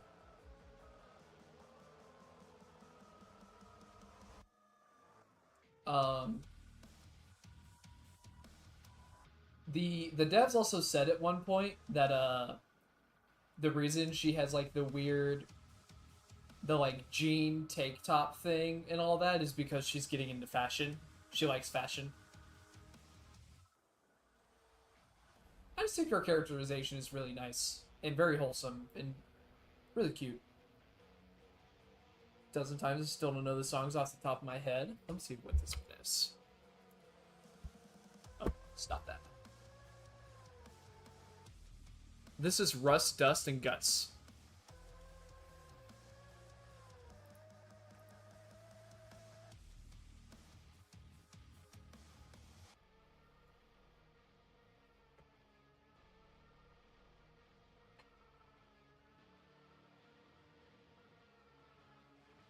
I wonder what the entry for Paracelsus is. Still forget the names. A lot of them sound really samey. If there's any criticism I have of the Doom OST, which don't get me wrong is very good, is that a lot of the songs sound really samey, and some of them spend too much time and effort trying to build up rather than just like giving you the drop. They like build up to the drop and they build up to the drop and the drop lasts literally 2 seconds and then it goes right back to build up. And it's like, okay, well, don't do that. Give us just a little bit. Unless it's Hellwalker and BFG Division. Yeah, those are easily. Actually, I don't know Hellwalker that well, but definitely BFG Division.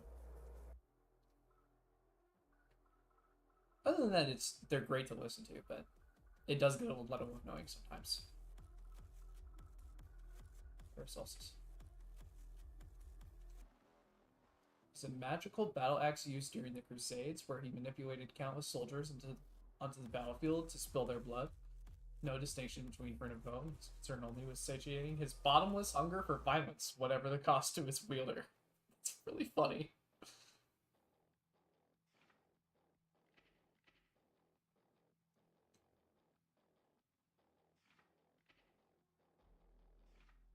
He met someone much crazier than he. Very unfortunate.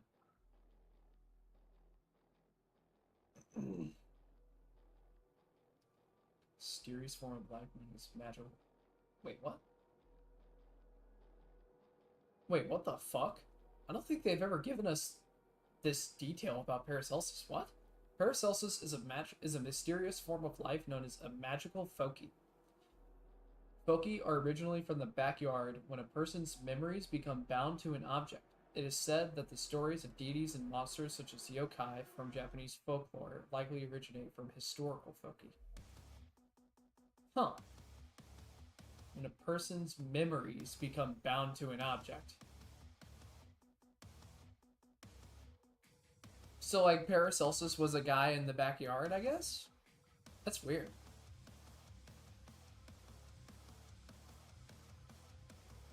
Oh, yeah. The backyard is basically, like, where the source code of the world is. It's basically the source code of the world. Like, it's where all knowable information is. And if a regular human were to go to the backyard and try to exist there or live there, they would, like, their head would explode. They wouldn't know. They wouldn't be able to comprehend it or exist there. With the Crusades over, Paracelsus desperately seeks more carnage, asking every powerful warrior or traveler he encounters to become his new master. Oh wait, Abba fell in love with Paracelsus the moment she saw him because he was shaped like a key. Now this is the weird part, because the devs said the opposite of this. That Paracelsus is shaped like a key because Abba is obsessed with keys. Not Abba fell in love with Paracelsus because he was shaped like a key. This is something that's not clear. They've said two opposite things before. The developers were talking about her as a character, the people who wrote the character were talking about her, and they, like, it's flip-flopped. Paracelsus then immediately declared him her husband. Though he vehemently disagreed, he is still trying to escape from her. Paracelsus desperately seeks more carnage, asking every powerful warrior or traveler he encounters to become his new master. So with success, every person he has asked to become his new master soon bore the brunt of Abba's furious jealous. Wait, that's really funny. So anytime somebody tries to take Paracelsus, or like Paracelsus tries to get somebody else to like use him as a battle axe, Abba like beats their ass and then steals them back. That is really, really funny. I did not know that was a thing. Maybe she is 75 pounds of raw muscle. He's asking people who are like warriors, people who could be warriors to do this. Right, he's asking jacked men, manly men, to save him from this woman, or to be his new master, and Abba just beats their ass and takes them back. Nothing can stop this woman.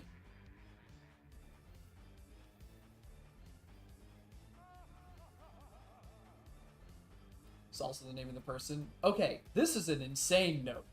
Note, Paracelsus is also the name of the person who gave Abba life. What?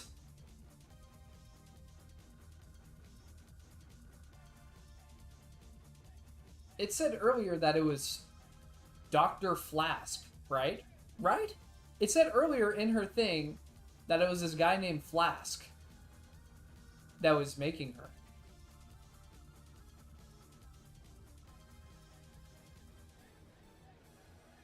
Abba was created in a laboratory. Oh, wait, never mind. I'm stupid. The laboratory is called Flask. The master of the manor was a doctor obsessed with creating artificial life. You know what? Oh, that makes sense. If Abba grew up in the manor, then if Dr. Paracelsus, his name would have been on everything. And so that would have just been a word, like a name that she knew. So she named it that name because it's literally the only other name that she knows. That is actually a really cool detail. I did not know that's... Wow, okay, that's really cool.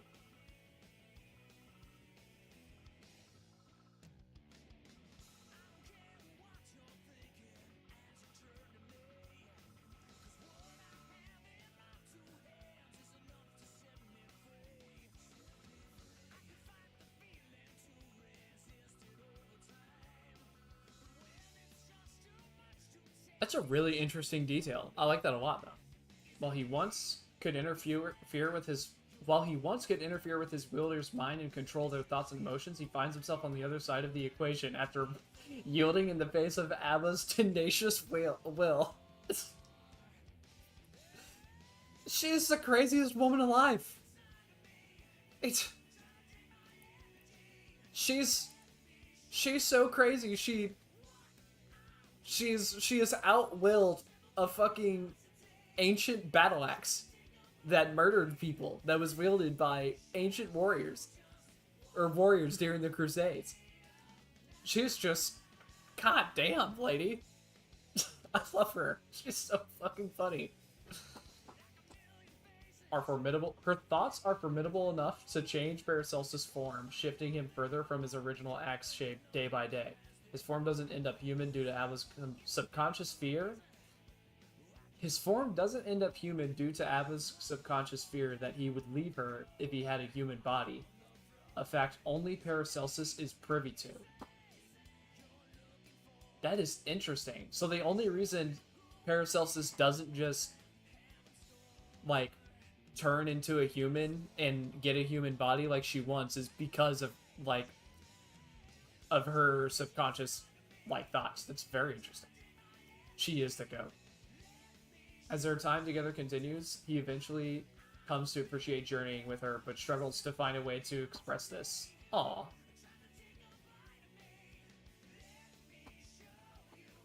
And I do like, in her, like, arcade ending, like, I really love that they go out of their way to kind of address that, like, Abba and Paracelsus's relationship is fucking terrible and toxic and not good and very lopsided, and it's only just now starting to be kind of the other way, but it shows them, like, taking steps to move forward as people.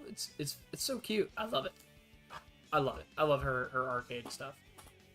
Please tell me this tea is cool enough to drink.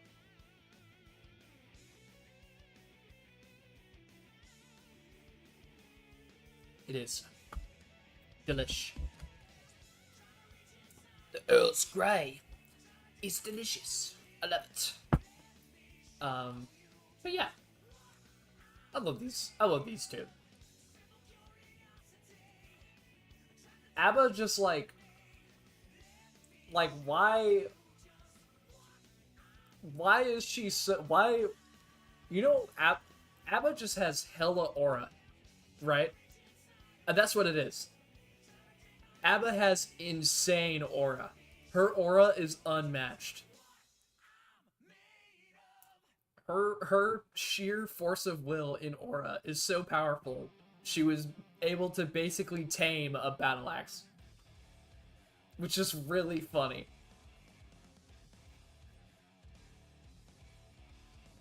anytime someone tries to take the axe, she beats their, like, you know Paracelsus had to get desperate and had to, like, go to someone, like, some huge strong man who is, like, never lost a fight or something. And just because they took Paracelsus, like, ABBA just whoops that dude. It's really fucking funny thinking about that. This 75-pound woman beating the dog snot out of some guy. And it's clear, it's not because nobody wants to take Paracelsus, but literally because she will not let that shit happen. Goes to Kazuma Kiryu? I pray for Kiryu. I don't think he survives. I don't think he wins these. Her aura might be too much for even Kazuma Kiryu. Which is a crazy thing to say, but this 75-pound woman will not let anybody else have this game.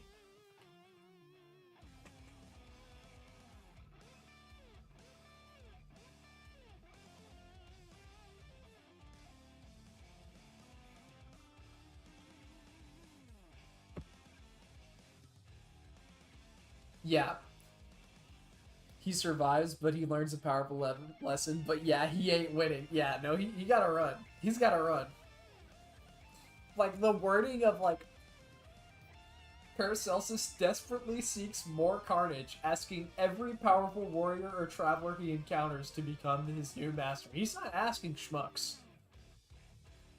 Every person he asked to become his new master soon bore the brunt of Abba's furious jealousy. She's... This woman is so cool. She's so awesome. I love her. Yeah. The substrate, man, love is a beautiful thing. That's the power of love. It's really funny. She's the dancing queen.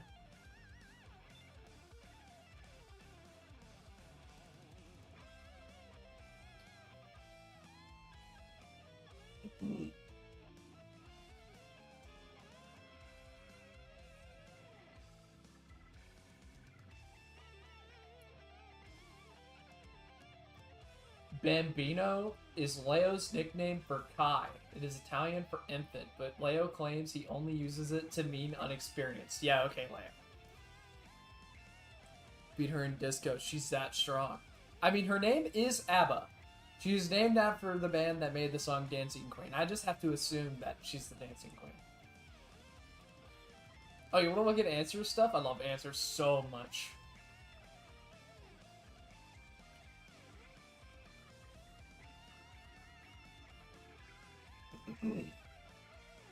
Dislikes unforgettable memories. Fundamentally calm and collected. Answer is capable of judging things objectively and from multiple points of view. Constantly seen on the phone while negotiating with his clients. He takes care of all the administrative work that is neglected by a superior chip. But seeing the human shuriken once sold me on him, he's so fucking sick. Still, he has a sense of duty, empathy, and a kind heart. And he gets hot-blooded in both words and deeds when Chip or any other he holds loyalty to is in crisis. He fights using a modified version of ninjutsu he learned from Chip, which he calls business ninpo, or intelligent ninpo, which is very funny. Literally, business ninjutsu. That's his fighting style. Adjutant to self-proclaimed President Chip Zanoff. He is blessed with a preternatural memory and can remember any fact after hearing it only once. Some refer to him as a human database. That is really fucking cool. I love that. I've always known, I knew this about him. I looked into him a little bit after I thought, like, man, this guy's kind of cool. I'm going to learn more about him. That's a really cool ability. He never forgets anything. When Ezra first met Chip, he was poor. He was poor and had fallen in with a rough crowd. He found Chip's incessant preaching... Okay, this part's hilarious. He found Chip's incessant preaching irritating and challenged him to a duel, which he then proceeded to lose spectacularly. It was at this moment that he fell under the sway of Chip's charisma. He has since put his skills to good use in Chip's service and has sworn to assist Chip in office. It's basically like a king, armor king type story, you know. He's like, God, this guy's annoying as fuck.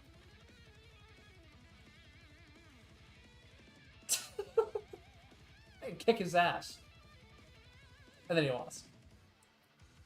But instead of being salty in making Chip his rival, he respected him. I think Answer's really cool. I want to see more of him. He's just...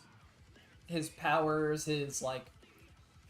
Everything he does. He's just such a cool character.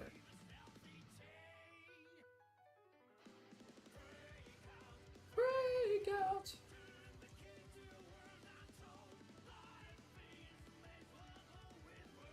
Catch me writing in my grudge diary. Tired.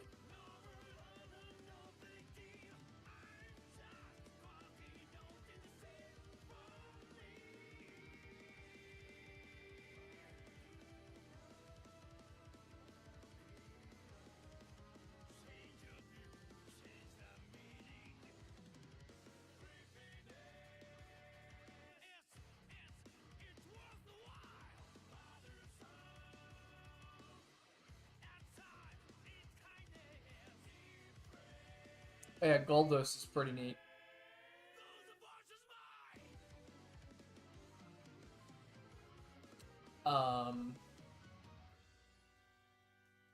But his coolest character detail is that, the public fucking loves him. Quick Strive question, what are your thoughts on burst baiting? I see it quite a lot, even when it doesn't make sense to do it. I think you're correct in that, oh yeah, I need to update my title.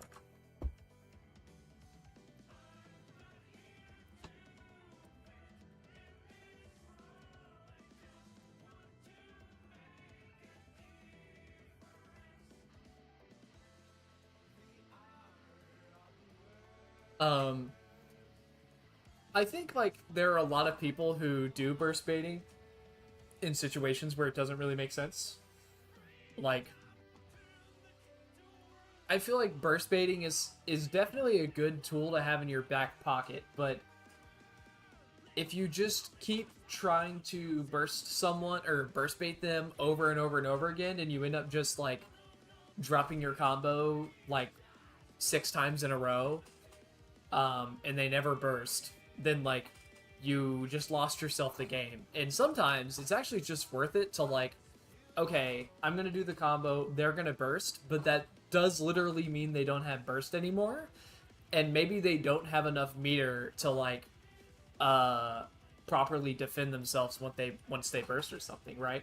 It's good to look at, like, how much burst, or how much, like, meter somebody actually has whenever, like, you're considering burst baiting them, because it's like, well, what situation are they going to end up in after I, like, even if I do get bursted, are they even going to be in a good position?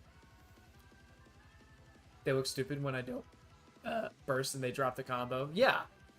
And it's actually, like, legitimately choosing just not to burst against some people is a very legitimate strat. Because some people spend so much time burst baiting that they're not going to be able to actually do anything or do any meaningful damage anytime you have burst. You're basically mind controlling them into doing less damage just by having your burst there. You can't, in my opinion, you can't let the fact that the other person has burst control your game plan that much. It's obviously important to consider. And also there's ways to... That's why I want Ion to just take the burst. Yeah. There's ways to burst bait without dropping your combo. FYI. There are routes still that burst bait and let you block mid-combo. Almost every character in the game can do 2k juggles, which is like, 2k is almost always a burst safe normal. And so you can, like, 2k, leave a little space, and then 2k again, leave a little space, 2k again. And that way you're keeping the combo going, and potentially, like, you get to still do an ender or something that's good for you. Or like, if they burst, you're more likely to block it, and you get to punish them for it. I do wish people would get like more creative with their burst baits like that. See you coming.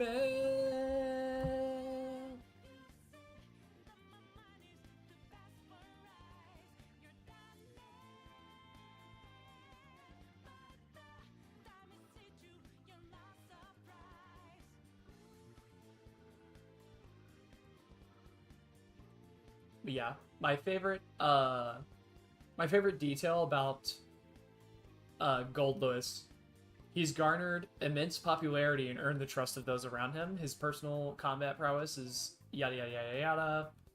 That's not important.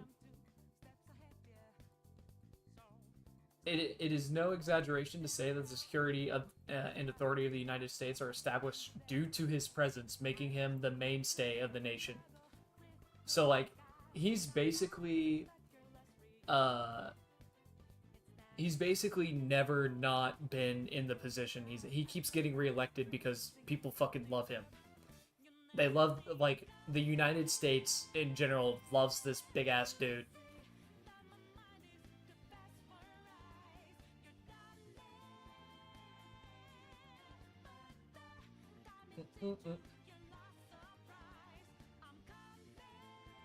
You're what? You're coming? That's gross.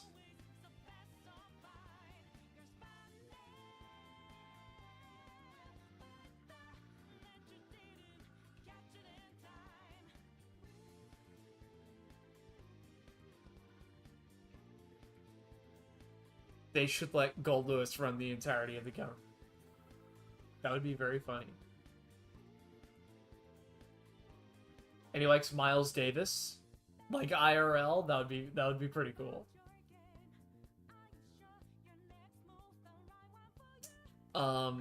And fun fact, Gold Lewis is trying to find Roger. Bridget's bear. He's actively searching for Roger.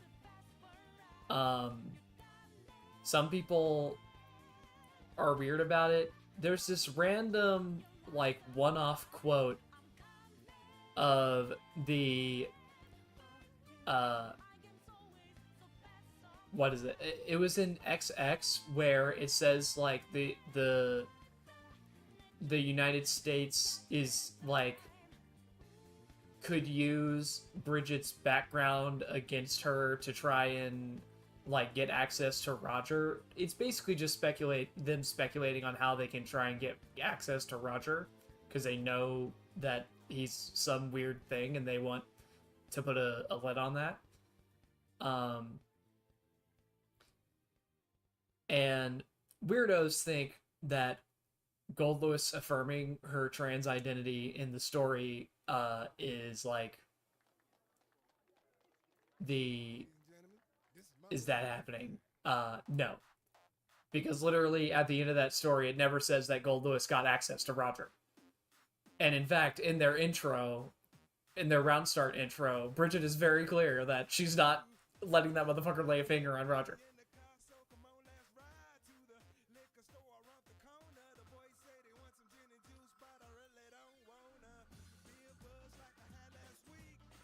So even if that was something they were trying to do, obviously it didn't fucking work.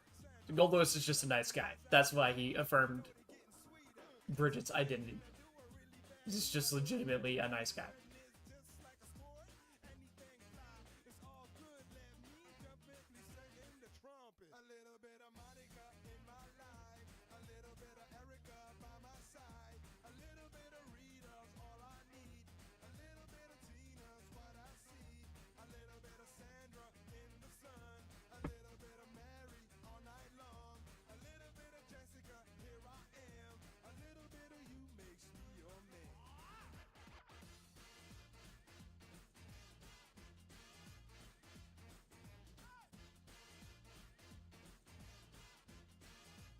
Likes a restaurant that won't burn down. That's really funny.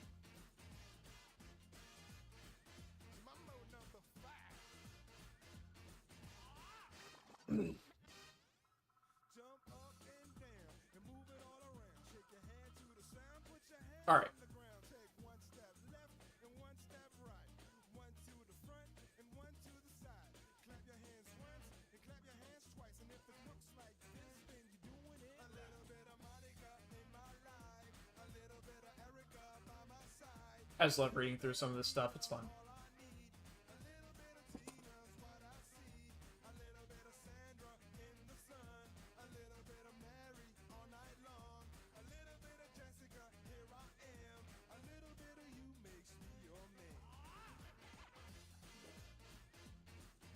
Let's get back to it.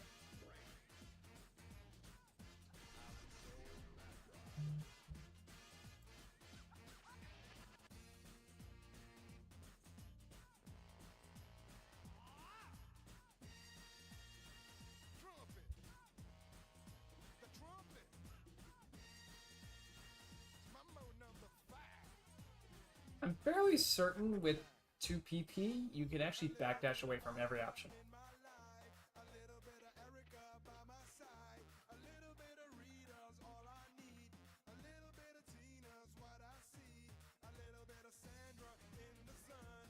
Oh, hold on. I got it backwards. 2PP.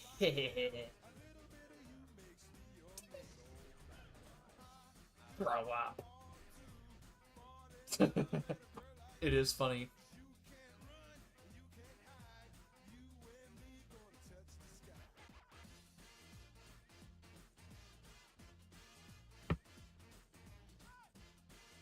One dream change I have for ABBA. Please. Can you make it so that the transformation command is just 2-2 punch instead of a full half back circle? Please? Pretty please? That would be really convenient. It's just a pet peeve. I don't like having to do a full fucking back half circle in order to just transform. It's not fun. Oh yeah, making her parry like actually useful would be pretty cool. Although, I don't know, there's something I kind of like about how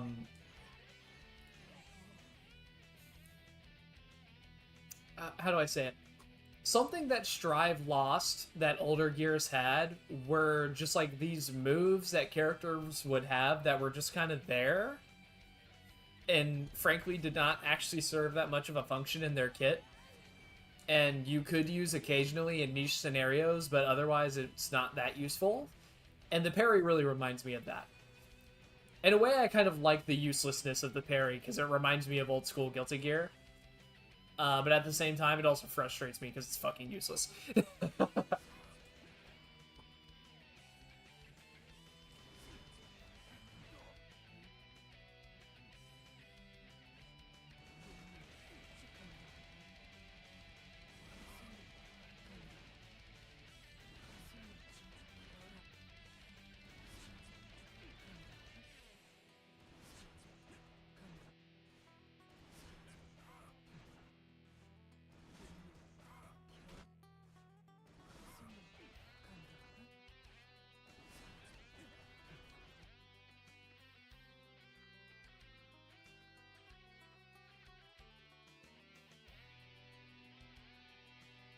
I'm using parry. I learned that in Strive. Use every move to maximize your character's work. I do think that's true, and that's why you will see me every once in a while. Like, I'm sure you've noticed in some of our matches, like, if I'm really confident that you're gonna do 5H around start because I've conditioned you to do that because I keep doing 236k or 214k, I'll do parry at round start just so I can get the meter off you.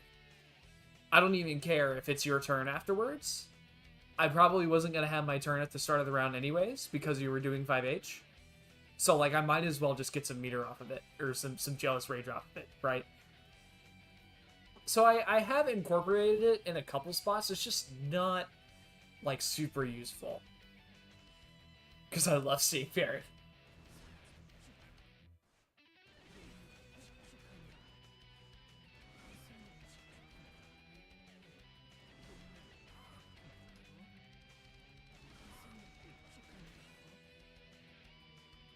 Okay. I remember correctly.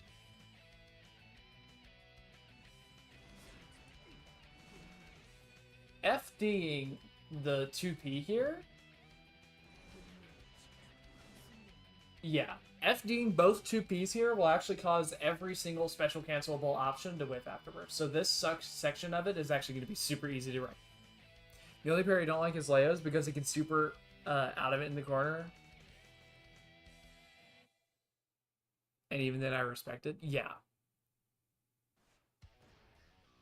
Wait, he can super out of his parry? What the fuck? Holy shit, it's Slayer's theme.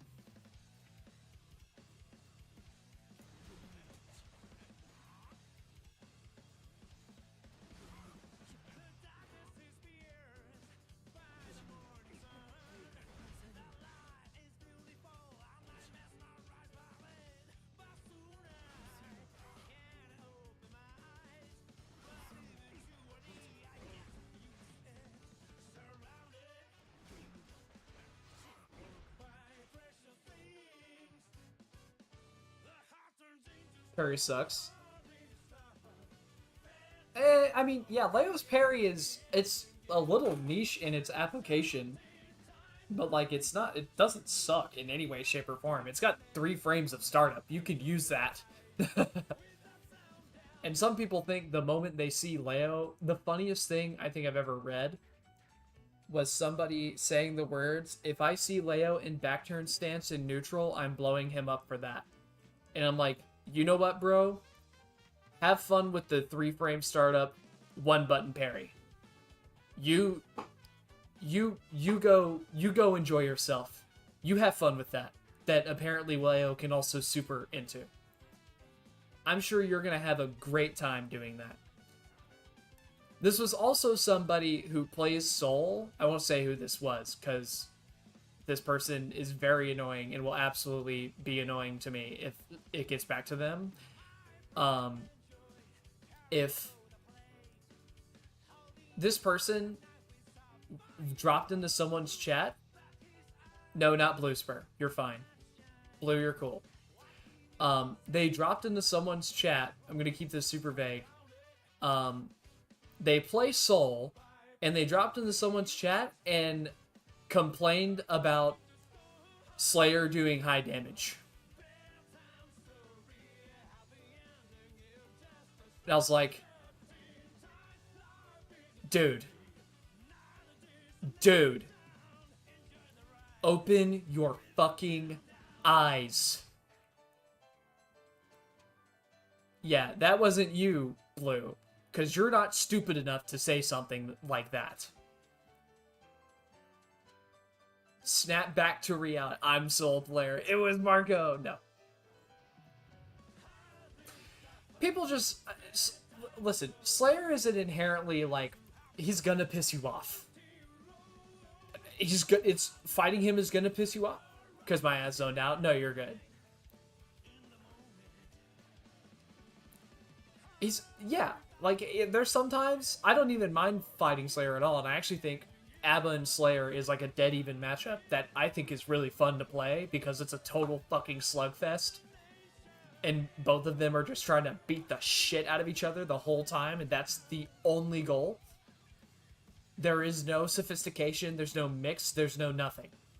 It is all full-on onslaught on both ends to just try to beat up the other ridiculously beefy character who does too much damage. I love the Slugfest matchups. That's like the most fun Slugfest matchup in the game. It's so much fun to play. Even as someone who loves that matchup, I can still understand, like, I have moments where I'm like, oh my god, I can't believe Slayer just did that much damage.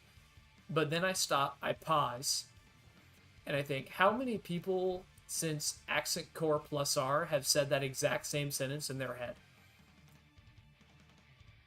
And you realize that's a lot. It's a lot of people.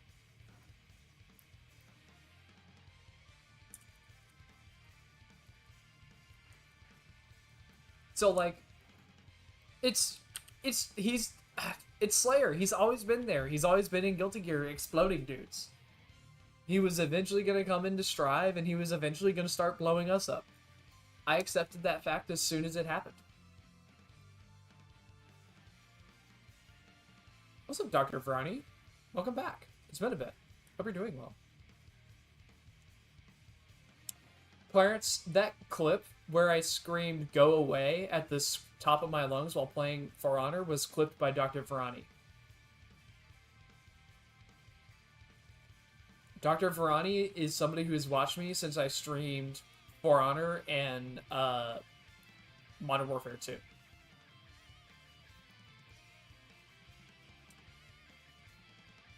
It is a classic clip. Top 1 clip. I'm so happy that got clipped. Important news? What's up? You try to tell me something about For Honor, I'm gonna fucking get you. I do not want to play that game. I don't want to play that game. So bad. I got a girlfriend? Hell yeah, dap me up. Congrats. Hope you're happy. Known for running pockets, I don't get to complain often. Yeah, like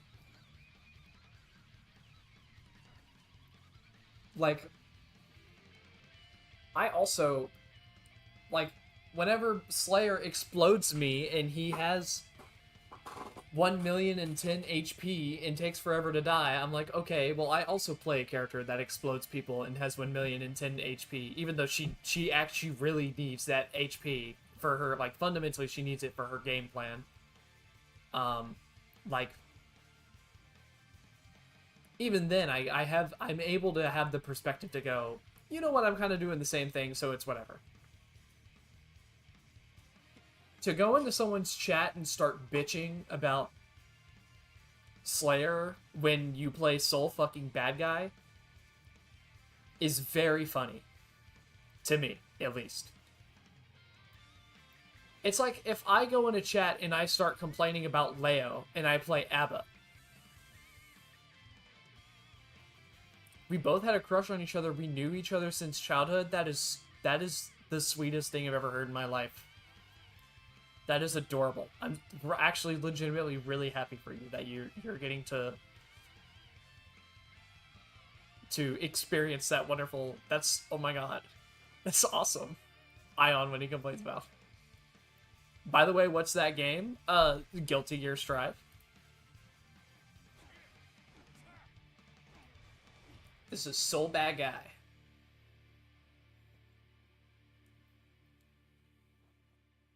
Yeah, sometimes it's like, man, this character is bullshit. This sucks. Feel free to do that every once in a while. That's okay. There's legitimately nothing wrong with just letting the demons out sometimes. You guys have likely all heard my... Yeah, I'll figure the thing out I'm crying about in the next 20 seconds. Yeah, exactly. Bitch, moan, get it out of your system, and then go find the solution. Pull your big girl panties up, have your pity party, and then go take care of it. Still hate Anji, though. And you can still dislike a character. It's just like, you have to be willing to put the work in, right?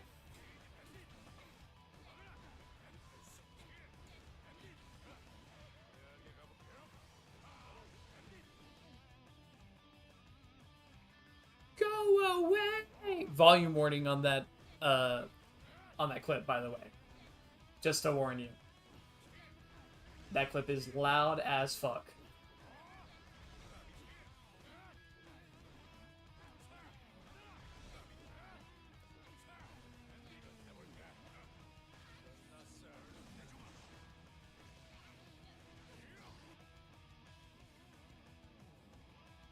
This character is bullshit when I'm losing. Then I hit a TK Yosansa and go, but so is mine. I'm gonna get you with mids. I'm gonna get ya. I'm gonna get ya.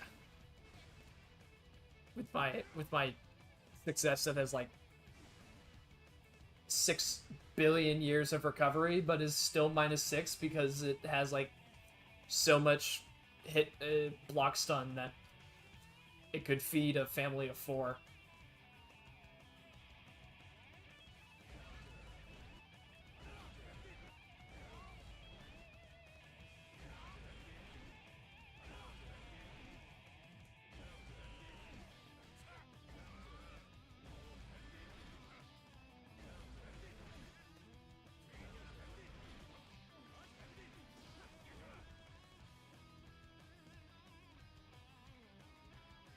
I'm so glad I played. Yeah, it's a classic.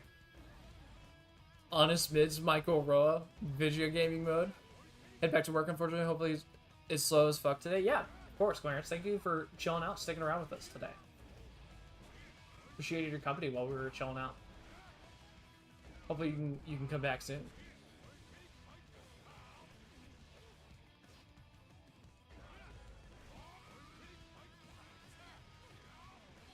Like, you can't be doing this to dudes as Soul and then be like, man, I can't stand Slayer. It's like, dude, get serious. Do you see what you're doing? Boink. Oh, I fucked it up.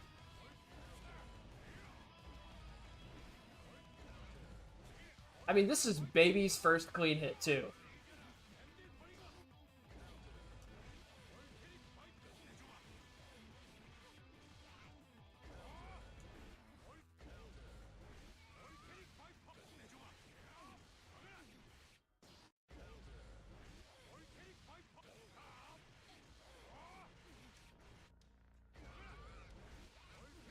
What's the route?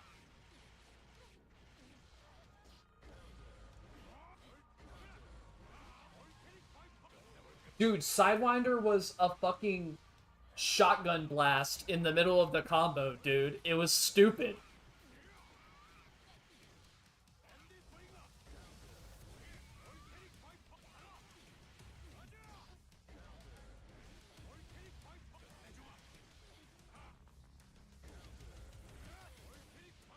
Yeah, see you later, Dr. Bronny. Thank you for stopping in, as per always.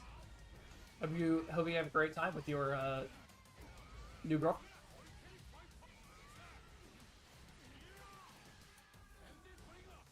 Why doesn't that reach? JHJD, okay.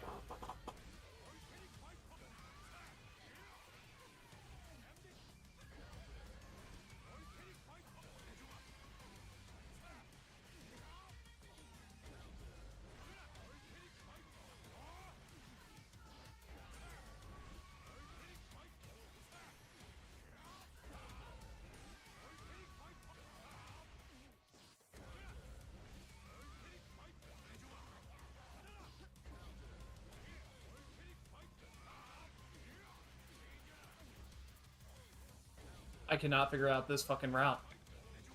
I might be the worst player of all time. No, I'm just not a soul player. I don't do this shit.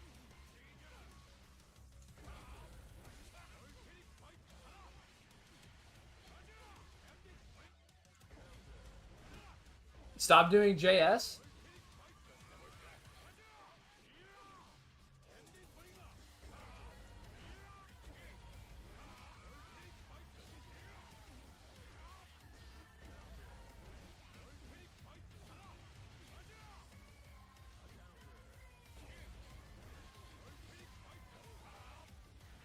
Fuck. I don't know how to do this shit.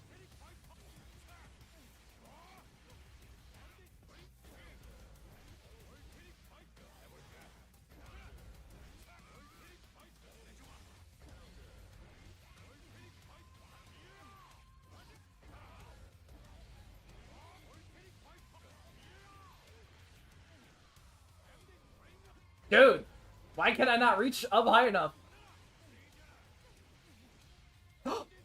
What the?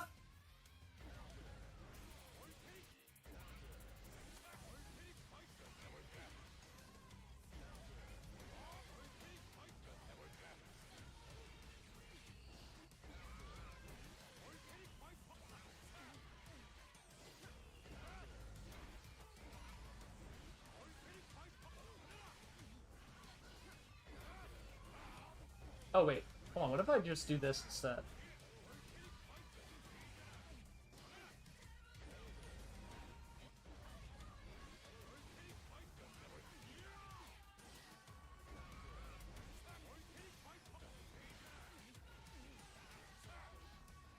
Oh, you can do a route like that and go back to the ground, actually.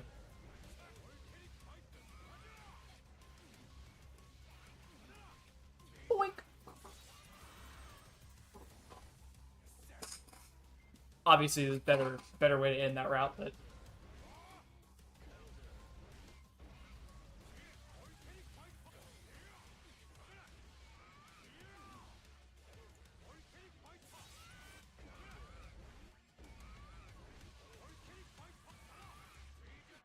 The new Air Bandit Bringer? Really?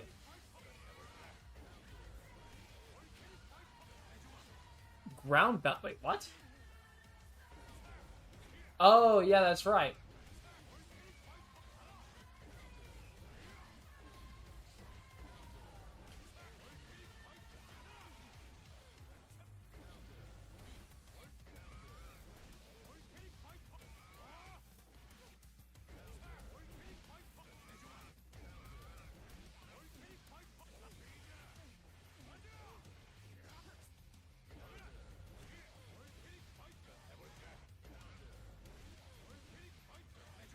Bro.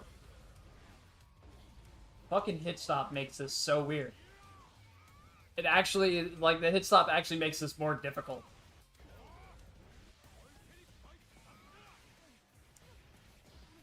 I get that you're hitting them really hard, Soul. You do not have to stop for a full second.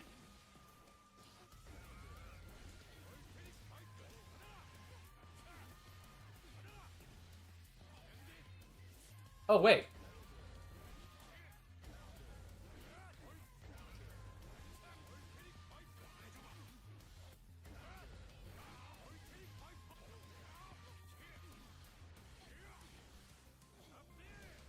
Boom! Fafnir wall break, baby. It did the exact same damage. Shit!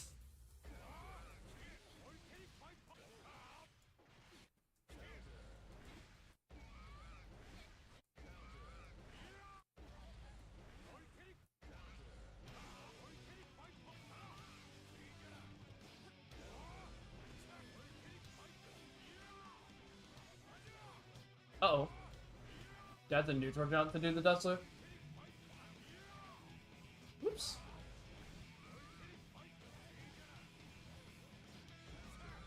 Oh, wait, I can't because I just did the... In Season 2? Yeah, fucking would've. This shit was stupid.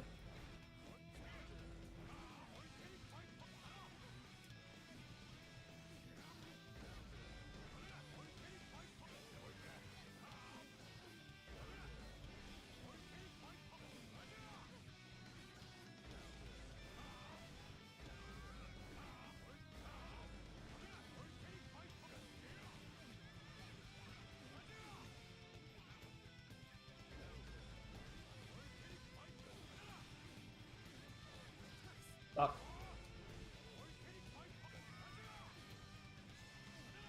I don't know, I'm just fucking around.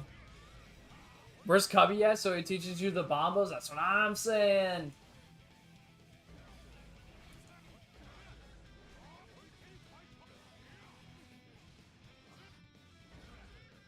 Whatever, fuck it.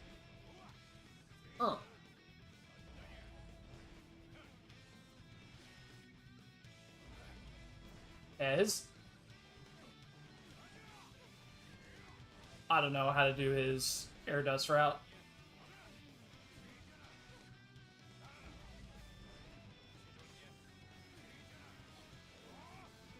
Okay, that is really silly. There's no way. No! It's so close.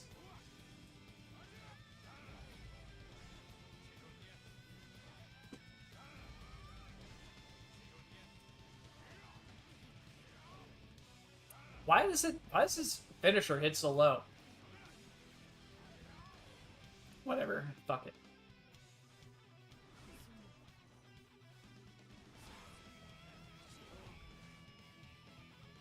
I love it when my backdash catching tool cannot catch backdash. Okay, well, that was because I was standing there.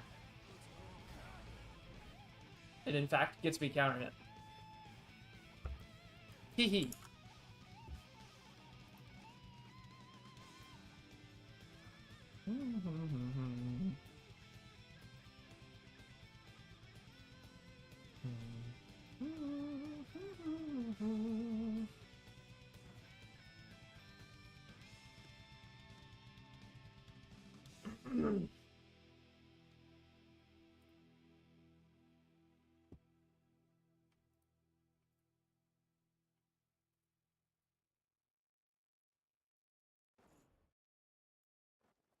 This one doesn't even need to be dressed.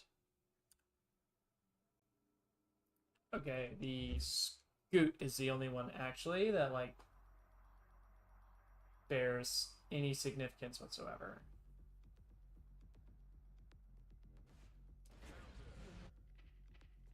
Should probably change the training mode settings, huh?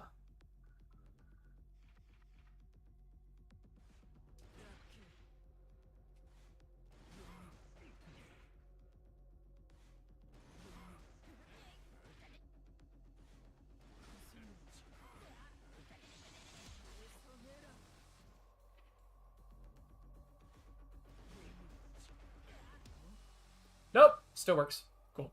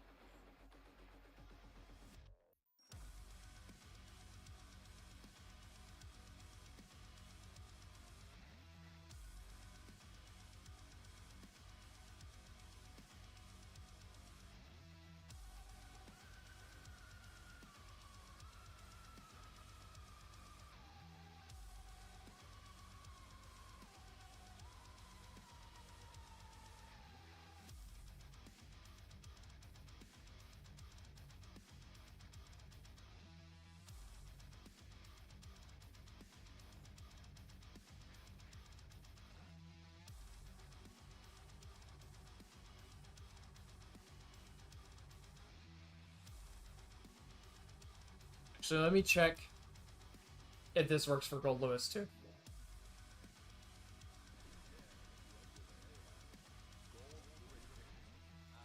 If this works for Gold Lewis, this works for everyone.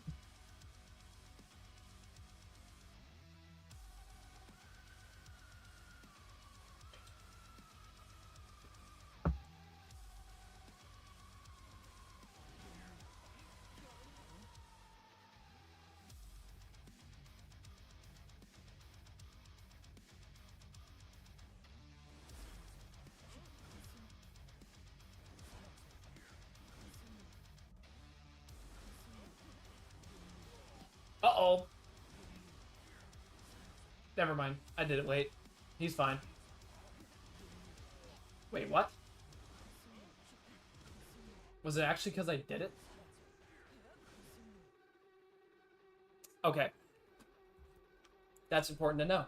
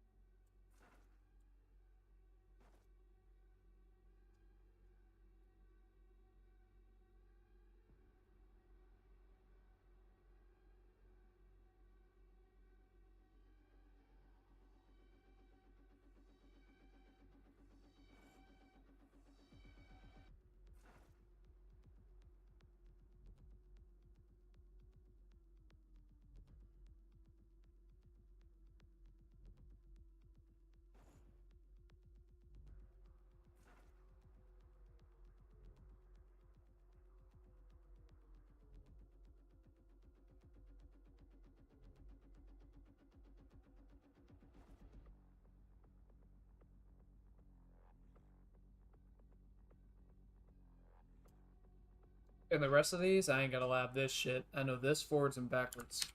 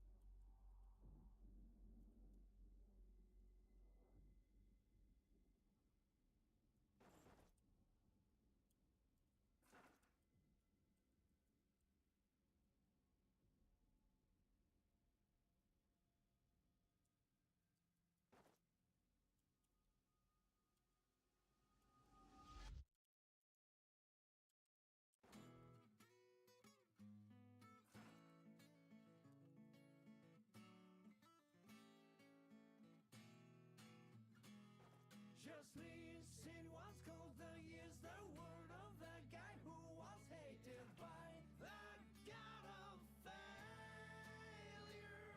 Justly.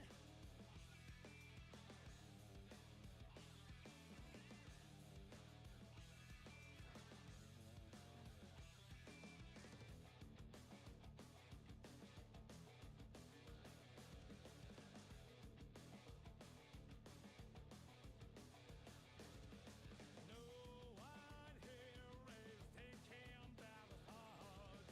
It's his kingdom and undead to waste life's grace. It is a fool who hides because everyone is his eyes. And every outlaw, no age can judge him. Truth is always born in the mind. The big book had shown him the right path. Wouldn't have repeated all. Justly sin was gold. That is the word of the guy who was hated by the god of failure.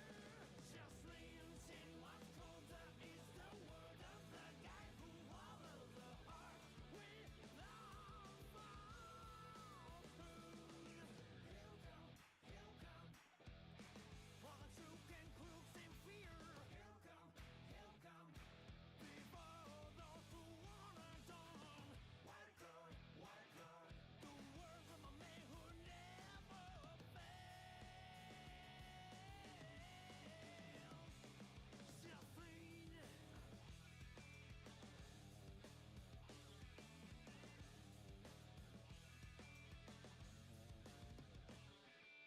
He says half the world is my love.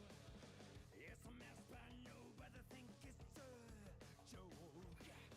Whether it be mother, sister, or daughter, whatever he doesn't talk about, fake love. The outlaw, no age can judge him. Truth is always born in the mind. If the big book had shown him the right path, wouldn't have repeated all.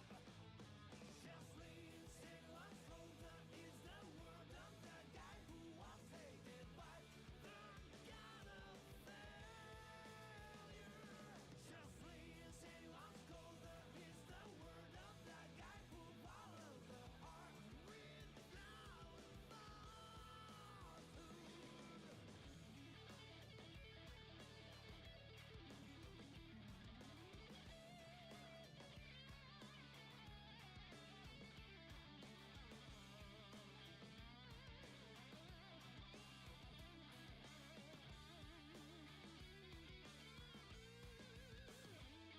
Justly sin was colder is the words of the guy in the fight.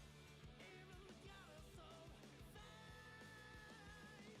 Justly sin was colder is the word of the guy who loves and bullies.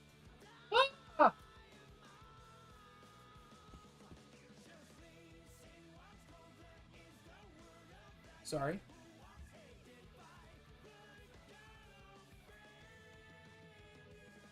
Justly sin was colder is the word of the guy who followed the heart without He'll come. For the sook and crooks in fear. He'll come.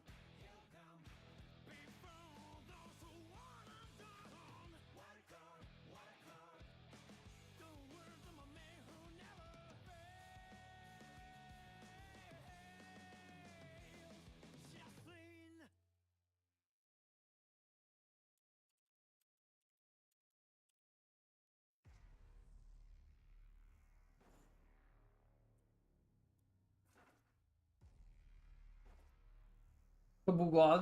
What?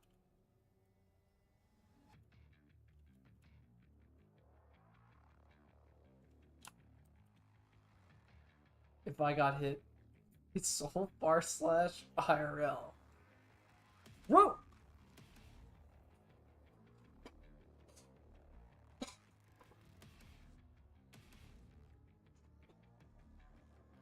It's probably what I would also say, considering getting hit by a Soul Bar slash.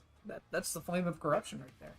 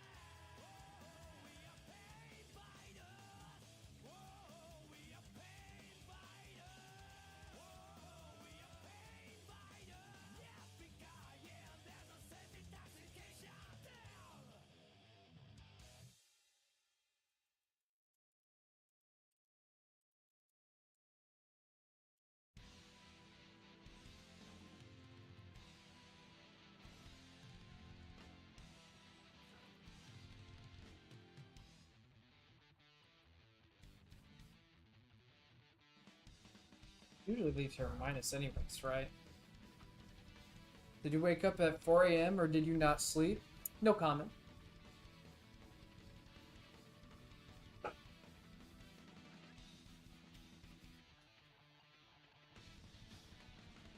Senator, I don't know.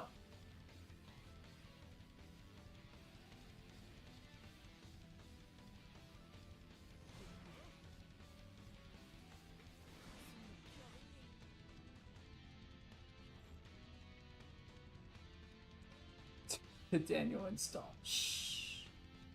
Hold on. Hold on. Wait. I'm gonna turn my camera on for just a second.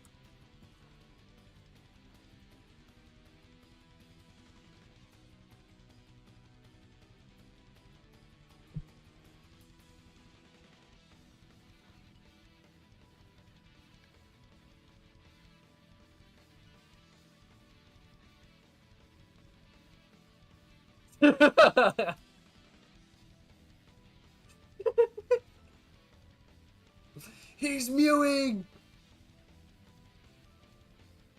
Mewing my shit.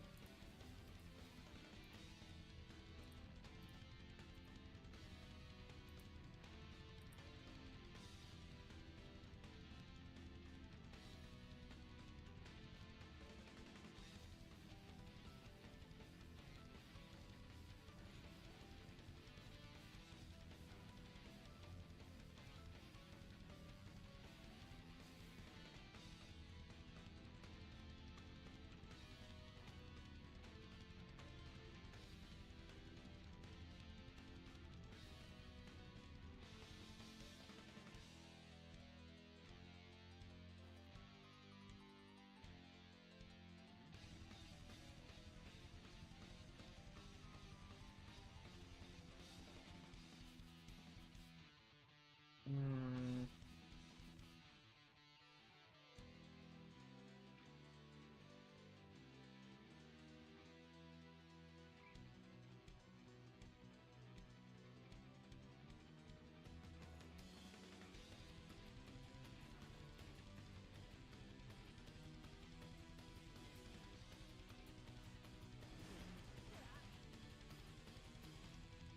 Hold on.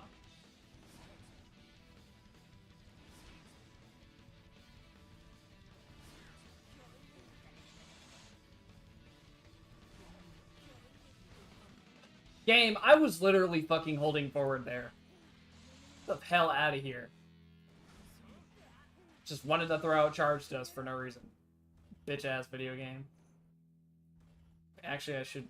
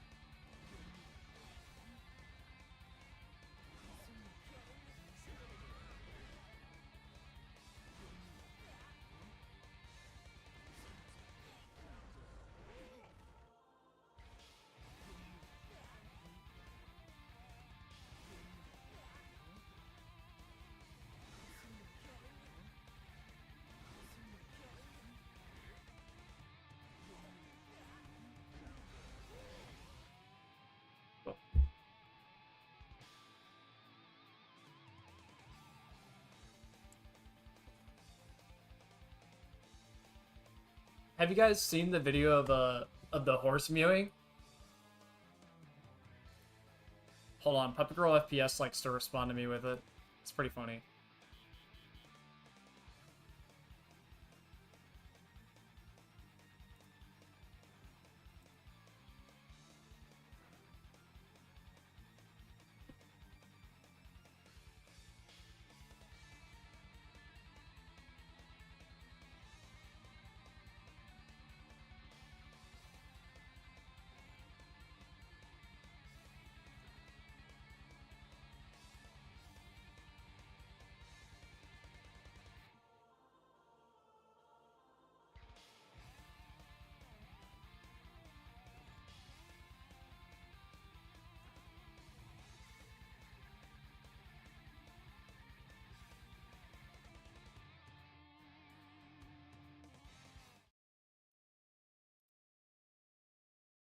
Context.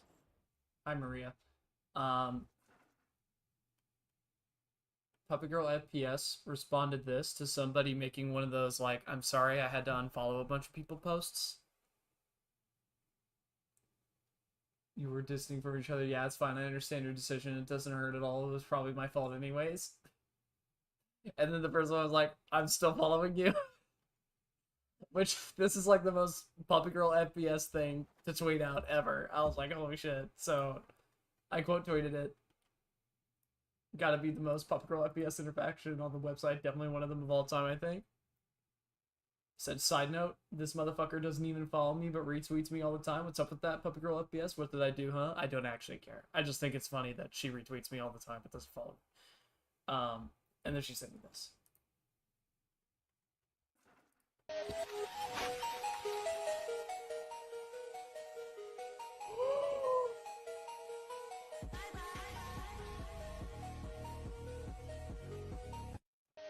He's mewing.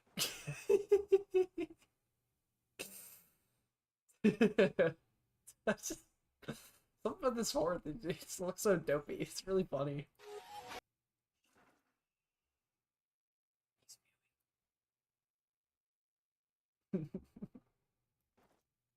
Very funny. Just wanted to show that off.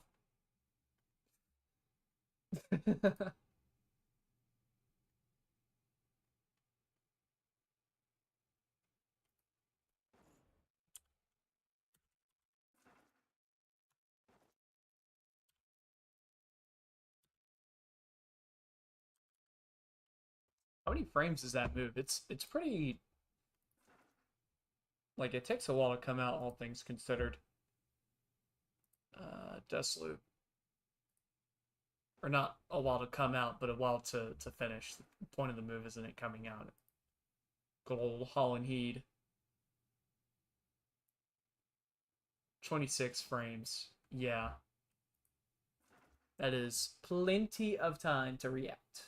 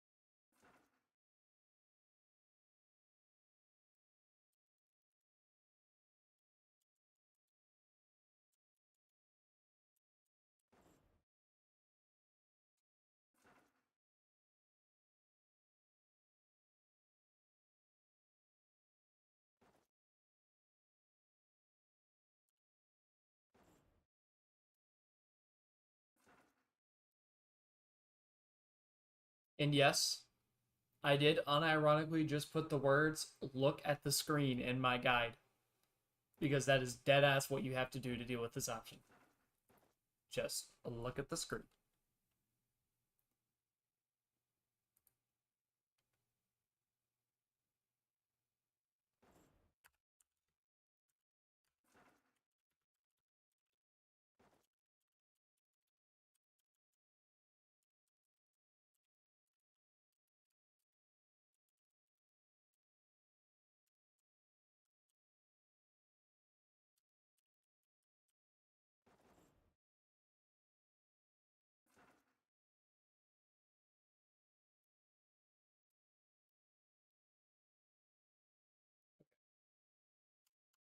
Those are the meterless options. I'm going to separate the metered options here because... And this is where things get really fucking complicated because there's a lot of different stuff that she can do.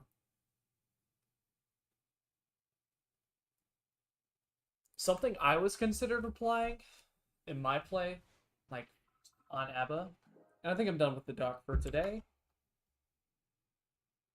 These are about all the notes I'm going to need for the meterless options, and then once we start talking about the metered options, then I'll do that.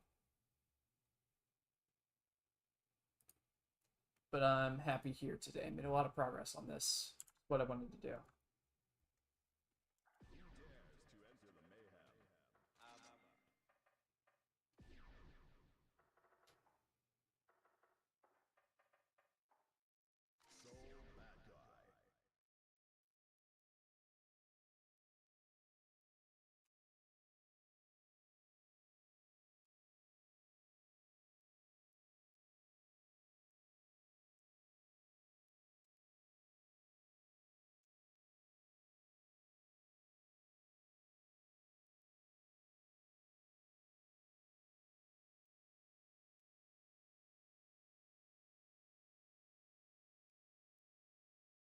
Actually, you know what? I still need to do this the other way around. Because I wanted to, well, yeah, I need to test something about it. So I need to do it the other way around. I need to be Soul. We saw black guy this time because it's funny.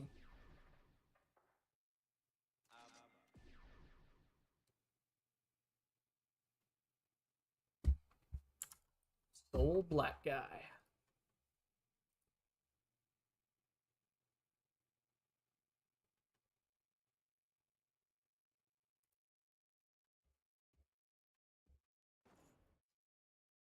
Okay, I want to know y'all's thoughts. My friend just sent me a message. They said, deranged idea. Let people pick which Wild Assault they want, just add drawbacks.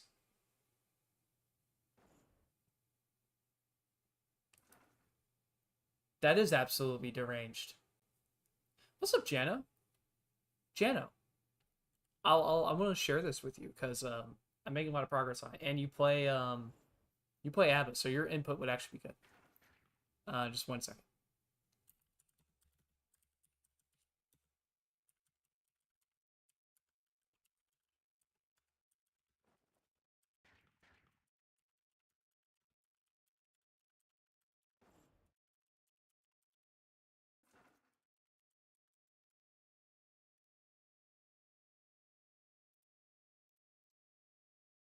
If yes, then Soul could use Blue Wild Assault to combo into Heavy Mob. Any detractors amongst us? Anyone got a problem with Soul comboing in Heavy Mob? Anyone? Any issues? No? Going once. Yep, nobody cares. Go for it.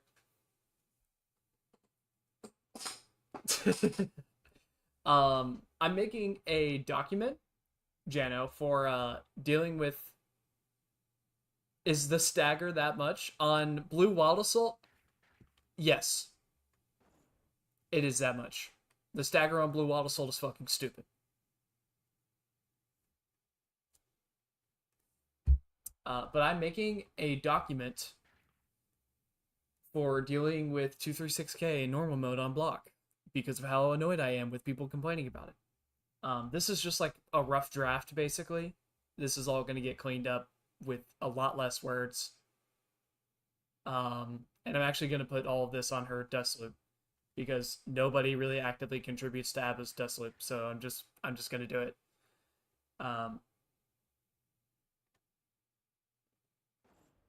But yeah, the options, I was wanting to know, like, in terms of meterless options, I'm going to deal with metered options tomorrow or another day, because this is a whole nother fucking can of worms. But for, like, the meterless ones, I'm pretty sure I've got everything. 236K into 2P with nothing.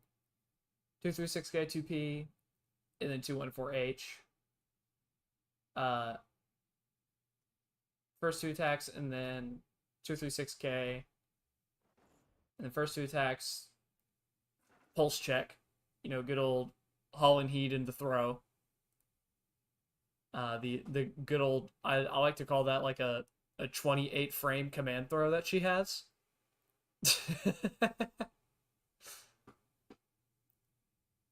Um, and then this one, just backdashing away, which I don't think is a very good option for the ABBA player. Probably should never do this because of what I said here. You're kind of giving up space where you don't need to.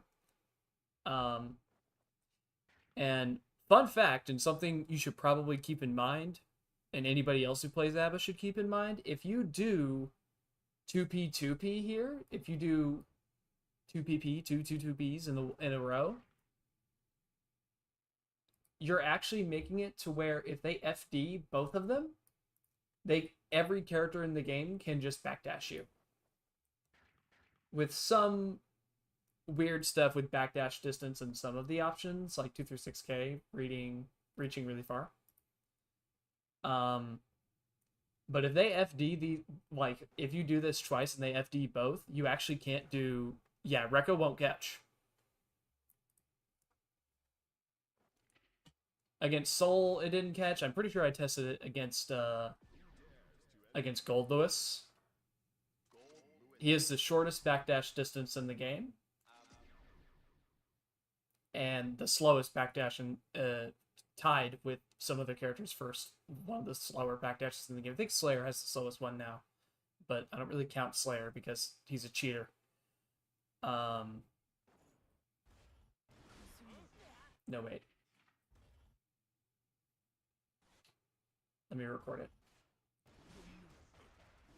Whoops. Just like that.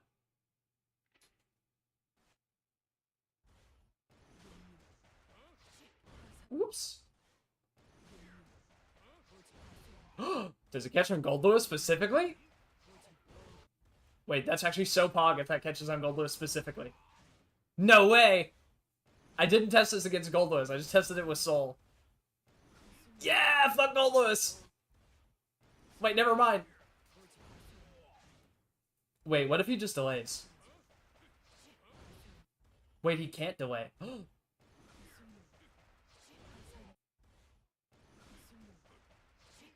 Wait, what if he stands?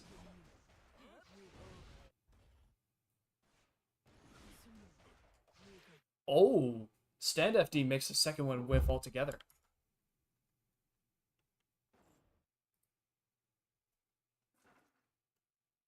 That's good to know.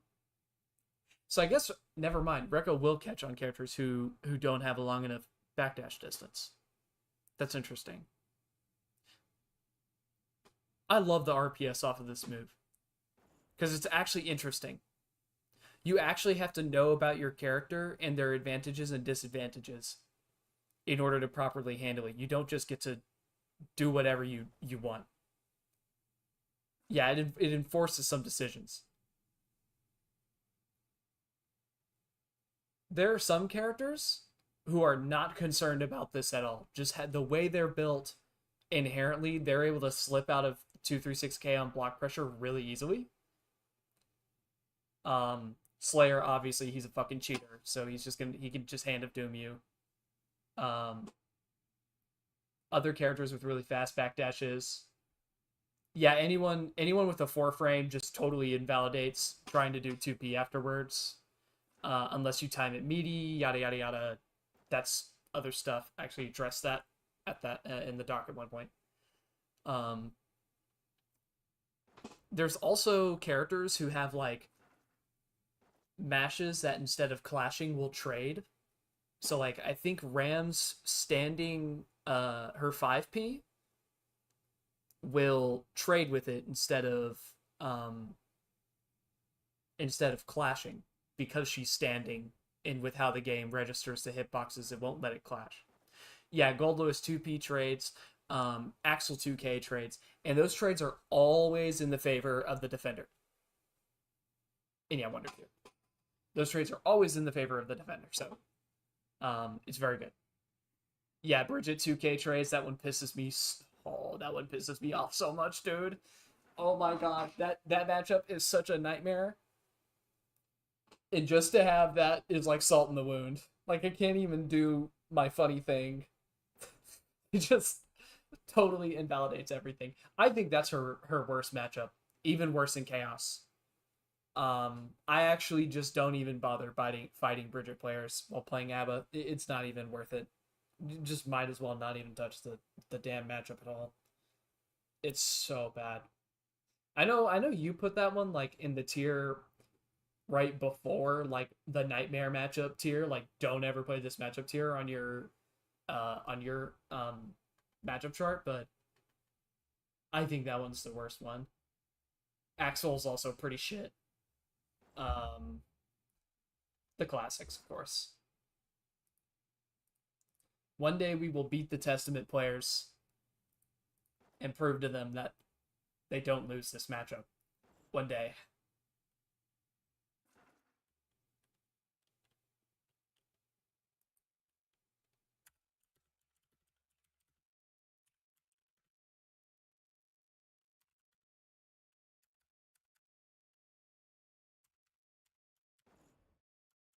I'm gonna write this down. 6S at all.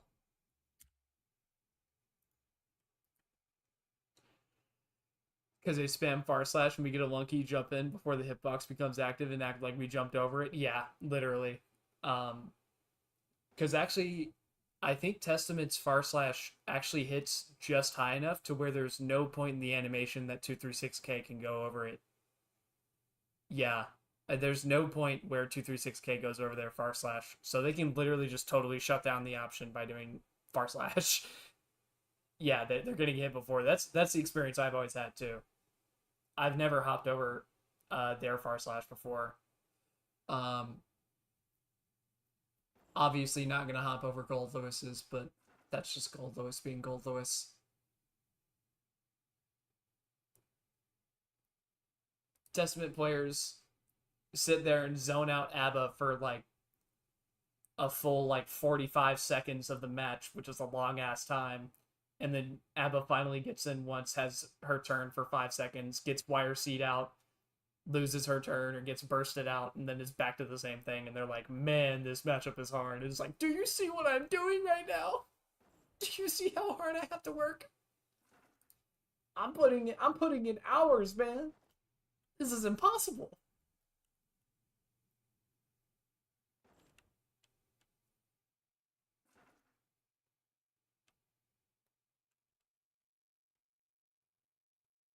Doing Reaver and listen, doing Grave Reaper into Bird is really hard, guys.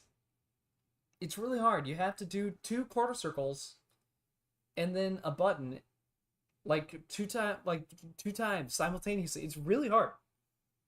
You don't get it. Sorry. It's just oh man. It's really funny talking about that matchup. Um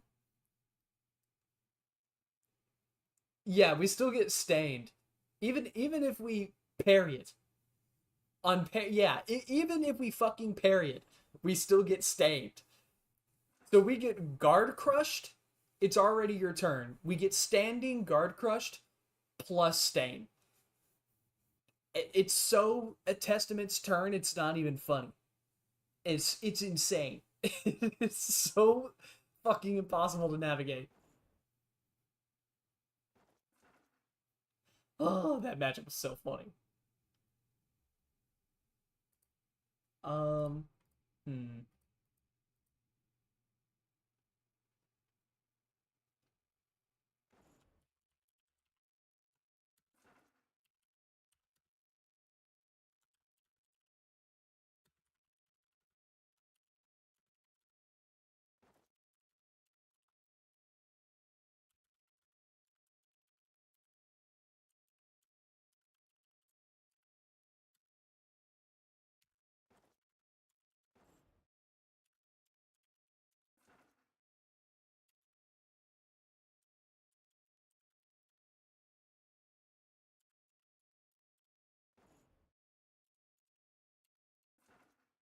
There we go. I think that's good. He's standing FD.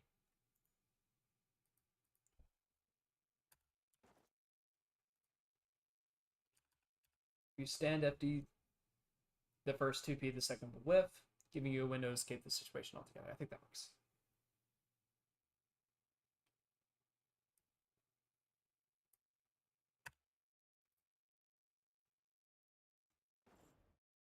like this is the kind of stuff. This is why I like it, because you rarely have interactions in this game where like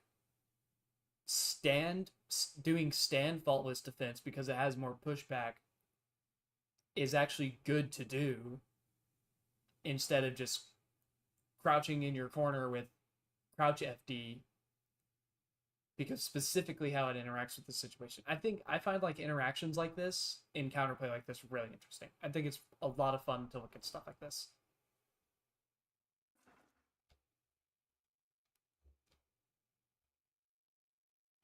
2362K, that's only if Abba's spaced out enough and if she timed it meaty, so she's plus enough to get away with 2K instead of 2B. Close slash after 236K is a meme. Total gimmick. If anybody falls for that, you can hold my nuts. 236K, 236K, and 236K 6P are like two sides of the same coin. One calls out characters who don't have tall enough mash, and one calls out characters who don't have short enough mash. And then this one is just another pulse check. You literally have enough time to like backdash and jump, even on Gold Lewis, and his backdash is super slow. So, like I said, I'm gonna cover the metered options later. But yeah, that's my progress on it so far. Like I said, rough draft, but it's coming together, I think. I was wanting to test this.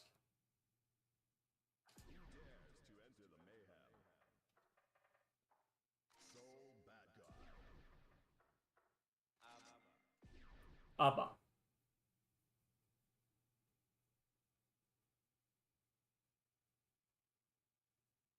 Oh my god, my playlist stopped. It means we got through all the music. I didn't even realize. Wait. No, it didn't stop because we got through all the music. It just stopped.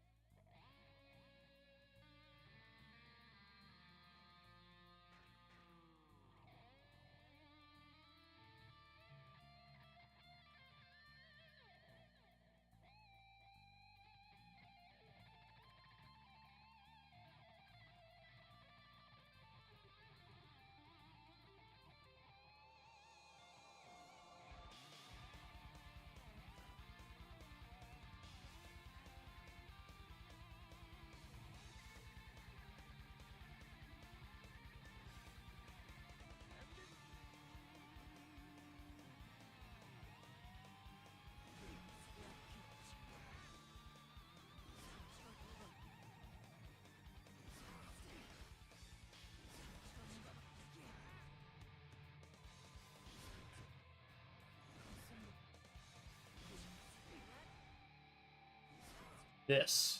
Following up this with like a jump cancel JD. I'm interested in this option. I don't know how good this is. I need to see if it loses to 6P. Oh, I just got mixed by my own fucking recording, by the way.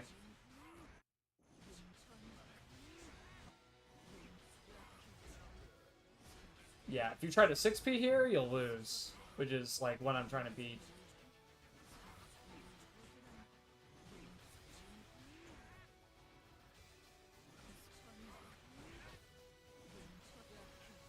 Okay, yeah, it loses to the DP. That's what I was wondering.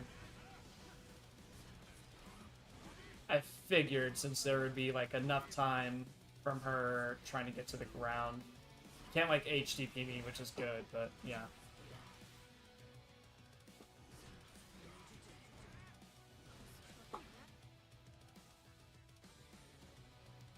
If you go straight into key grab, it jumps. That is another one I was looking at a little bit. That one concerns me because air key grab is really fucky sometimes.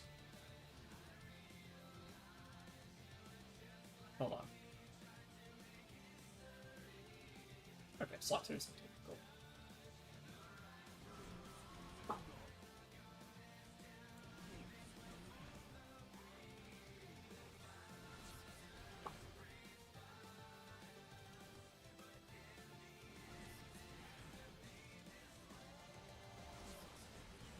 If they mash.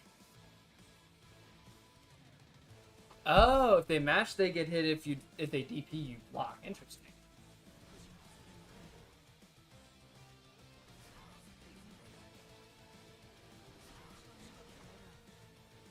You try that then.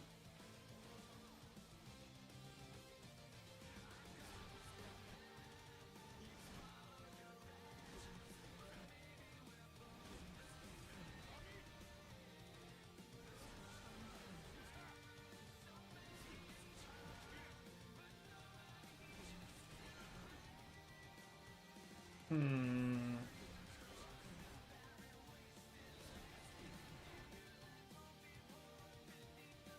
Yeah. I don't know. Is there an option that lets you do that? That's what I'm. It's really interesting.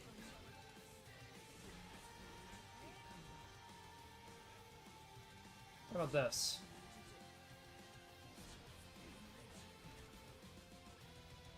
It's like that. Well, no, that would still have the. What's up, Bozier? Oh yeah, the cross up. You can do that. That one's cheeky. That's a really cheeky option. It's fun.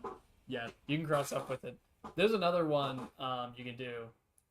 A monstrosity of a tuck I found. Oh, how did I do it? I think it was like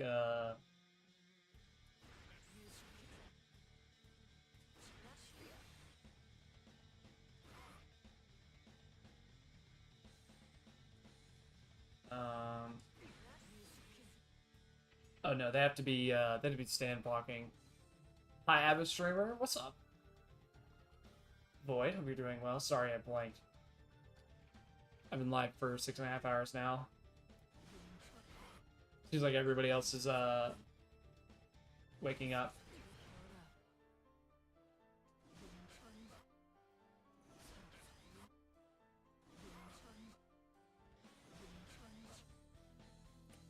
Yeah, I heard about that. Bluespur was telling me a little bit about that.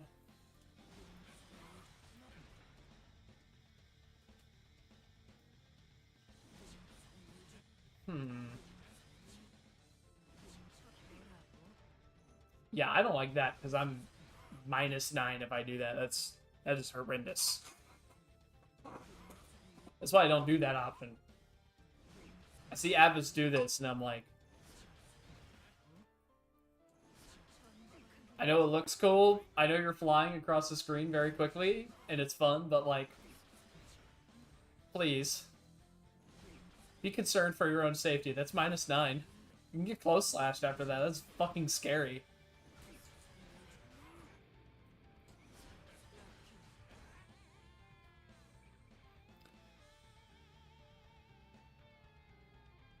Seeing what they changed back in the big patch is coming up, probably. It's a knee-jerk reaction. This seems like a knee-jerk reaction, because that character really hasn't been out for long, and Arxis isn't known to, like, hotfix characters like that. I mean, we are playing a video game right now that is evidence of that fact. They do not like... They don't listen to the community complaining about shit and go, let's fix the character right now. They will absolutely ignore the fuck out of you. They don't give a rat's ass.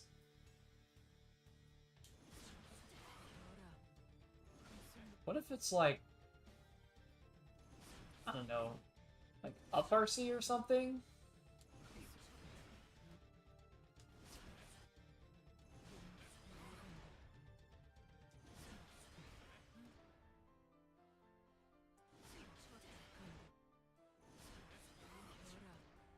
Oh.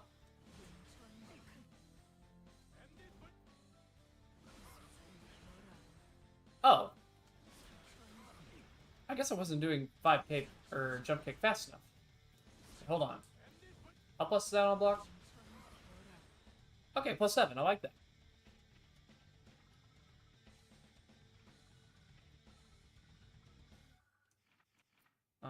Let me record that.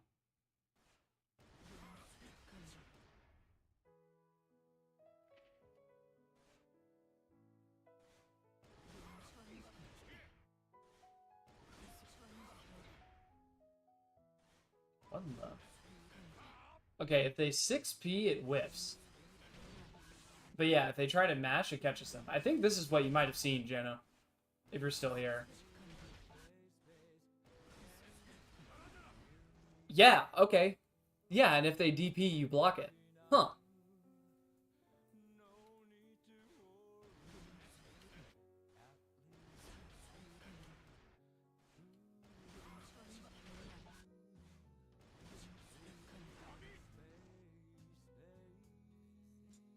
That's interesting. That's a pretty funny option.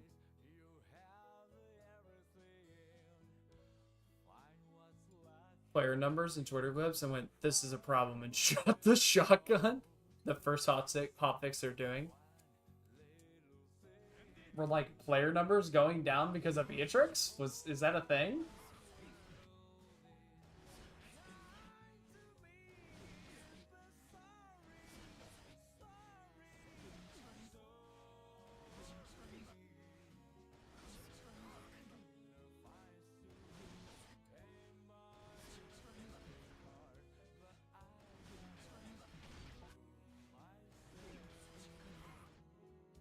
Man, this puts you in a tough situation, huh? Now this option, this is pretty. I mean, she has enough time to block the 6P, and that is how you counter this, because you have the upper body invuln and it becomes your turn.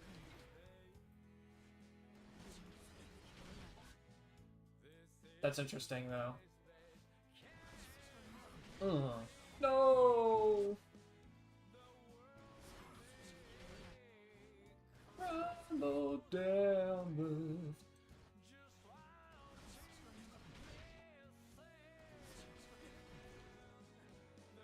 80% player for weeks, it's all Beatrix, and not because they like the character. I'm about to say a rude thingy. Go for it. I don't... Listen, we bitch around here. We moan. Wait, what? We do... Huh? What did he say? How far away does that chase you down from? Oh, okay. It landing later caused her not to be able to do it because of recording. God damn! Okay, so maybe JK into key grab is the play there from now on. Although, what happens if you crouch the JK, right? Can't you crouch that? Oh, no, you can't. Okay. That's actually really good. I like that. I like this a lot.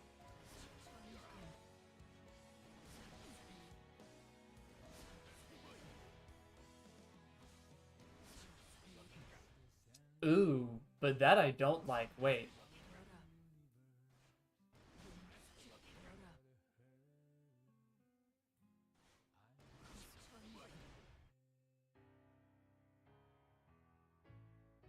I don't like that at all.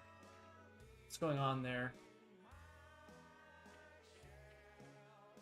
Mr. Bad Guy, can you crouch for me, please?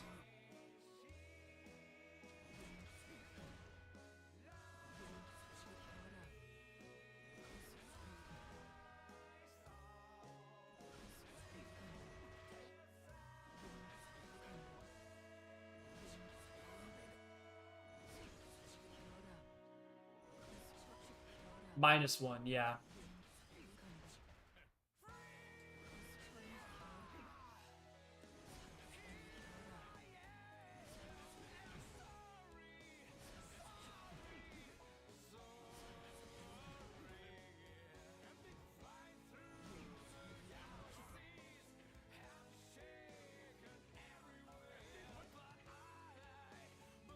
I want you by my side. Okay, that I do not like at all. Well, okay, I'm only +3 here. I can't... Right? Like, I can't... There's nothing I can combo into after that.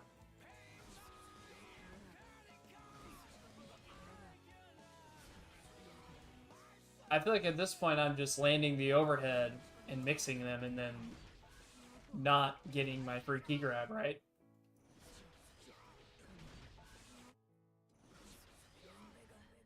I mean, I'm 10 here.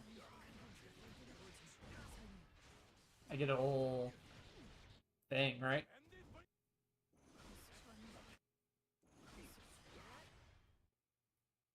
I've just been doing this one because I'm lazy, and I like how JS looks. I think it's a very satisfying animation because Abba just flashes her butt at you. I think that's really funny.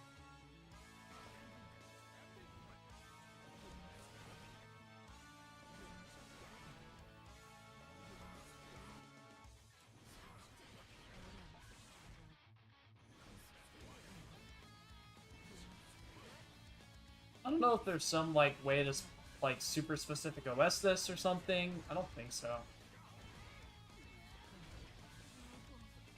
That's not what I wanted.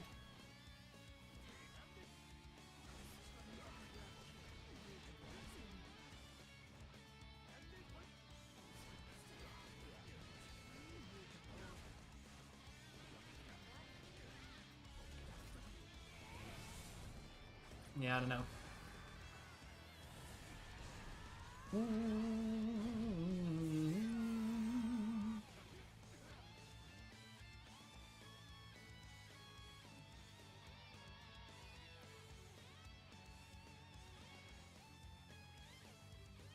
We both know that the only reason she's fun in it is because you can press buttons without thinking and get Season 1 Soul Strive amounts of damage. These people then go to beat her such a spam meme saying how she is the stupid thing possible 20 does.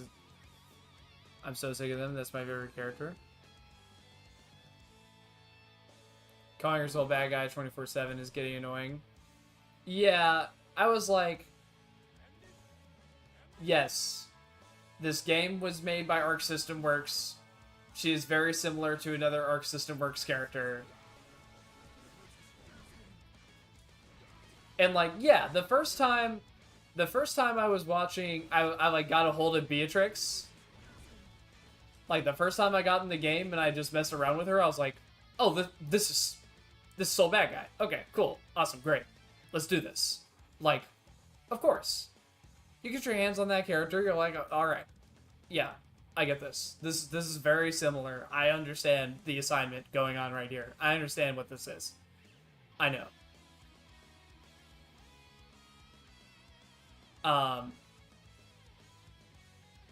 But then after that, it's like, okay, but okay, cool. Like, there's other stuff though.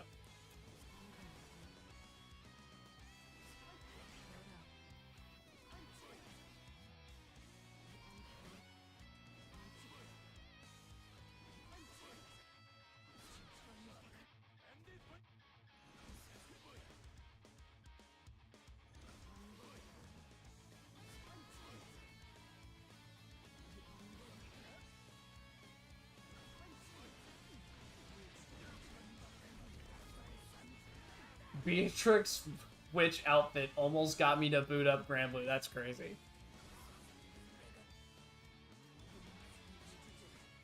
Yeah, there's other stuff going on with her that isn't just Soul Bad Guy. It's like, you can't keep beating the dead horse.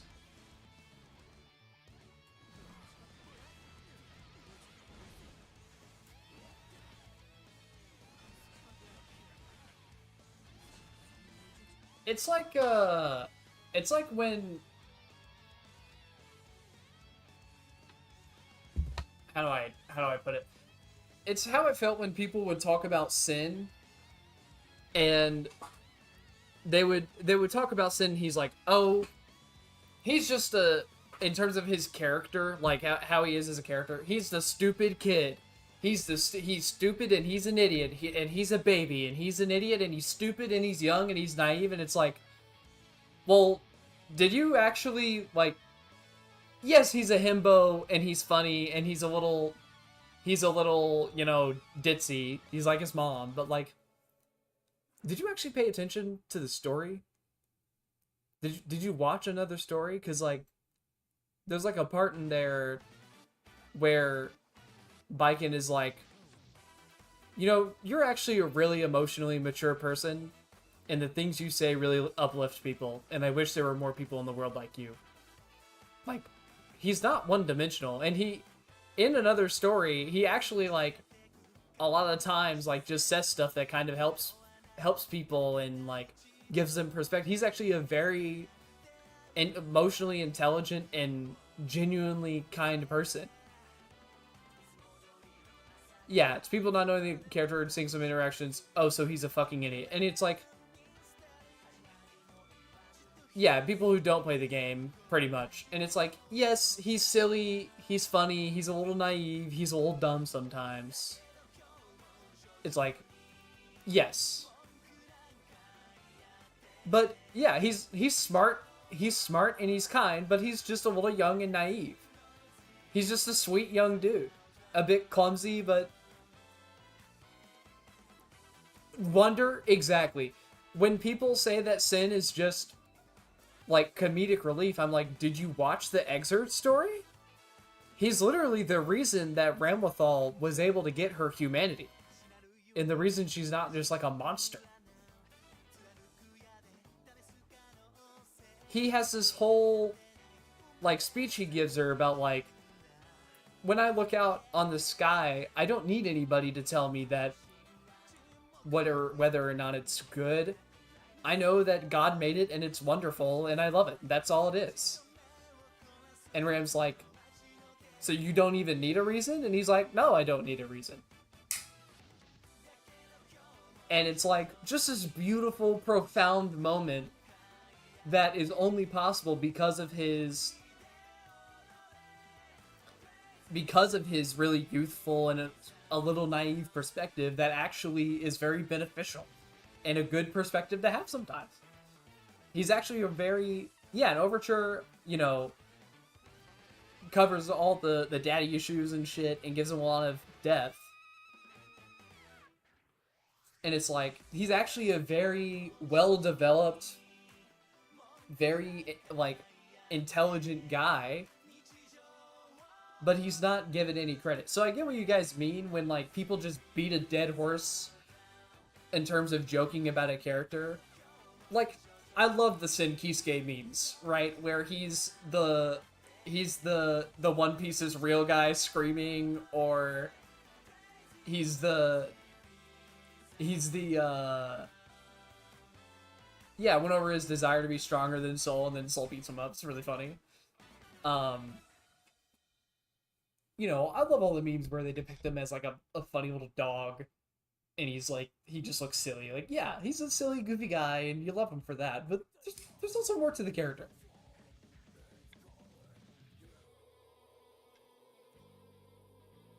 It's like depicting.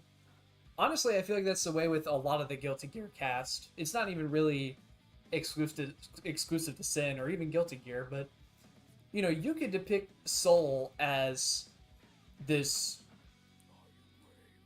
It's not even like a problem. It's that they do a good job of characterizing by giving you like, oh, this is how they act on the outside. This is like their basic, like their vibe, how they come off.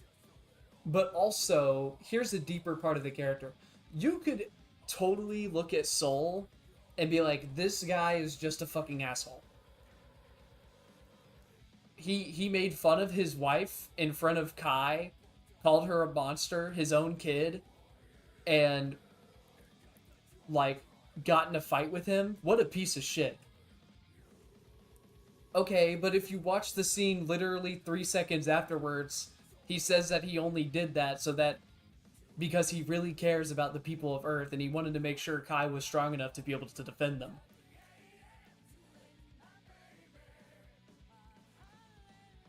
There's like the outside of the character, and then Guilty Gear goes out of its way to go, but here's more to them, right? I really love that about a lot of these characters, is the fact that they have depth outside of just their outward, forward, like, appearance, And they don't bother seeing kind of the inner workings of the character.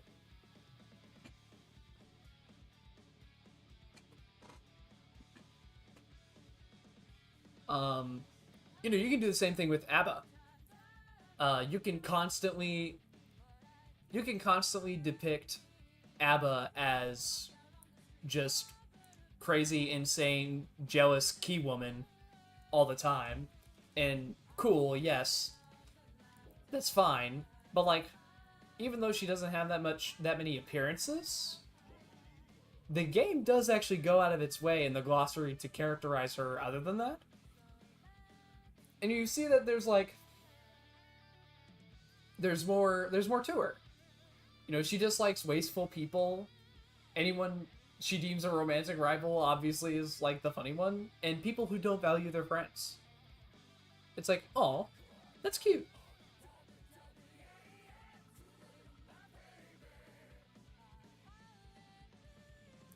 Is Beatrix stupid and boring? I was just fun, and then they answer with, suddenly I lost a lot of interest for her, and I'm so glad they did. Yeah.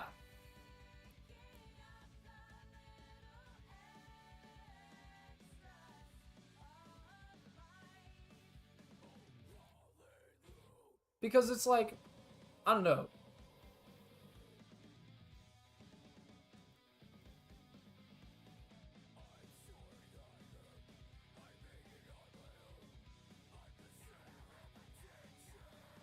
Yeah, it's just like, I don't know. I wish people would be willing to read more into characters and give them more credit where credit is due, and not just treat them like the characterization that they are at every given turn and opportunity. Like, not turn them into a caricature. Obviously, it's fun to make memes around that and joke around that. And there's nothing wrong with that, but sometimes it's good to pump the brakes. You know?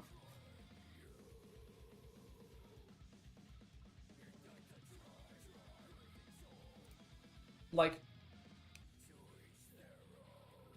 okay, hold on. There was a really fucking funny line in here that had some really hilarious implications about ABBA.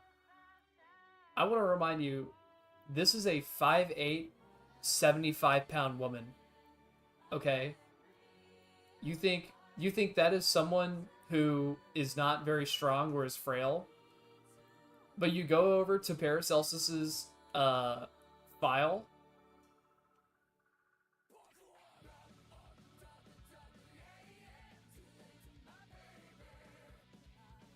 and it literally states, Paracelsus desperately seeks more carnage, asking every powerful warrior or traveler he encounters to become his new master. So far, to little success. Every person he asked to become his new master bore the brunt of ABBA's furious jealousy.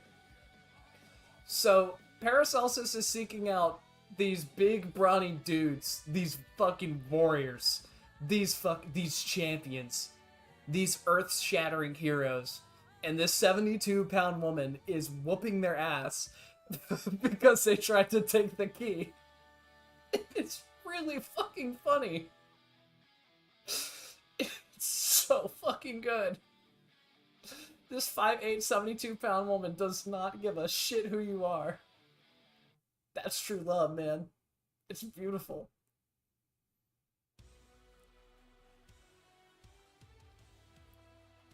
The amount of, and it's like, the amount that it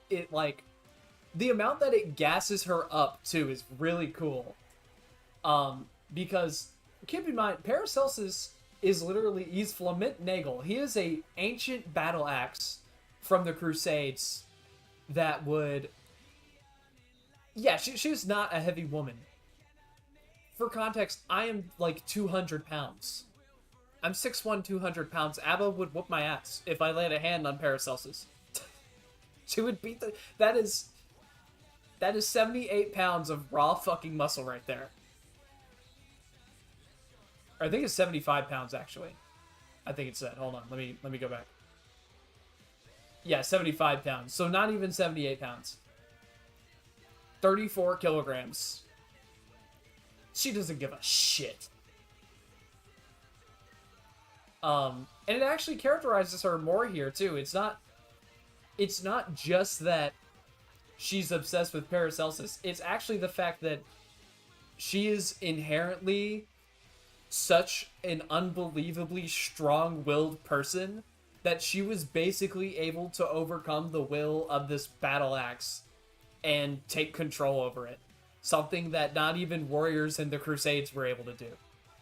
It literally says, well, once he could interfere with his wielder's mind and control their thoughts and emotions, he finds himself on the other side of the equation, yielding in the face of Abba's tenacious will. Her thoughts are formidable enough to change Paracelsus's form. She is... This aura... Me and Clarence were talking about it. This woman has insane aura. Abba has aura off the charts. Her aura goes crazy. And it kind of makes the scenes in the story where she's like, so like, there's 10-year-olds that weigh more. What's hilarious is Abba is, I think, technically 10 years old. Okay, actually, she's not 10 years old anymore, actually.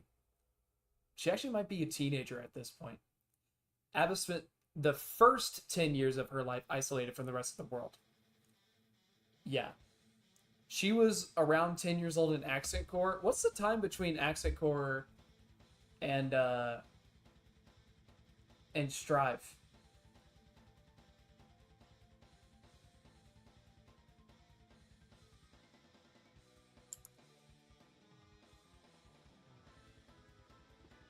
Hold on, wait a minute. Can't we just, why the fuck am I asking this question?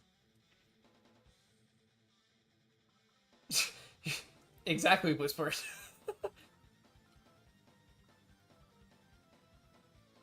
like, wait a minute, what the fuck am I doing? There's literally a timeline right here. Soul joins Holy Order. Hold on. Okay.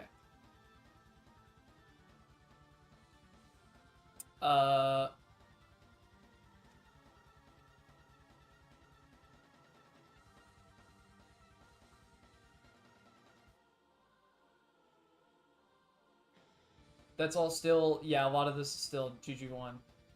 Okay, Dizzy's Bounty. This is Accent Core, right?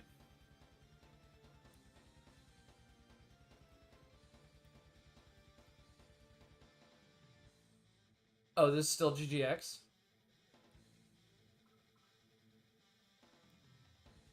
Accent Core is I know.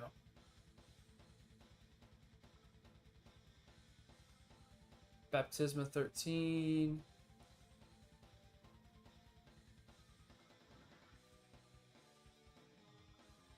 That's Valentine. That's Overture.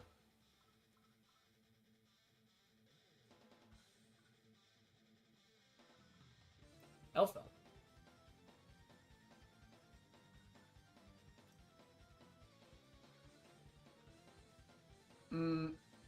We're too far ahead now. When Aino appears, where is she?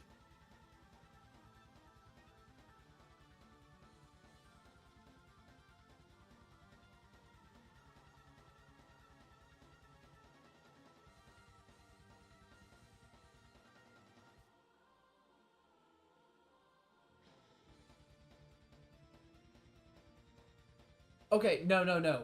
This has to be it. Because when Eddie controlling Zato 1's body is Accent Core. Zato is named Zato in GGX. So 2181 is Accent Core. At the bare minimum. Yeah, it's around Eddie's death, which is marked as 2181. So let's assume that she woke up around 2181, I guess. What the fuck? What even was the main story in Accent Core? What was the main event that happened? I can't even, like, what even occurred? What was the main thing going on?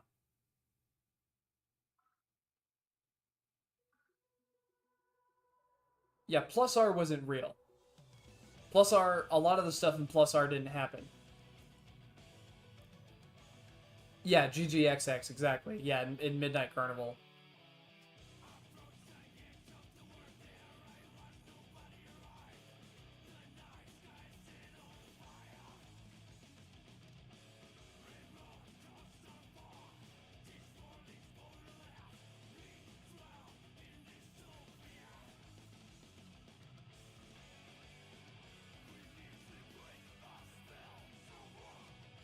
Yeah, so if she's around...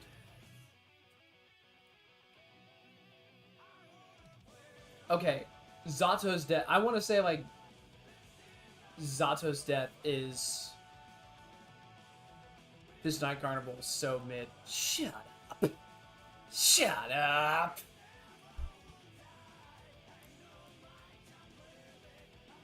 Oh, to participate in the selection tournament for the second, okay.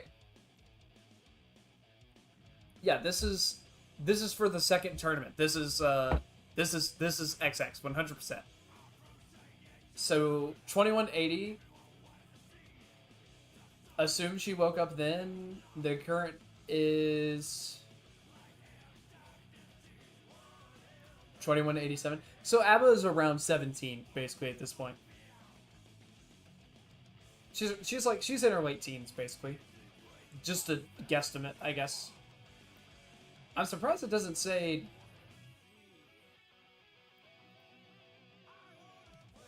Yeah. Yeah, Justice's Annihilation is what happens near the end of,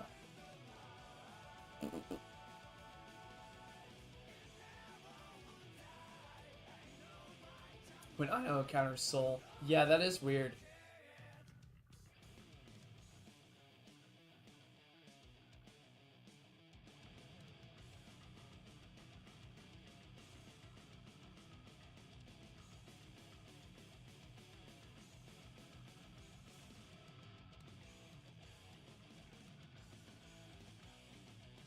That is interesting. So what?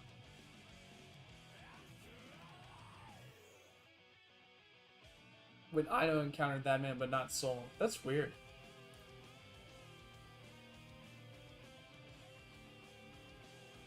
Yeah, the second Sacred Order of Holy Knight selection tournament. That's the XX story, or at least part of it. You know.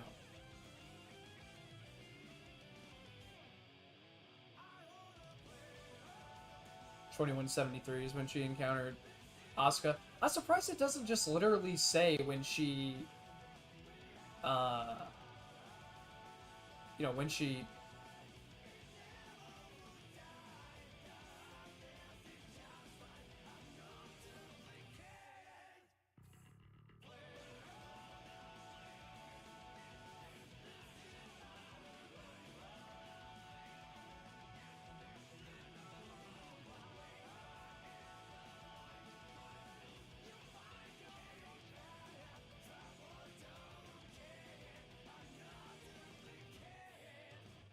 I know appears. Oh. Okay. At I know appears, it has ABBA.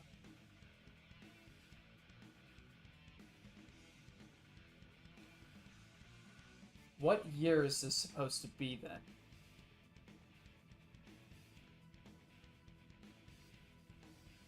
Why doesn't it just directly state that? This is really annoying. Is ABBA not on this one? Yes, she's not.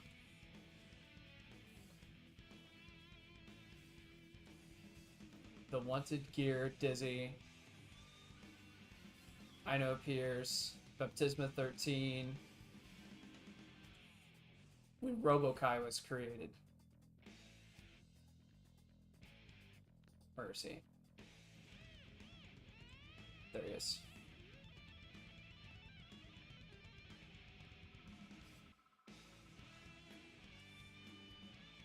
When the fuck was RoboKai created? Yeah, that's what I'm thinking. When is it? It doesn't. It usually says fucking dates on this page. I thought it did.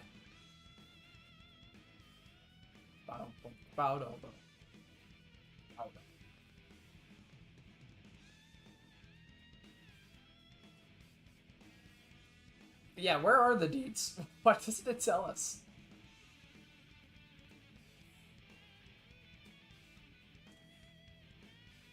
Hey, Daisuke, please fix. Okay, it's saying I know appears is when ABBA shows up. And then Baptisma 13 is on the next slide.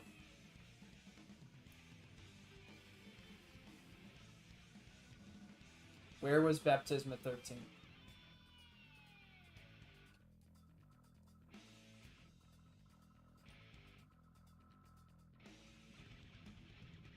Baptisma 13 begins. She was before this.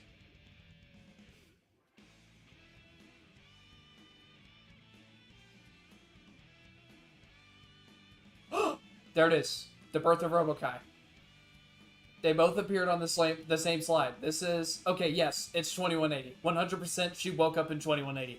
That's it. Period. That has to be the year. So yeah, she's 17.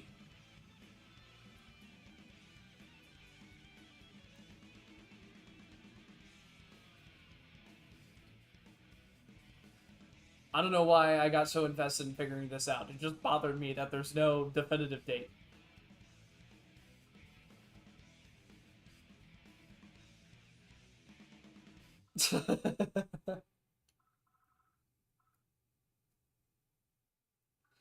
It's really interesting that she shows up. Like, did she even have any canon interactions with the rest of the cast? I know Slayer punched her. Canonically, Slayer punched her and she survived, which is really funny. In the anime, the original anime, Vast Edge, Slayer knocked her damn lights out and she went flying like 16 kilometers and lived. I'm telling you. Oh yeah, Vast Edge, that was Pachika. What was the thing called? Slayer punched us and we survived club, yeah. I think ABBA and Bedman might be the only ones. No, the original, there were the Guilty Gear CDs. You know what I'm talking about? It was in a Guilty Gear CD where Slayer punched ABBA. Oh yeah, she did appear first in Isaka.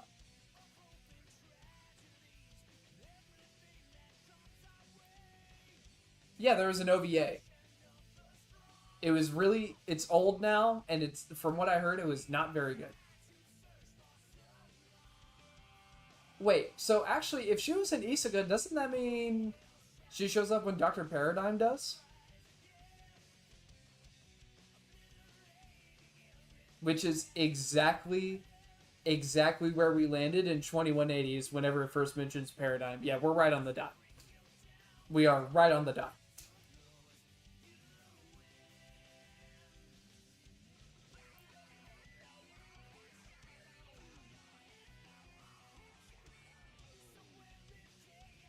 I do think it's really funny though that she got punched by Slayer and lived. I'm telling you, that is 75 pounds of raw muscle, dude. 75 pounds of just... She's jacked. Invincible. Really, really funny. I actually wonder...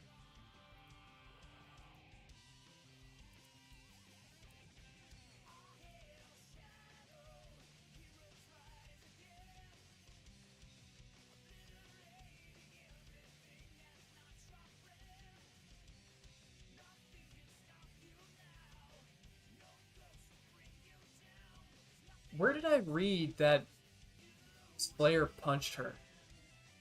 I think it was her Guilty Gear wiki page that mentions it.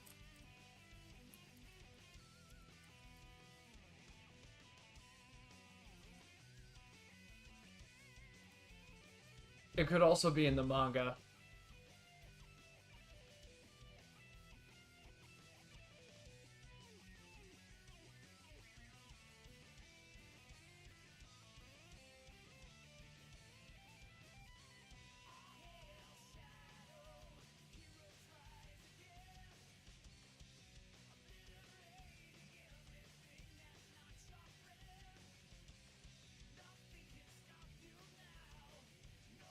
Yeah, notice the developers mentioned this, it's not in her glossary page for some reason, that she started getting into fashion. So notice how, like, she's not wearing any, like, shirt or anything at first. And this one, she's barely wearing anything. She just has bandages on, and now she's got, like, the like, weird jean short bra shirt thing.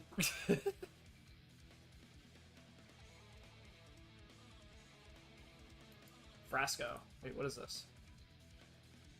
Oh, flask. Okay, that's what I thought. And then apparently we looked at it.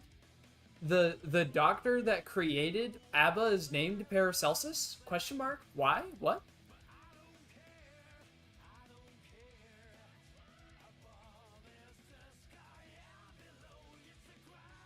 Very weird. I guess she named it. We thought we guesstimated that she named the key that because it's literally the only other name she's read in her life. Probably.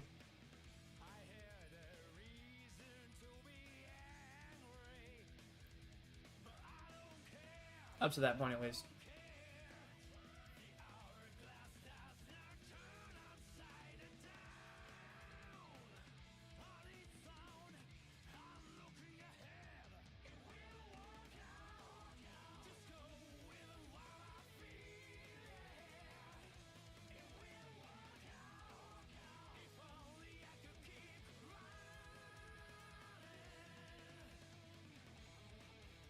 Oh, here it is. Oh, I found it. In spite of her appearance, she is incredibly durable. In her drama CD side story, she survived Slayer's All Dead, though while he was holding back tremendously. That's his instant kill, by the way. It was a drama CD. She survived like a half-power Slayer IK, which is really fucking funny. Which sent her flying over the horizon until she landed somewhere miles away and was relatively unscathed. She also boasts regenerative capabilities that she had, wait, what? She also boasts regenerative capabilities as she had her arm torn off in her fight with Slayer and was able to reattach it by merely realigning it to the stump. That's really funny. She's so cool.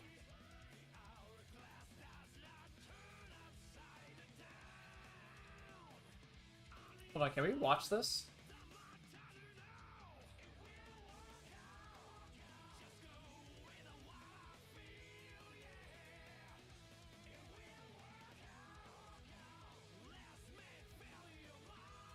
Drama CD is all sound. Really?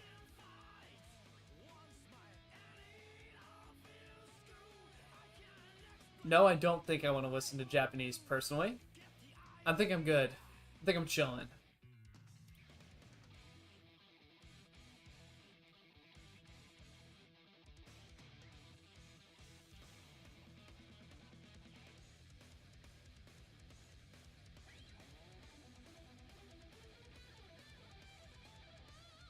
It's a fucking hour?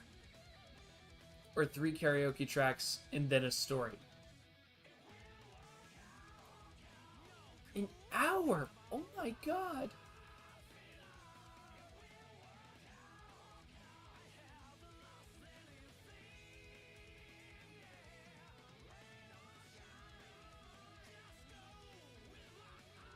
The main story title, Kiss of Blood, is accompanied by an extra story involving ABBA and 2 bonus tracks from Ghost Gear. This guy, see. Oh yeah, the Blue Practice. I've listened to this song before. It's really good.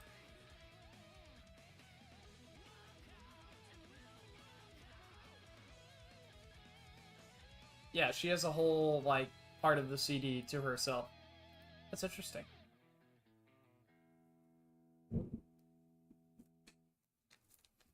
Dude, why is it storming outside? Is it storming but it's not raining? What in the goddamn?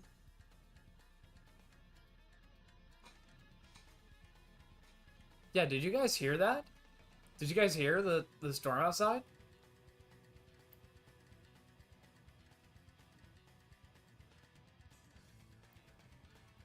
It was very loud. I was able to hear it through my headphones. Very quietly. Jesus.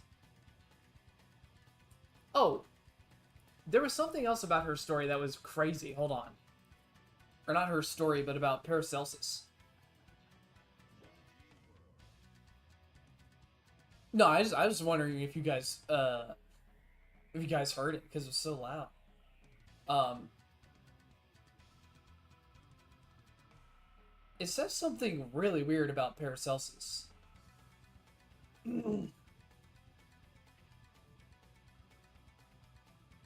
This. Paracelsus is a mysterious form of life known as a magical foci. Foci are originally from the backyard when a person's memories become bound to an object. It is said that the stories of deities and monsters such as yokai from Japanese folklore likely originate from historical foci.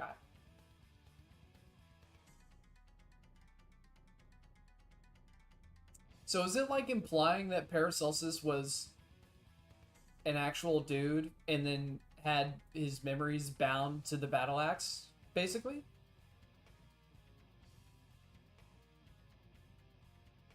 That's interesting.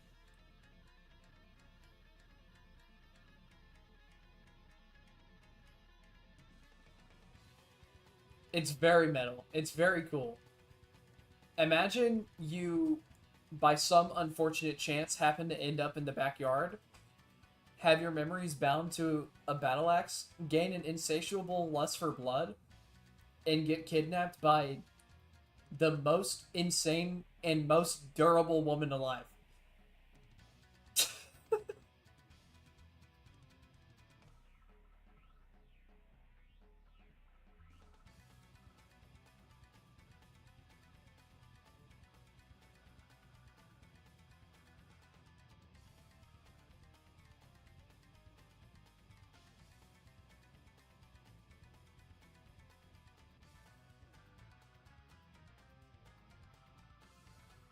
It's very funny.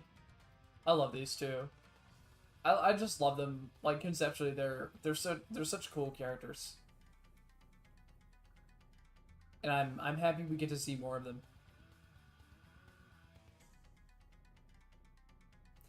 And we better fucking see them in the anime. I'm gonna be so goddamn mad if they don't show up in the anime and we don't get more with Paracelsus and Abba. I'm gonna be so fucking upset if we don't get more of them because there's like we've gotten so little of them, especially in the West. Like I want more.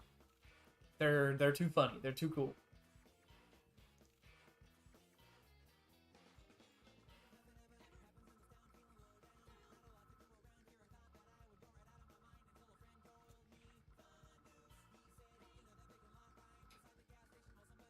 Hold on. And screws. Locations. Frasco. Located in the mountains to the north of an isolated village. Inside the manor is a research laboratory where the manor's master spends his time experimenting with these. Under the guidance and construction of the conclave and manufactures opuses.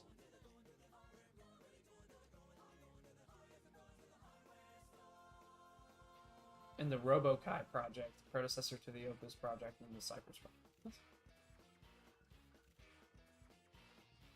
Interesting.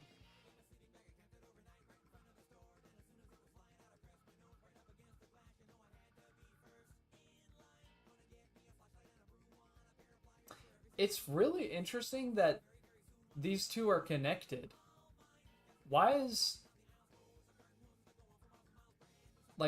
this Flask 2? And it says Frasco. It's supposed to be Flask.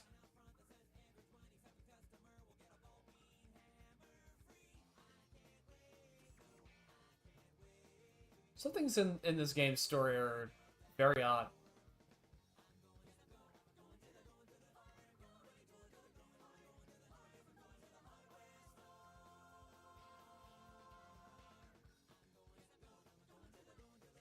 It's interesting Is it not going to mention Flummet Nagel? Is Paracelsus in the weapons segment? No, he's not. That's very funny.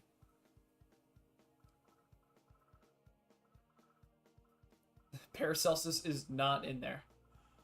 It does consider Paracelsus as a person and not a weapon. Dandyism.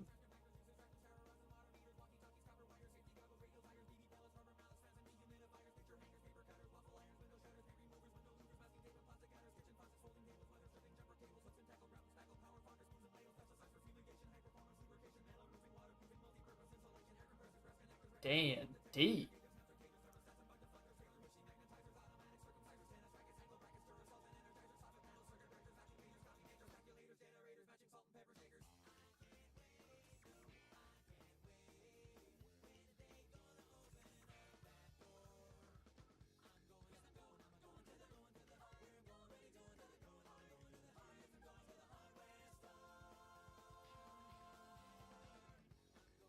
What? The unmistakable strength of a woman fighter. You're a peg? Yeah, go for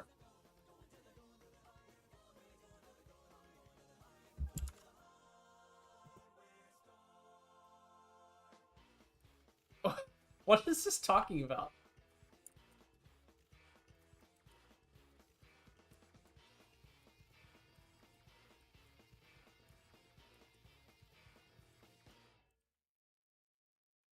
I don't know who's that's supposed to be.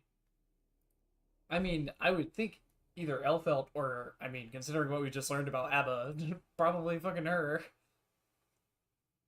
By honing her mind, body, and way of life, a woman fighter can leave her mark on her surroundings, such as on the battlefield. As womanhood is an eternal moving concept, so are the spirits and ability that a woman can put up to good use. During a fight, their personality, speeches, and even hobbies can all become assets when combined with adaptability. What?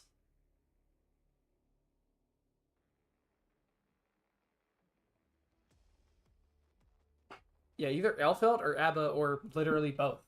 And I mean, considering that they interact together in the Strive story a good lot. Or Testament sends Elfelt on a super secret go find ABBA mission, which is really funny plot detail. That's implied that Testament sent Elfelt to go deal with it. I think that's really, really funny. No, this is Elfelt's. According to Elfelt, this is a strange power she possesses that allows her to pinpoint the locations of certain people wherever they are. Elfelt determines Kai's whereabouts using this technique. As it turns out, this technique is actually designed to pinpoint those with gear cells.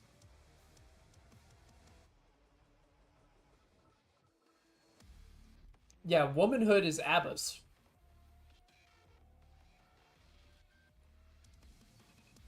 And you know what? It makes sense because think about it. Like, it was talking about how ABBA's sheer indomitable force of will is able to,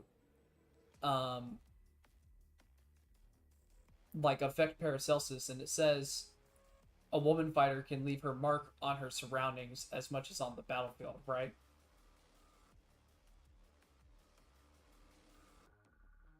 Elfelt scares me. It is really funny that Elfelt can just locate people, just locate anyone who has gear cells. She just knows where you are. She's watching.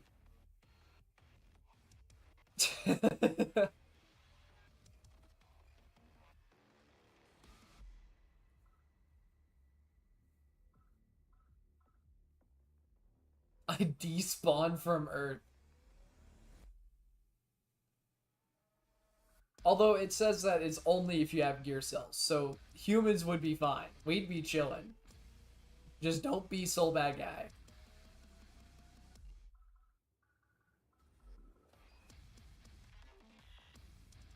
Soul Sin, Dizzy, Dr. Paradigm, etc. Interesting.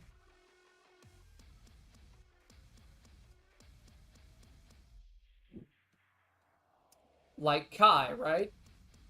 That's what I was thinking. Can she track Kai?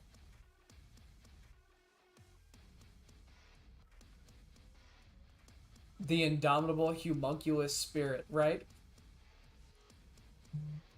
Local woman is just so womanly. It says she did, huh? Oh wait, no, you're right. I'm stupid. It literally did say that. Determines Kai's whereabouts using this technique. Yeah.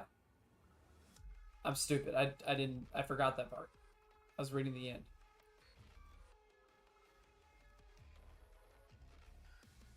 Yeah, Abba is just...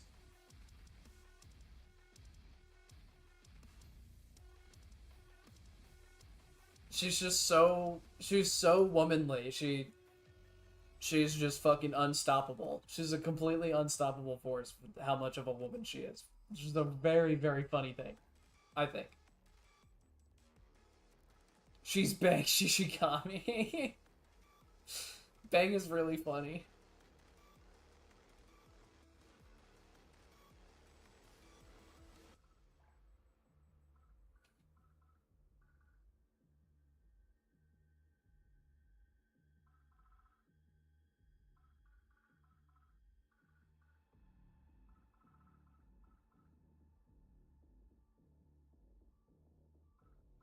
Bang is a pretty funny ninja character, I will agree.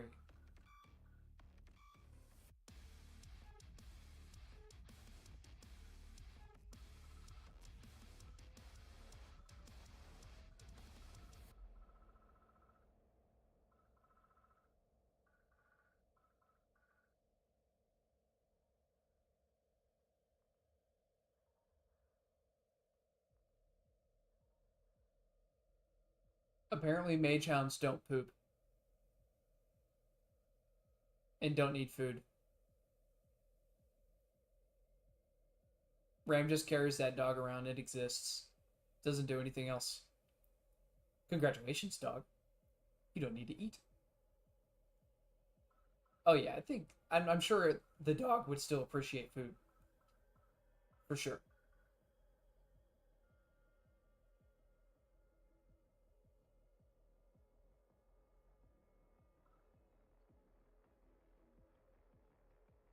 Nightwish, an alternate term for vampires. Okay.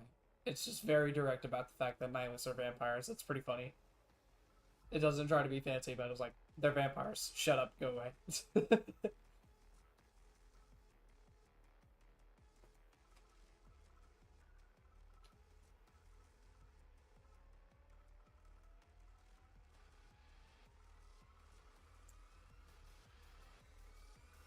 What was...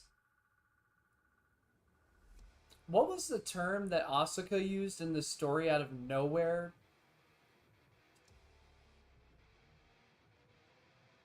Oh, wait. Hold on. Hold up. What the fuck? An artificial life form create... I think he said he just called it the Homunculus Project, right? That tripped me the fuck out when he said that. So I was like, why the fuck does he know about that? Why does he know about that, and why does he just bring it up? Yeah, he did. He brought it up at one point. In the story, he just randomly brings up the Homunculus Project. And it's like, wait a minute, why? It literally doesn't even mention that term anywheres. Yeah, I was about to mention that. Why does it say ... so far? Herm? Excuse me? Pause? What if the... I mean, what if the new character coming up is the lady we see? What if that's a homunculus? The character in the banner art for the new show.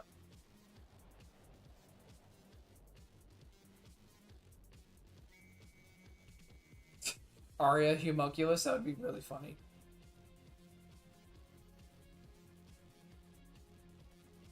It's very funny that it says Sylvar.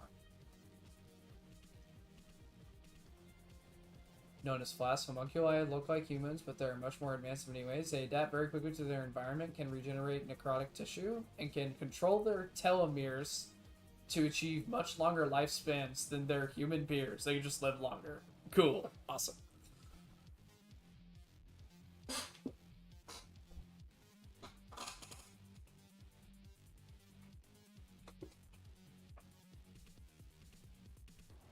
Please no Justice Homunculi.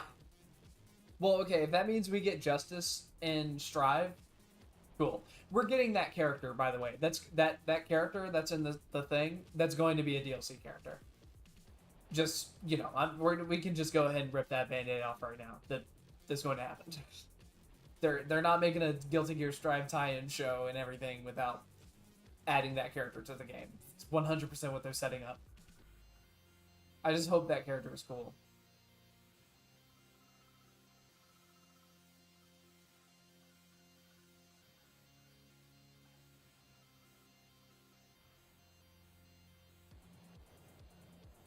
It would be pretty dumb if they didn't. I would be a little upset.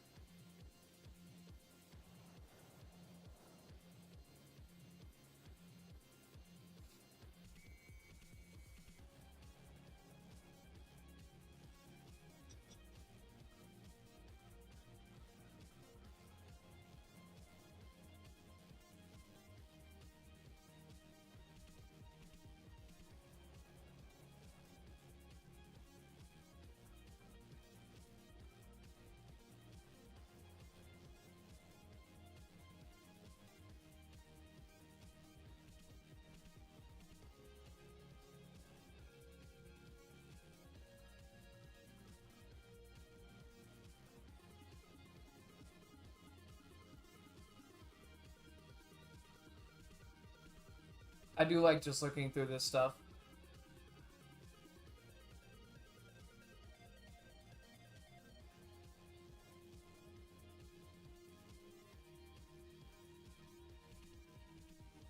Yeah, go for it. Hidden... Wait, this is really funny. Hidden weapons. A general term for weapons hidden somewhere on one's body, either under clothes or in other ways. Viking is well known for having many hidden weapons, including an iron fan, a hook, and a sword with many blades. It does make one wonder how she can fit all that inside her sleeves, though. That's really funny. I love that.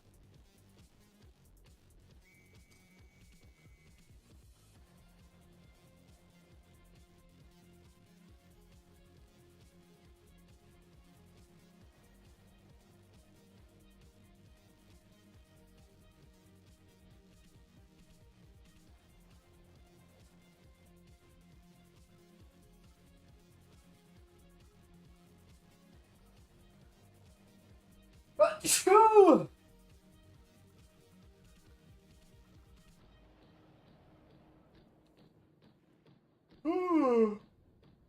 Oh goodness.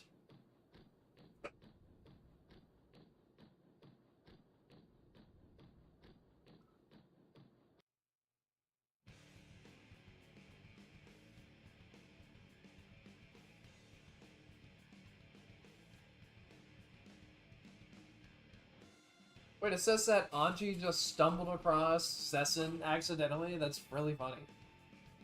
What the fuck?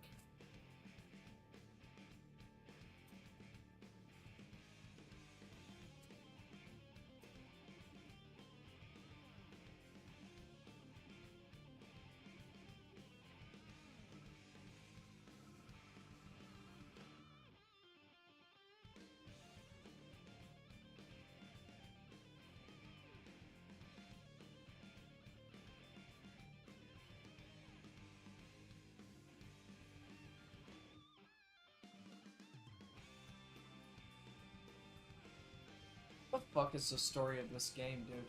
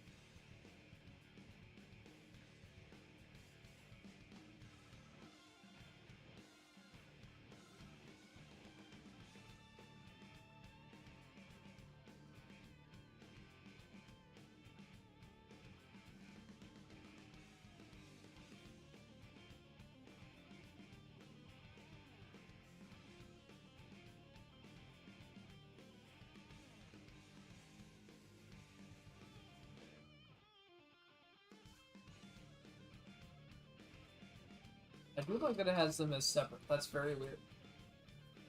Bedman? Bedman? Question mark?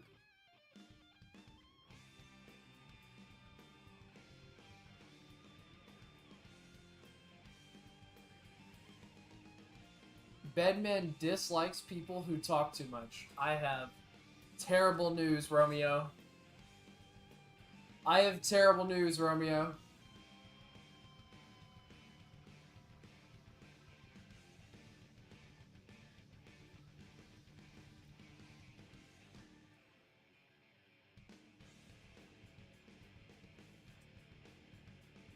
Fucking Newman. Romeo fucking Newman.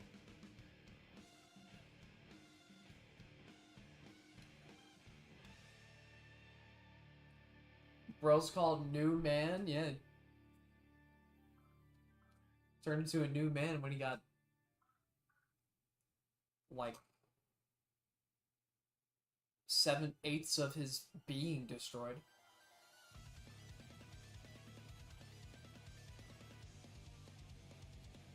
For Newman, I'm die.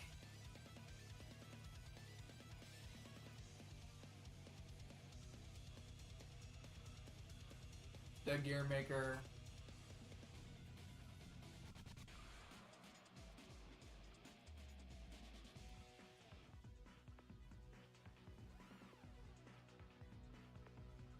Does this talk about Silver Lewis? Which is the actual canonical name for Gold Lewis's brother, by the way? No, it doesn't. Okay.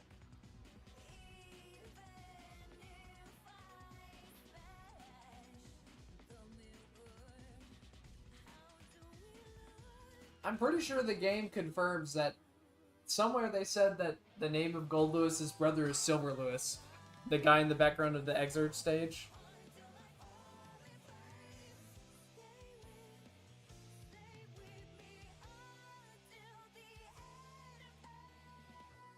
The names are really funny, yeah.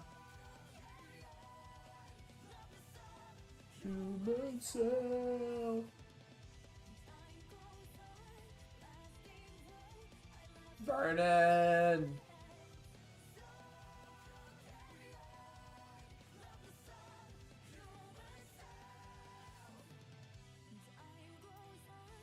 Oh yeah, Vernon's description here is actually what tells us that the fuel that Soul was using for the outrage was. It's called Zeal.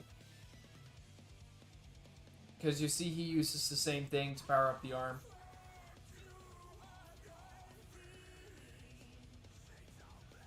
I don't know if it says it anywhere else.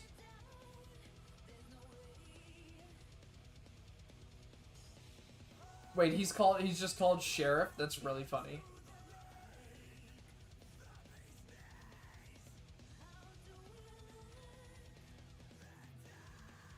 Oh, there it is, Zeal.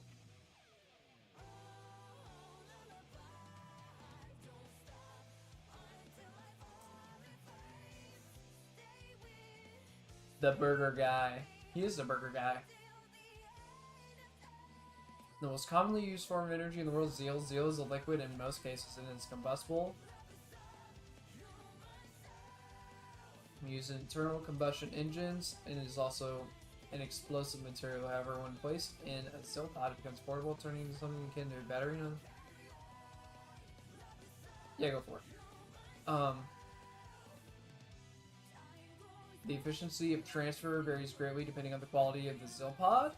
With the same amount of Zeal, delivering it through a Zeal pod, as opposed to burning it through combustion, is a more efficient delivery method. The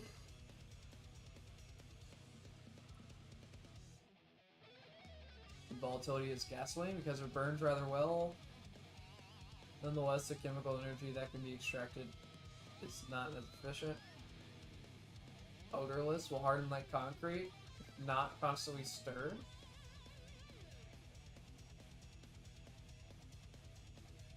Harden when exposed to air. Energy is extracted. After hardening, can be used as a writing instrument. Can I share a funny tweet? Yeah, go for it. We're bullshitting right now. Thank you for telling me what a pencil is. Dice Gauge Fatari.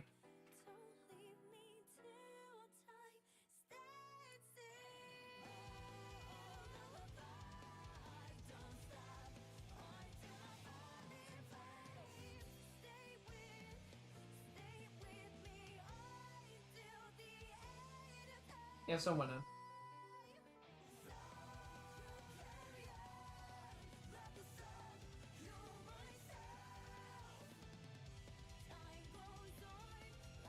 Yeah, you can share it.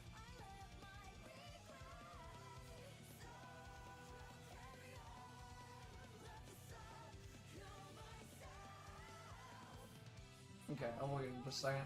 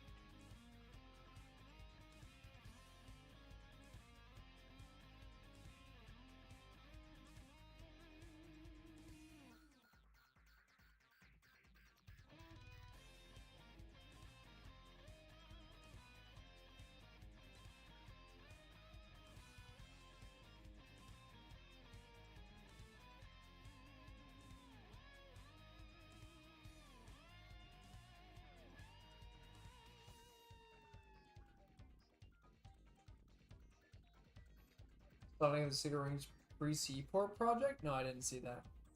Holy shit, it's Plink!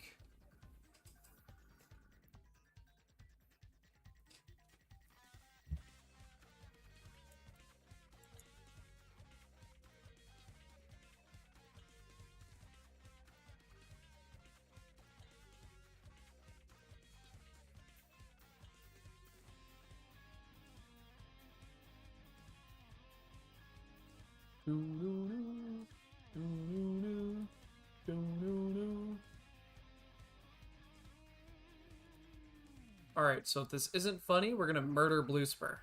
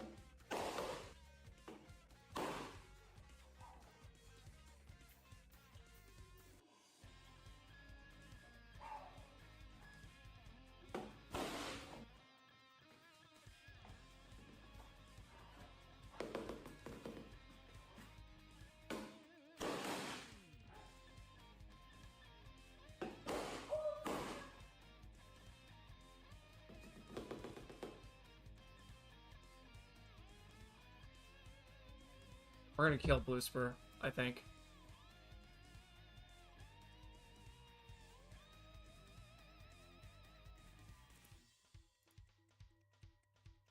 They ask why women live longer than men.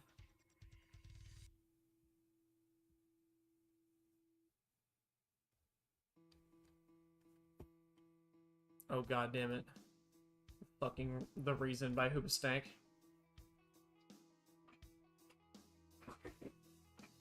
Do it! Do it now! Shoot me in the face! In the face! Yes, you can share your funny.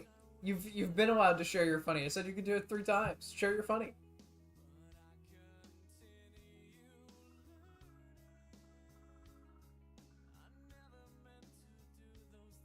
Okay. Make sure you're funny. Oh no, you did not just send a fucking Kid Dracula tweet. Oh my god, here we fucking go. Okay, hold on. Before I open this, it's either going to be Katie actually being somewhat relatable or helpful or cool.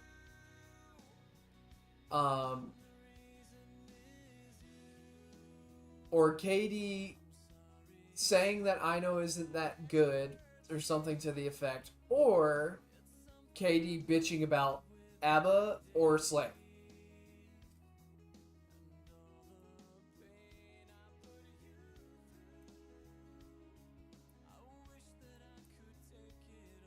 Okay, so it was the first one. This is actually pretty funny.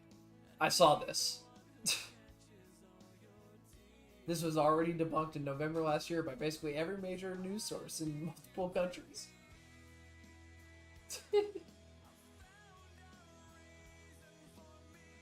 You know Kid Dracula? They're a really good player.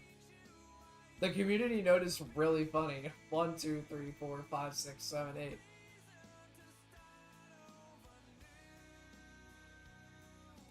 Oh yeah, and then Galera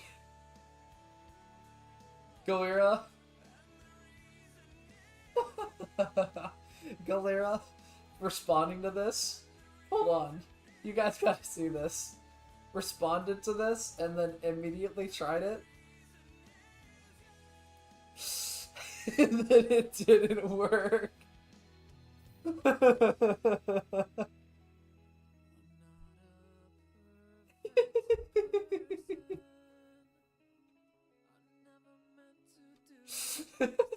I'm not awesome sauce. It didn't work. So it's just said on this tweet that said I'm not awesome sauce. It's a bunch of fucking cars.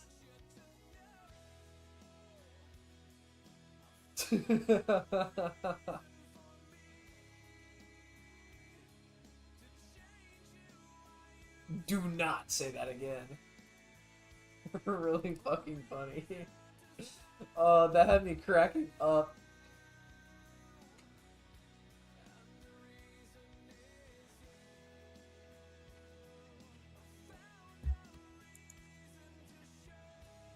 Almost as much as this. Hold on. I gotta show this again just because I think it's really funny.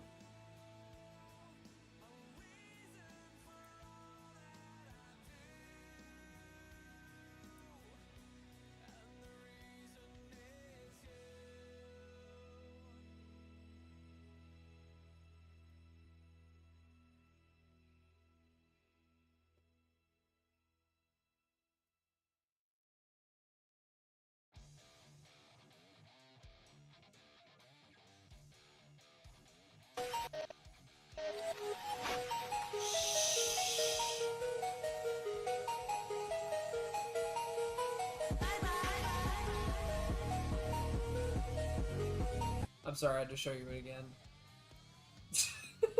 I just think it's really, really funny. It's a fucking horse.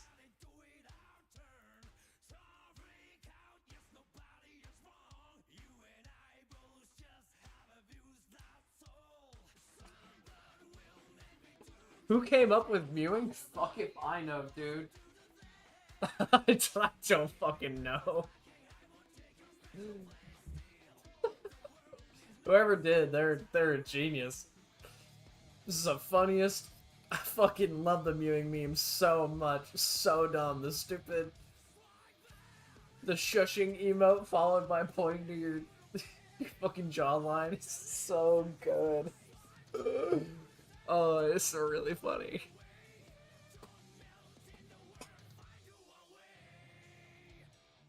My mom doesn't know what an Xbox is, but knows what mewing is. That's really funny. The bye-bye. The pee-pee-poo-poo man. Say his name. You won't be laughing when he kills you. You guys want to see some people not playing very well before I wrap up stream?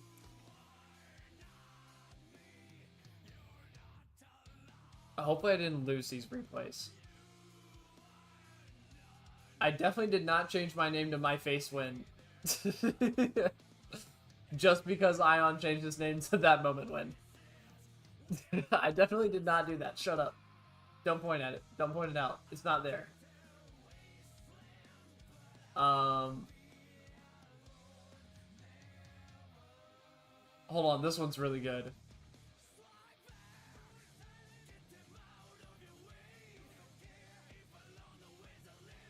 I have this one saved because of how much it fucking cracked me up what this guy did at the end of the game.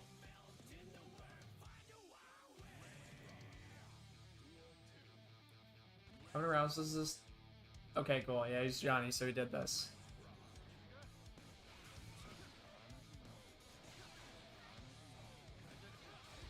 I'm getting mixed and shit. No, wait, maybe it was around before then. You down for a quick set? Hold on. Yeah, we can play a quick set. I start doing work for 4 hours? Yeah. I think it was at the end of this round.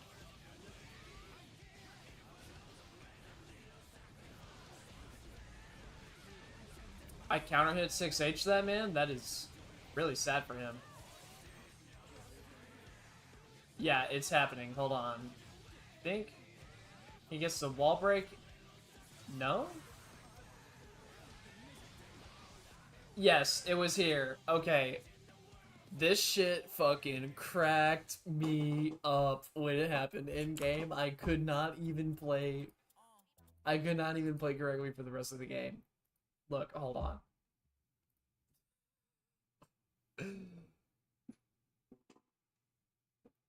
I was considering looking into doing something like that or getting like a standing desk. If I ever had the money, I would definitely be willing to get a standing desk. I think this is, yeah, he starts building a ton of bursts. Mixing them, mixing them. Okay.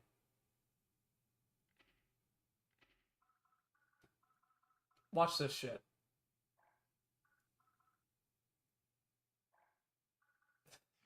Fucking watch this. Oh, wait.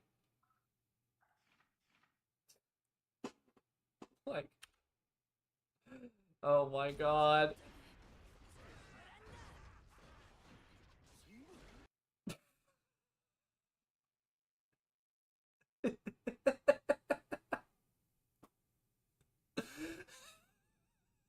The AirYC. And then watch this. Watch this.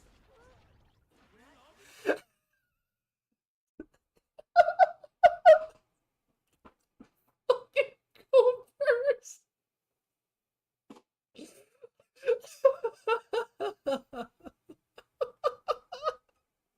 What are you doing? Calm down.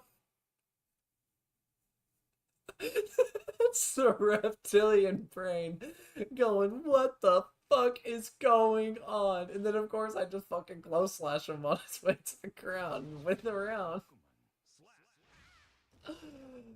Oh my god. Oh, if fuck. Look at look at how I'm playing the rest of this game. I can't even, I just get hit by, I can't even take it seriously. I was so fucking distracted. I'm just doing I couldn't block shit. I was laughing my ass off. It's so fucking funny. Oh, the reptile brain kicked in. Panicked so hard. Alright. Yeah, I'll go chase you down. We can do like a first to 10 real quick or something. I can't guarantee I'm going to be playing very well because it's almost 8 hours into the stream. I did not get very good rest. Definitely going to go lay down after stream.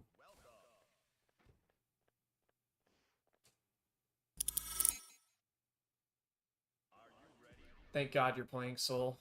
Oh my god. If you were playing Axel, I legitimately might have just told you no. I'm gonna be dead honest. I legitimately might have just said no. I don't have it in me.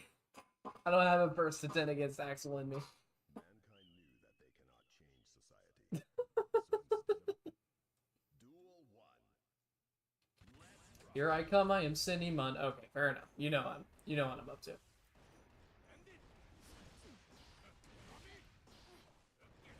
Oh, I tried to 6P it.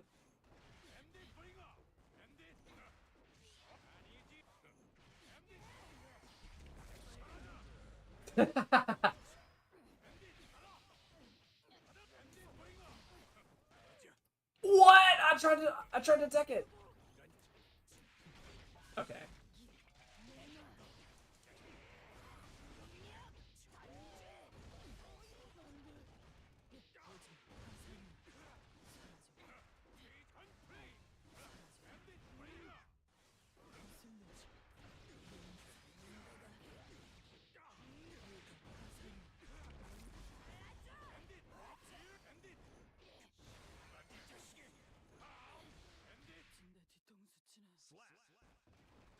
What a name, General Goldburst. Oh yeah, that's classic.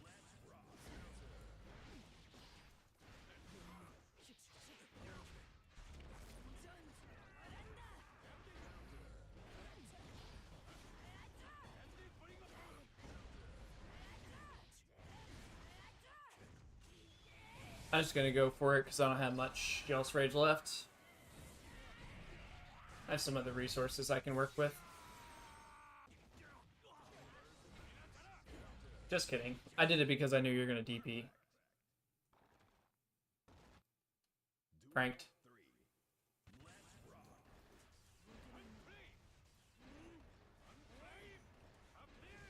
Holy shit, did I just get anti-air Fafnir'd? I hate it here.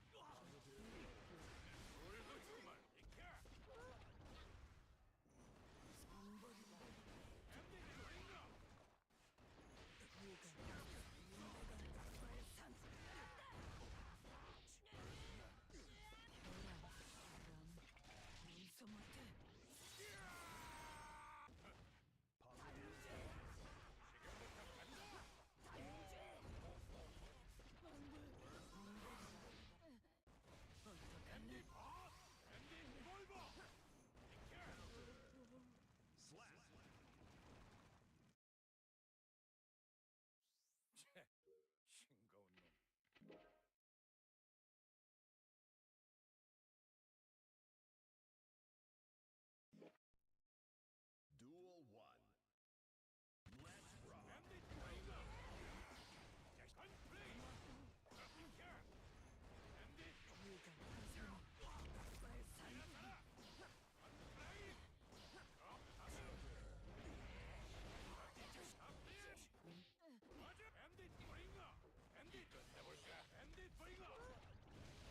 What in the... I was just blocking high. That's not real. Oh.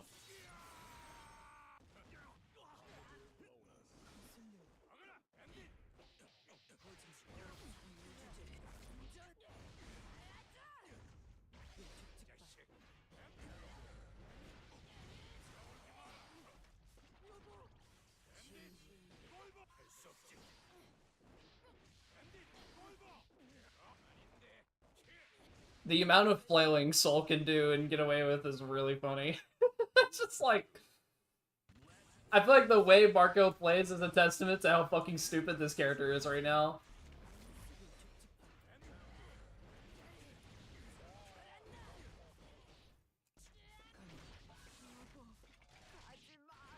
No insult to Marco. I think it's hilarious. I think it's an awesome playstyle. Terrible backdash. Don't ever do that.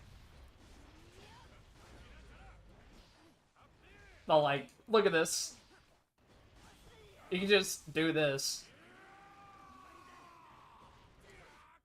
Get away with it.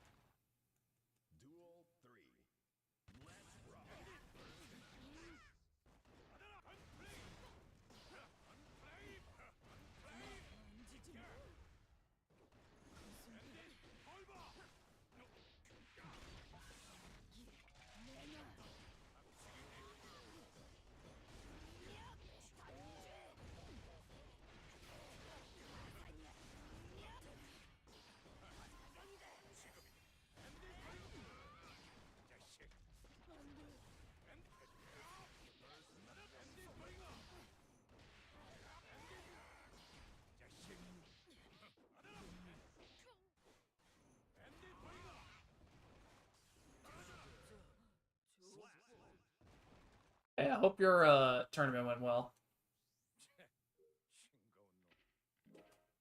Like, Soul can literally just flop around the screen like a dead fish, and because he has so much health and does so much damage, it literally means nothing.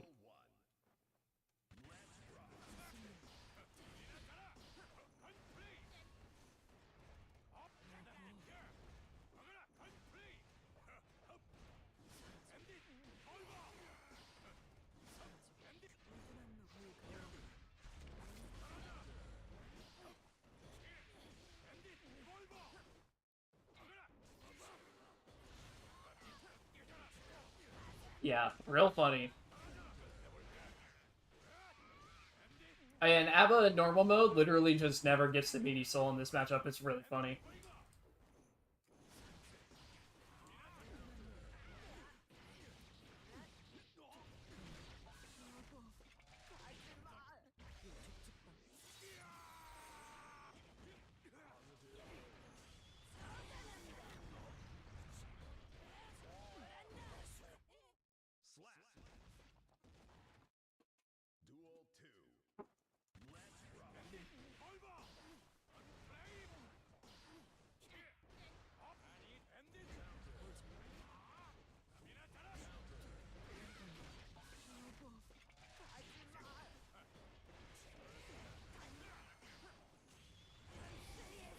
Terrible idea.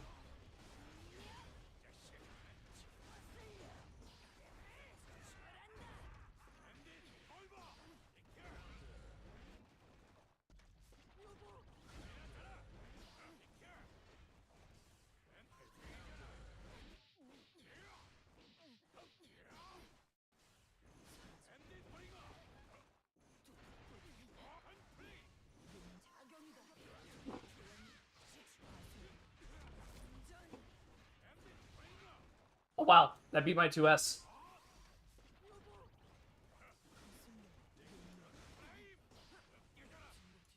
You see what I mean?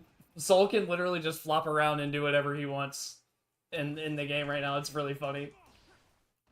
He's part of the reason I can't take the game really seriously right now, because this character exists and can do this. And can backdash twice in neutral and not get punished for it. And just run up DP and not get punished for it. And do random bandit revolvers and random 2Ks that are 5 frames only and not get punished for it.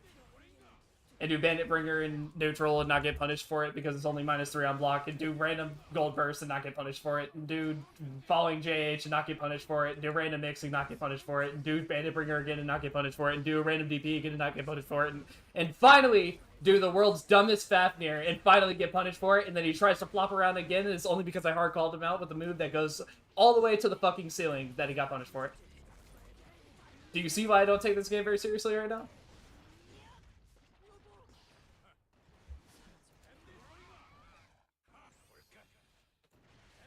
By the way, he can charge that too, so whether I 2S in time or not is irrelevant. I just have to let the 2S rip. I'm going to show you guys all the things Soul can do and not get punished for that makes this character fucking ridiculous right now.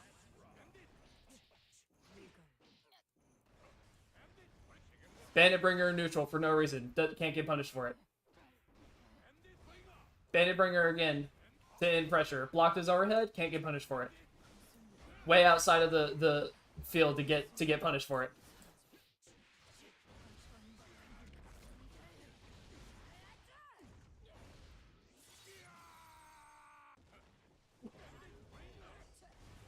Did Bandit bring her neutral again? Didn't get punished for it.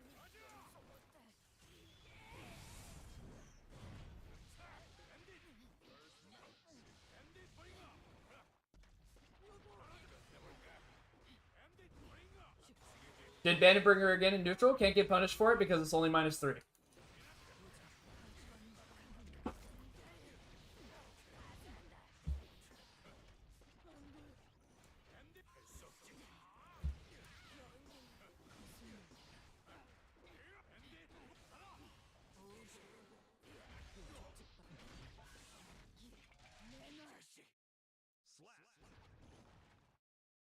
Duel 2. Let's rock.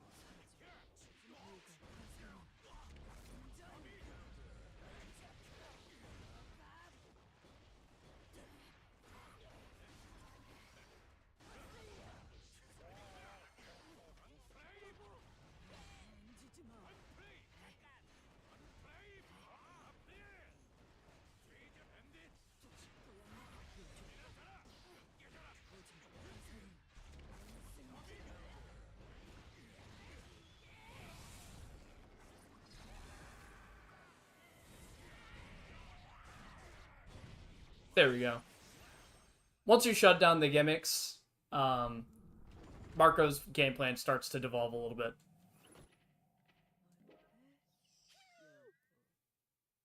Abitu-S helps a lot with shutting down Marco's gimmicks. Marco, I actually think if you did less gimmicks, which I hope you don't, because it's your thing, but like, if you did less gimmicks, you would legitimately be really good at Soul.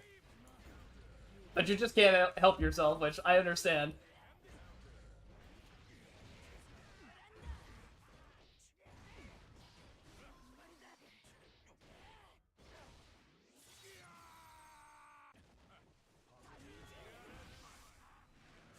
Yeah, that'll win.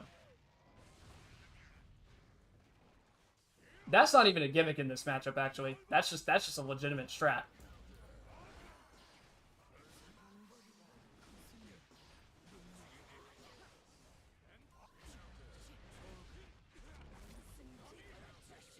Yeah. Duel 2. Let's rock.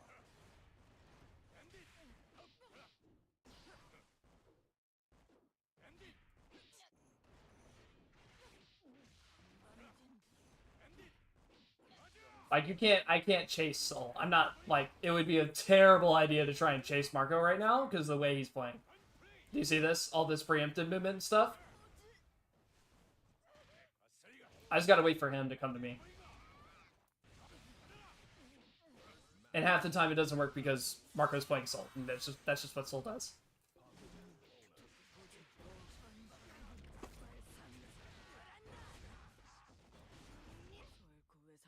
Oh, what? That's weird that that hit there. Duel 3. Let's rock.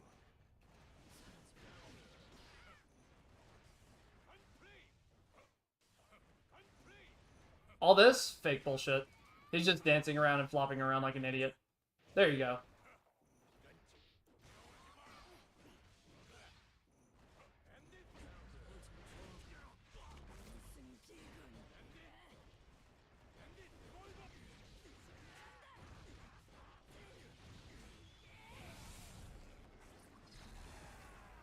Can't chase Marco. He'll eat you. I've learned how to fight Marco pretty well after...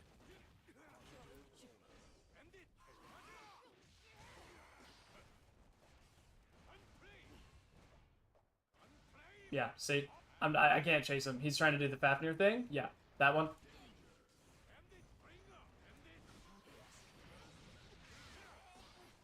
He's gonna burst, because he's Soul. There we go. Can't chase him. If you're ever fighting Marco, don't chase him. Do not chase Marco. This is how you fight against Marco. The moment you start trying to chase him and start trying to throw shit out and get all pretty, no. Stop it. You gotta wait. Marco makes the mistake first. All this, it's nonsense. He's just gonna do Fafnir, yeah.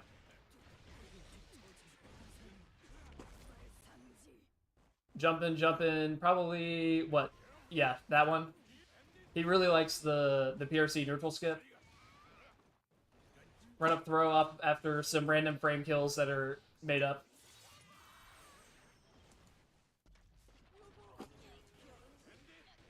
See, the moment I tried to chase him, get in his space, didn't work.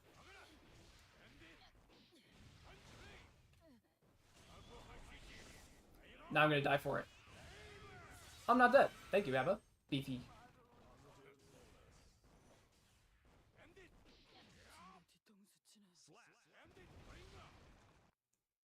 You just gotta kind of stand in one spot and stand your ground and wait for Marco to get impatient. But he'll still win because, you know, Spazzy Soul can just get away with whatever.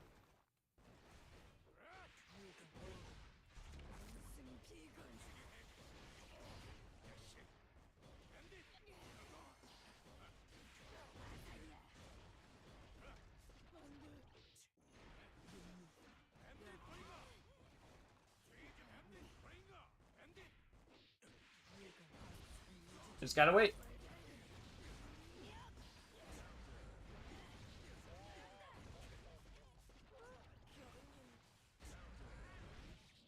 Just gotta wait him out. Don't get impatient.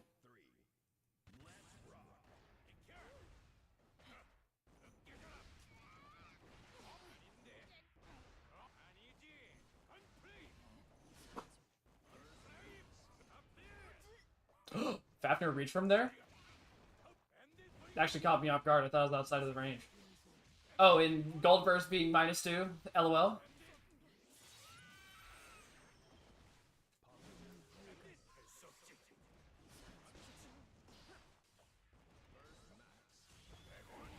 That's not gonna work. You're going under me too fast. Oh, wow! It caught me. I thought you would have gone under too fast. Did I have enough meter at the end? I don't think I did. I wasn't watching.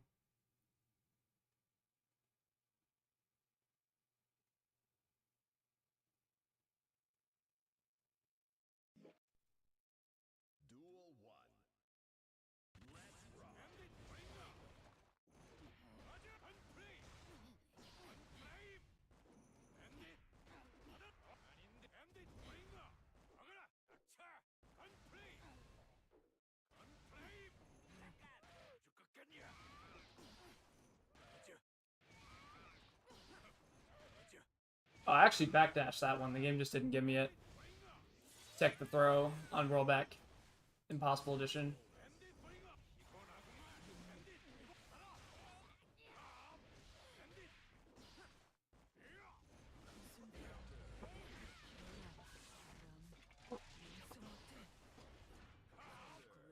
Oh, that'd be my 2S?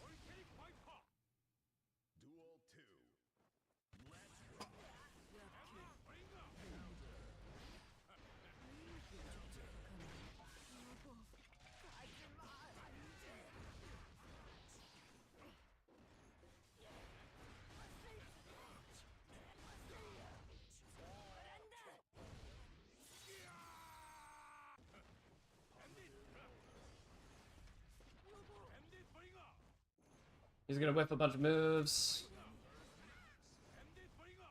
Random cross-up bandit bringers.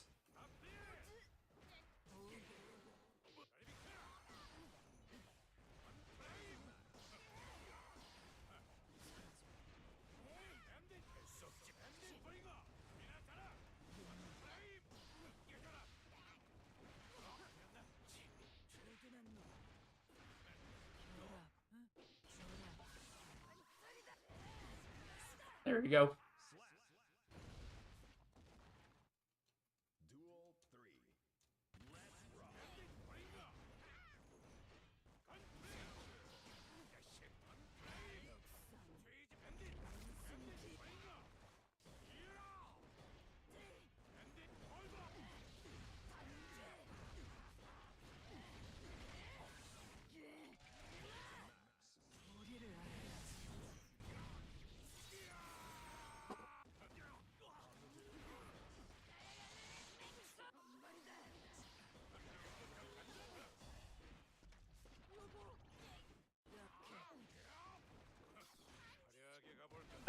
I was actually just mashing backdash that whole time. That's really weird.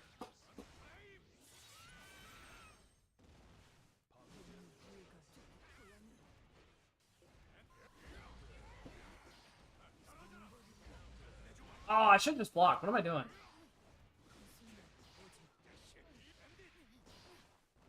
Oh yeah, 5-frame 2K. That's just gonna randomly beat out your shit for no reason because they decided to give Soul 5-frame 2K. If that was 6K, my 2H would have whip punished him there like it's usually supposed to do. Or counter hit him. But because it's Soul and they gave him a 5-frame 2K for no reason, then...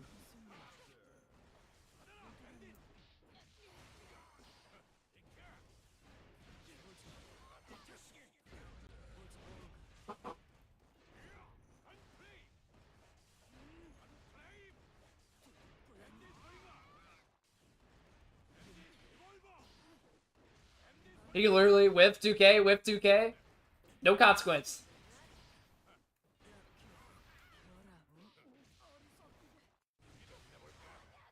Run up, air DP, catches backdash for some reason. Just because it extends so far forward. Does that for no reason. Also would beat you if you tried to do anything on wake up. Chargeable air attack, so you can't properly time any kind of 6P or anti-air to stop him from doing it. By the time you react to him like coming down towards the ground, he's already like too far.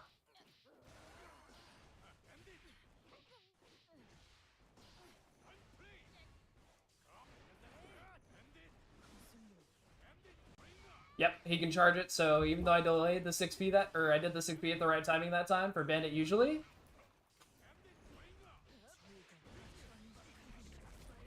If Marco chose to DP there, I would have gotten punished for that, by the way.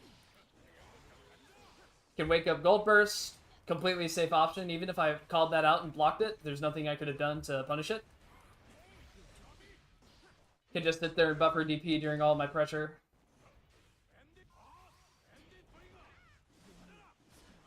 Can just jump around over you. Because his grounded movement is too good.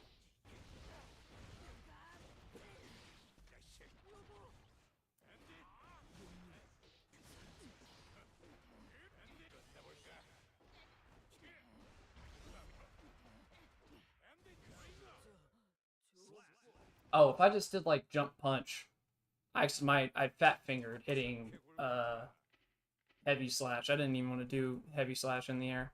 I didn't want to do an air attack, I just wanted to air block. He still would not have been punishable. Actually would have made it even more safe. Literally just bandit bringering to get in, and then doing nothing else is a valid strat on Soul because of how bandit bringer works.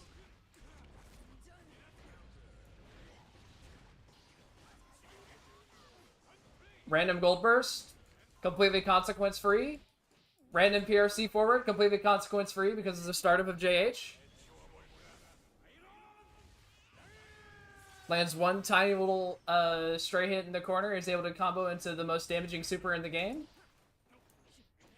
I finally get my turn once he does the whiff grab.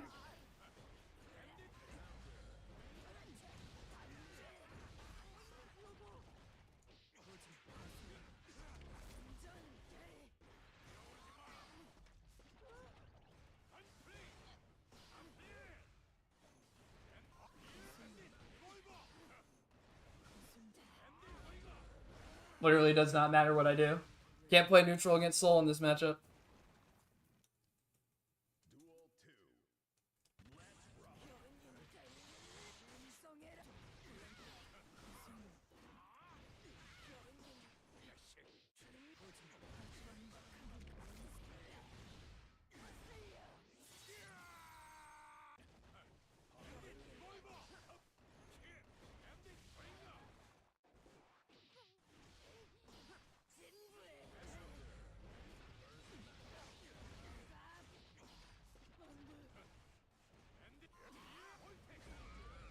Oh yeah, can just cross-screen vortex you at any moment in time, by the way.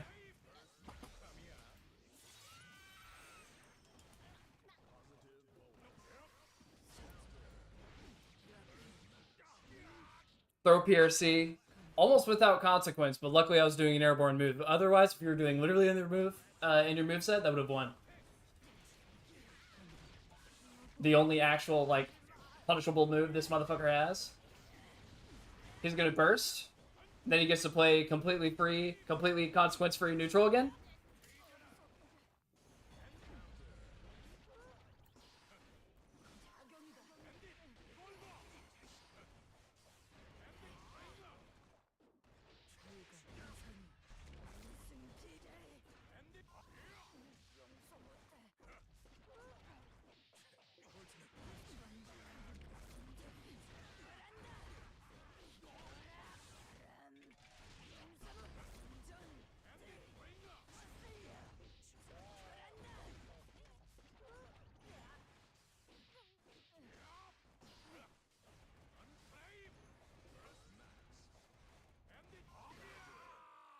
Yep.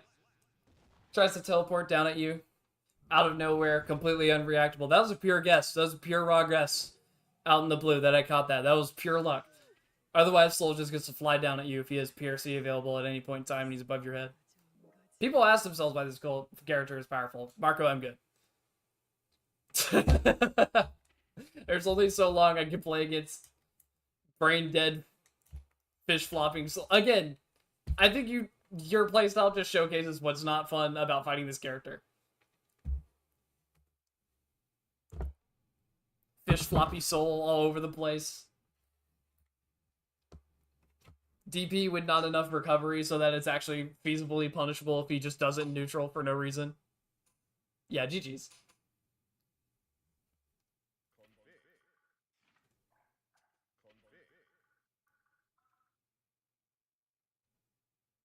Oh, Holy Order Sajam? Yeah, the Holy Order Sajam is the shit.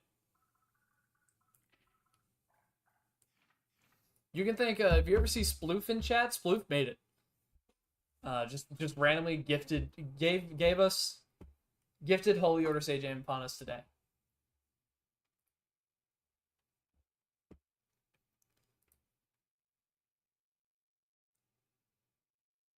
Well, Soul is busted. It should be nerfed. Yeah, it's like you see. I'm not doing a bad job playing neutral there at all. I'm calling out a lot of the fake shit you're doing, and you're still able to just lean on your health and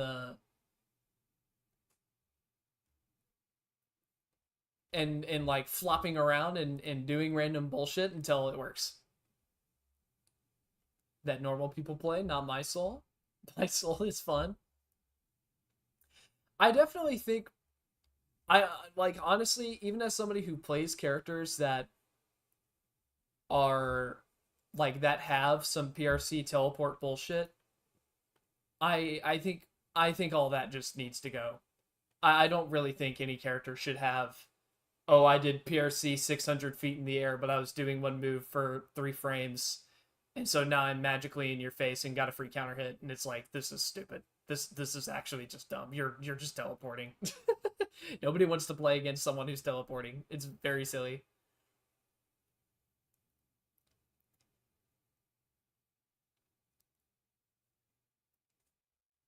The Soul that you play is partially a product of how the Soul that normal people play is balanced.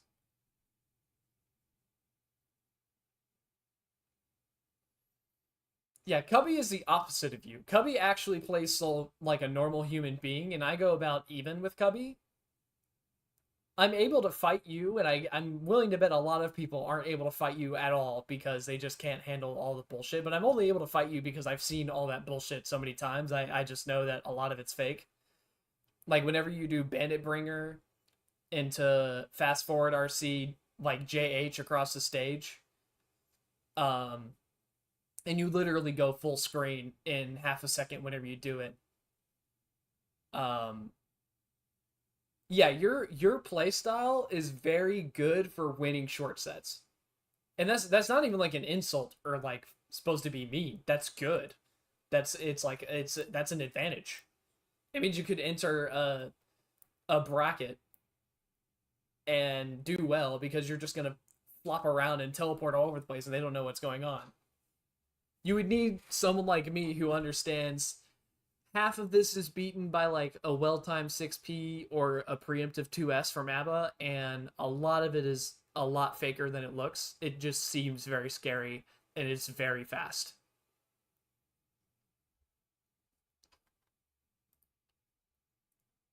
Like when you're sitting there and then you do like micro dash, micro dash, 5P, 5P. I'm like, those are not frame kills. I'm not scared of you. I'm not scared of you. That's not a frame kill. This Fafnir isn't real. Then I just wake up 6P and the Fafnir wasn't real. I know you didn't time that micro dash frame perfect. Get out of here. That you're full of it. I know. I'm not gonna fall for that.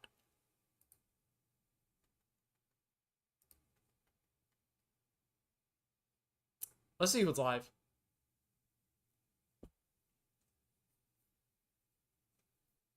Freaking out the reptilian part of the human brain. Yeah. And I spent so much of today, thing moved equals I'm blocking. Yeah. When a lot of the time, that's not the solution. Because if I let you just sit there and, like, hop around and do whatever you want, like, in my face, especially as ABBA, if I let you do that, like, around in my face, then, like, I'm actively losing there. That's not good for me.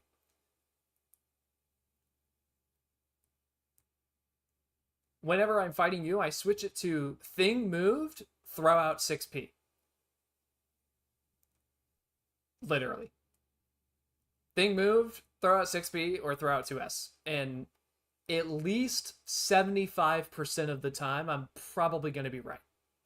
More than likely going to be right, like 75% of the time. And the shitty thing is that because you're playing Soul, it doesn't matter if it's 75% of the time, and that's more than 50%. You have so much health that it doesn't matter. And you can just farm burst, exploit, what is it? Why is my brain blanking? Exploit positive bonus to just farm burst. I could do Soul Airlines with JP SDB to beat someone looking for it with the 6P. You could do that. The SDP would have to be the world's greatest time SDP. I would anticipate, because of the fact that when you're flying like that, the game intentionally makes it so that Volcanic Viper stops your momentum, so you don't get to do a fucking forward advancing DP across the stage, which would be very silly.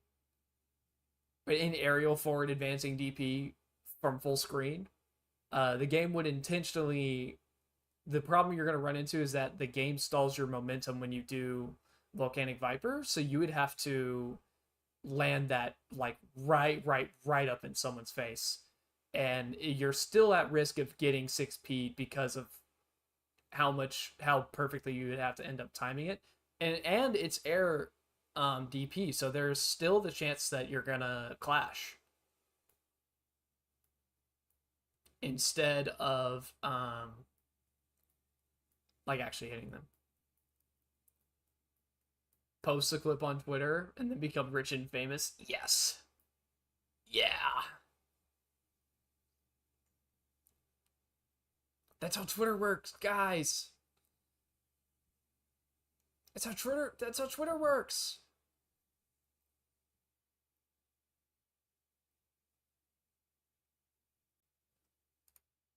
That was sick. That was sick. What's Leffen doing?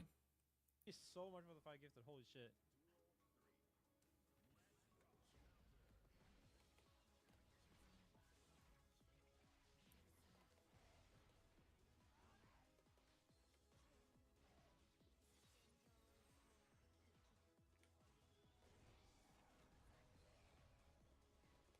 I do think if you and Cubby created the ultimate Soul playing baby, they would be an absolute monster, because they would have like the best of both worlds of random bullshit go and actual consistent combo game.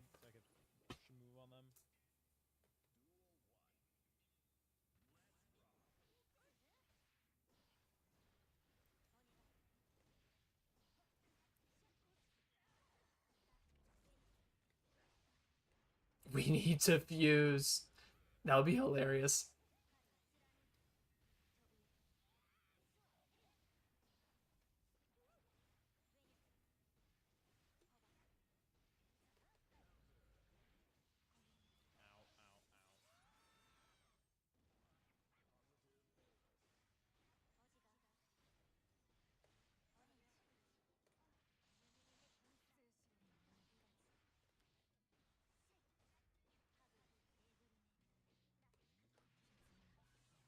Hmm.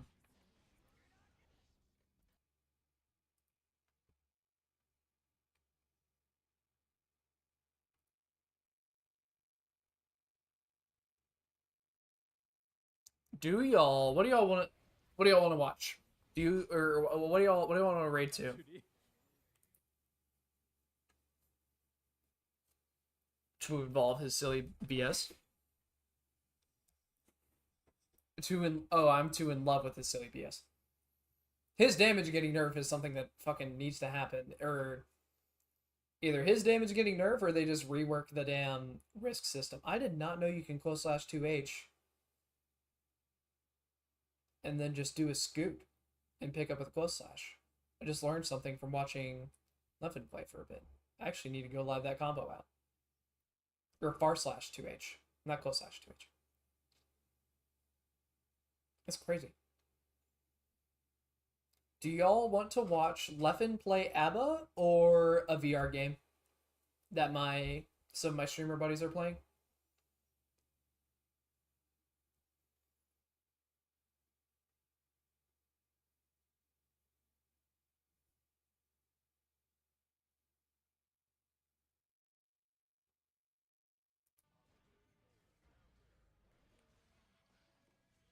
Leffen or who?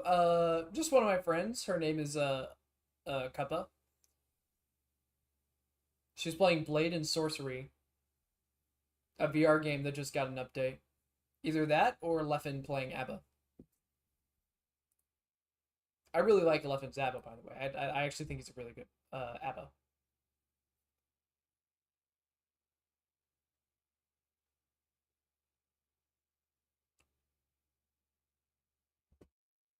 Okay, cool. We'll watch Kappa.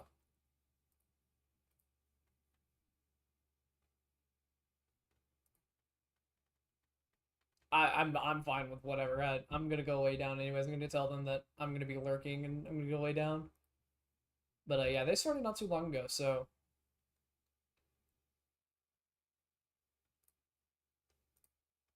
yeah. I'm gonna send you guys over to Cuppa, Hot Cuppa VT.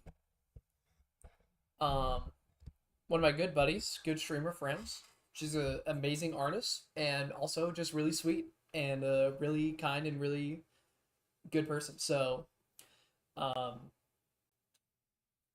yeah, go hang out, chill out with her, cut up bullshit. It's very similar humor to what's going on here, and it's a nice little small, decently small community, so it'll be fun. Okay, thank you guys for chilling out with me for like 8 hours or something today. I appreciate it. I think we got a lot done, and I got a lot of progress done on the Abadoc, which is really what I wanted to do. And I'm feeling good about that. I think it's going to be really good by the time I'm done with it. All right, I'll stop yapping. I'll see you guys later. Bye.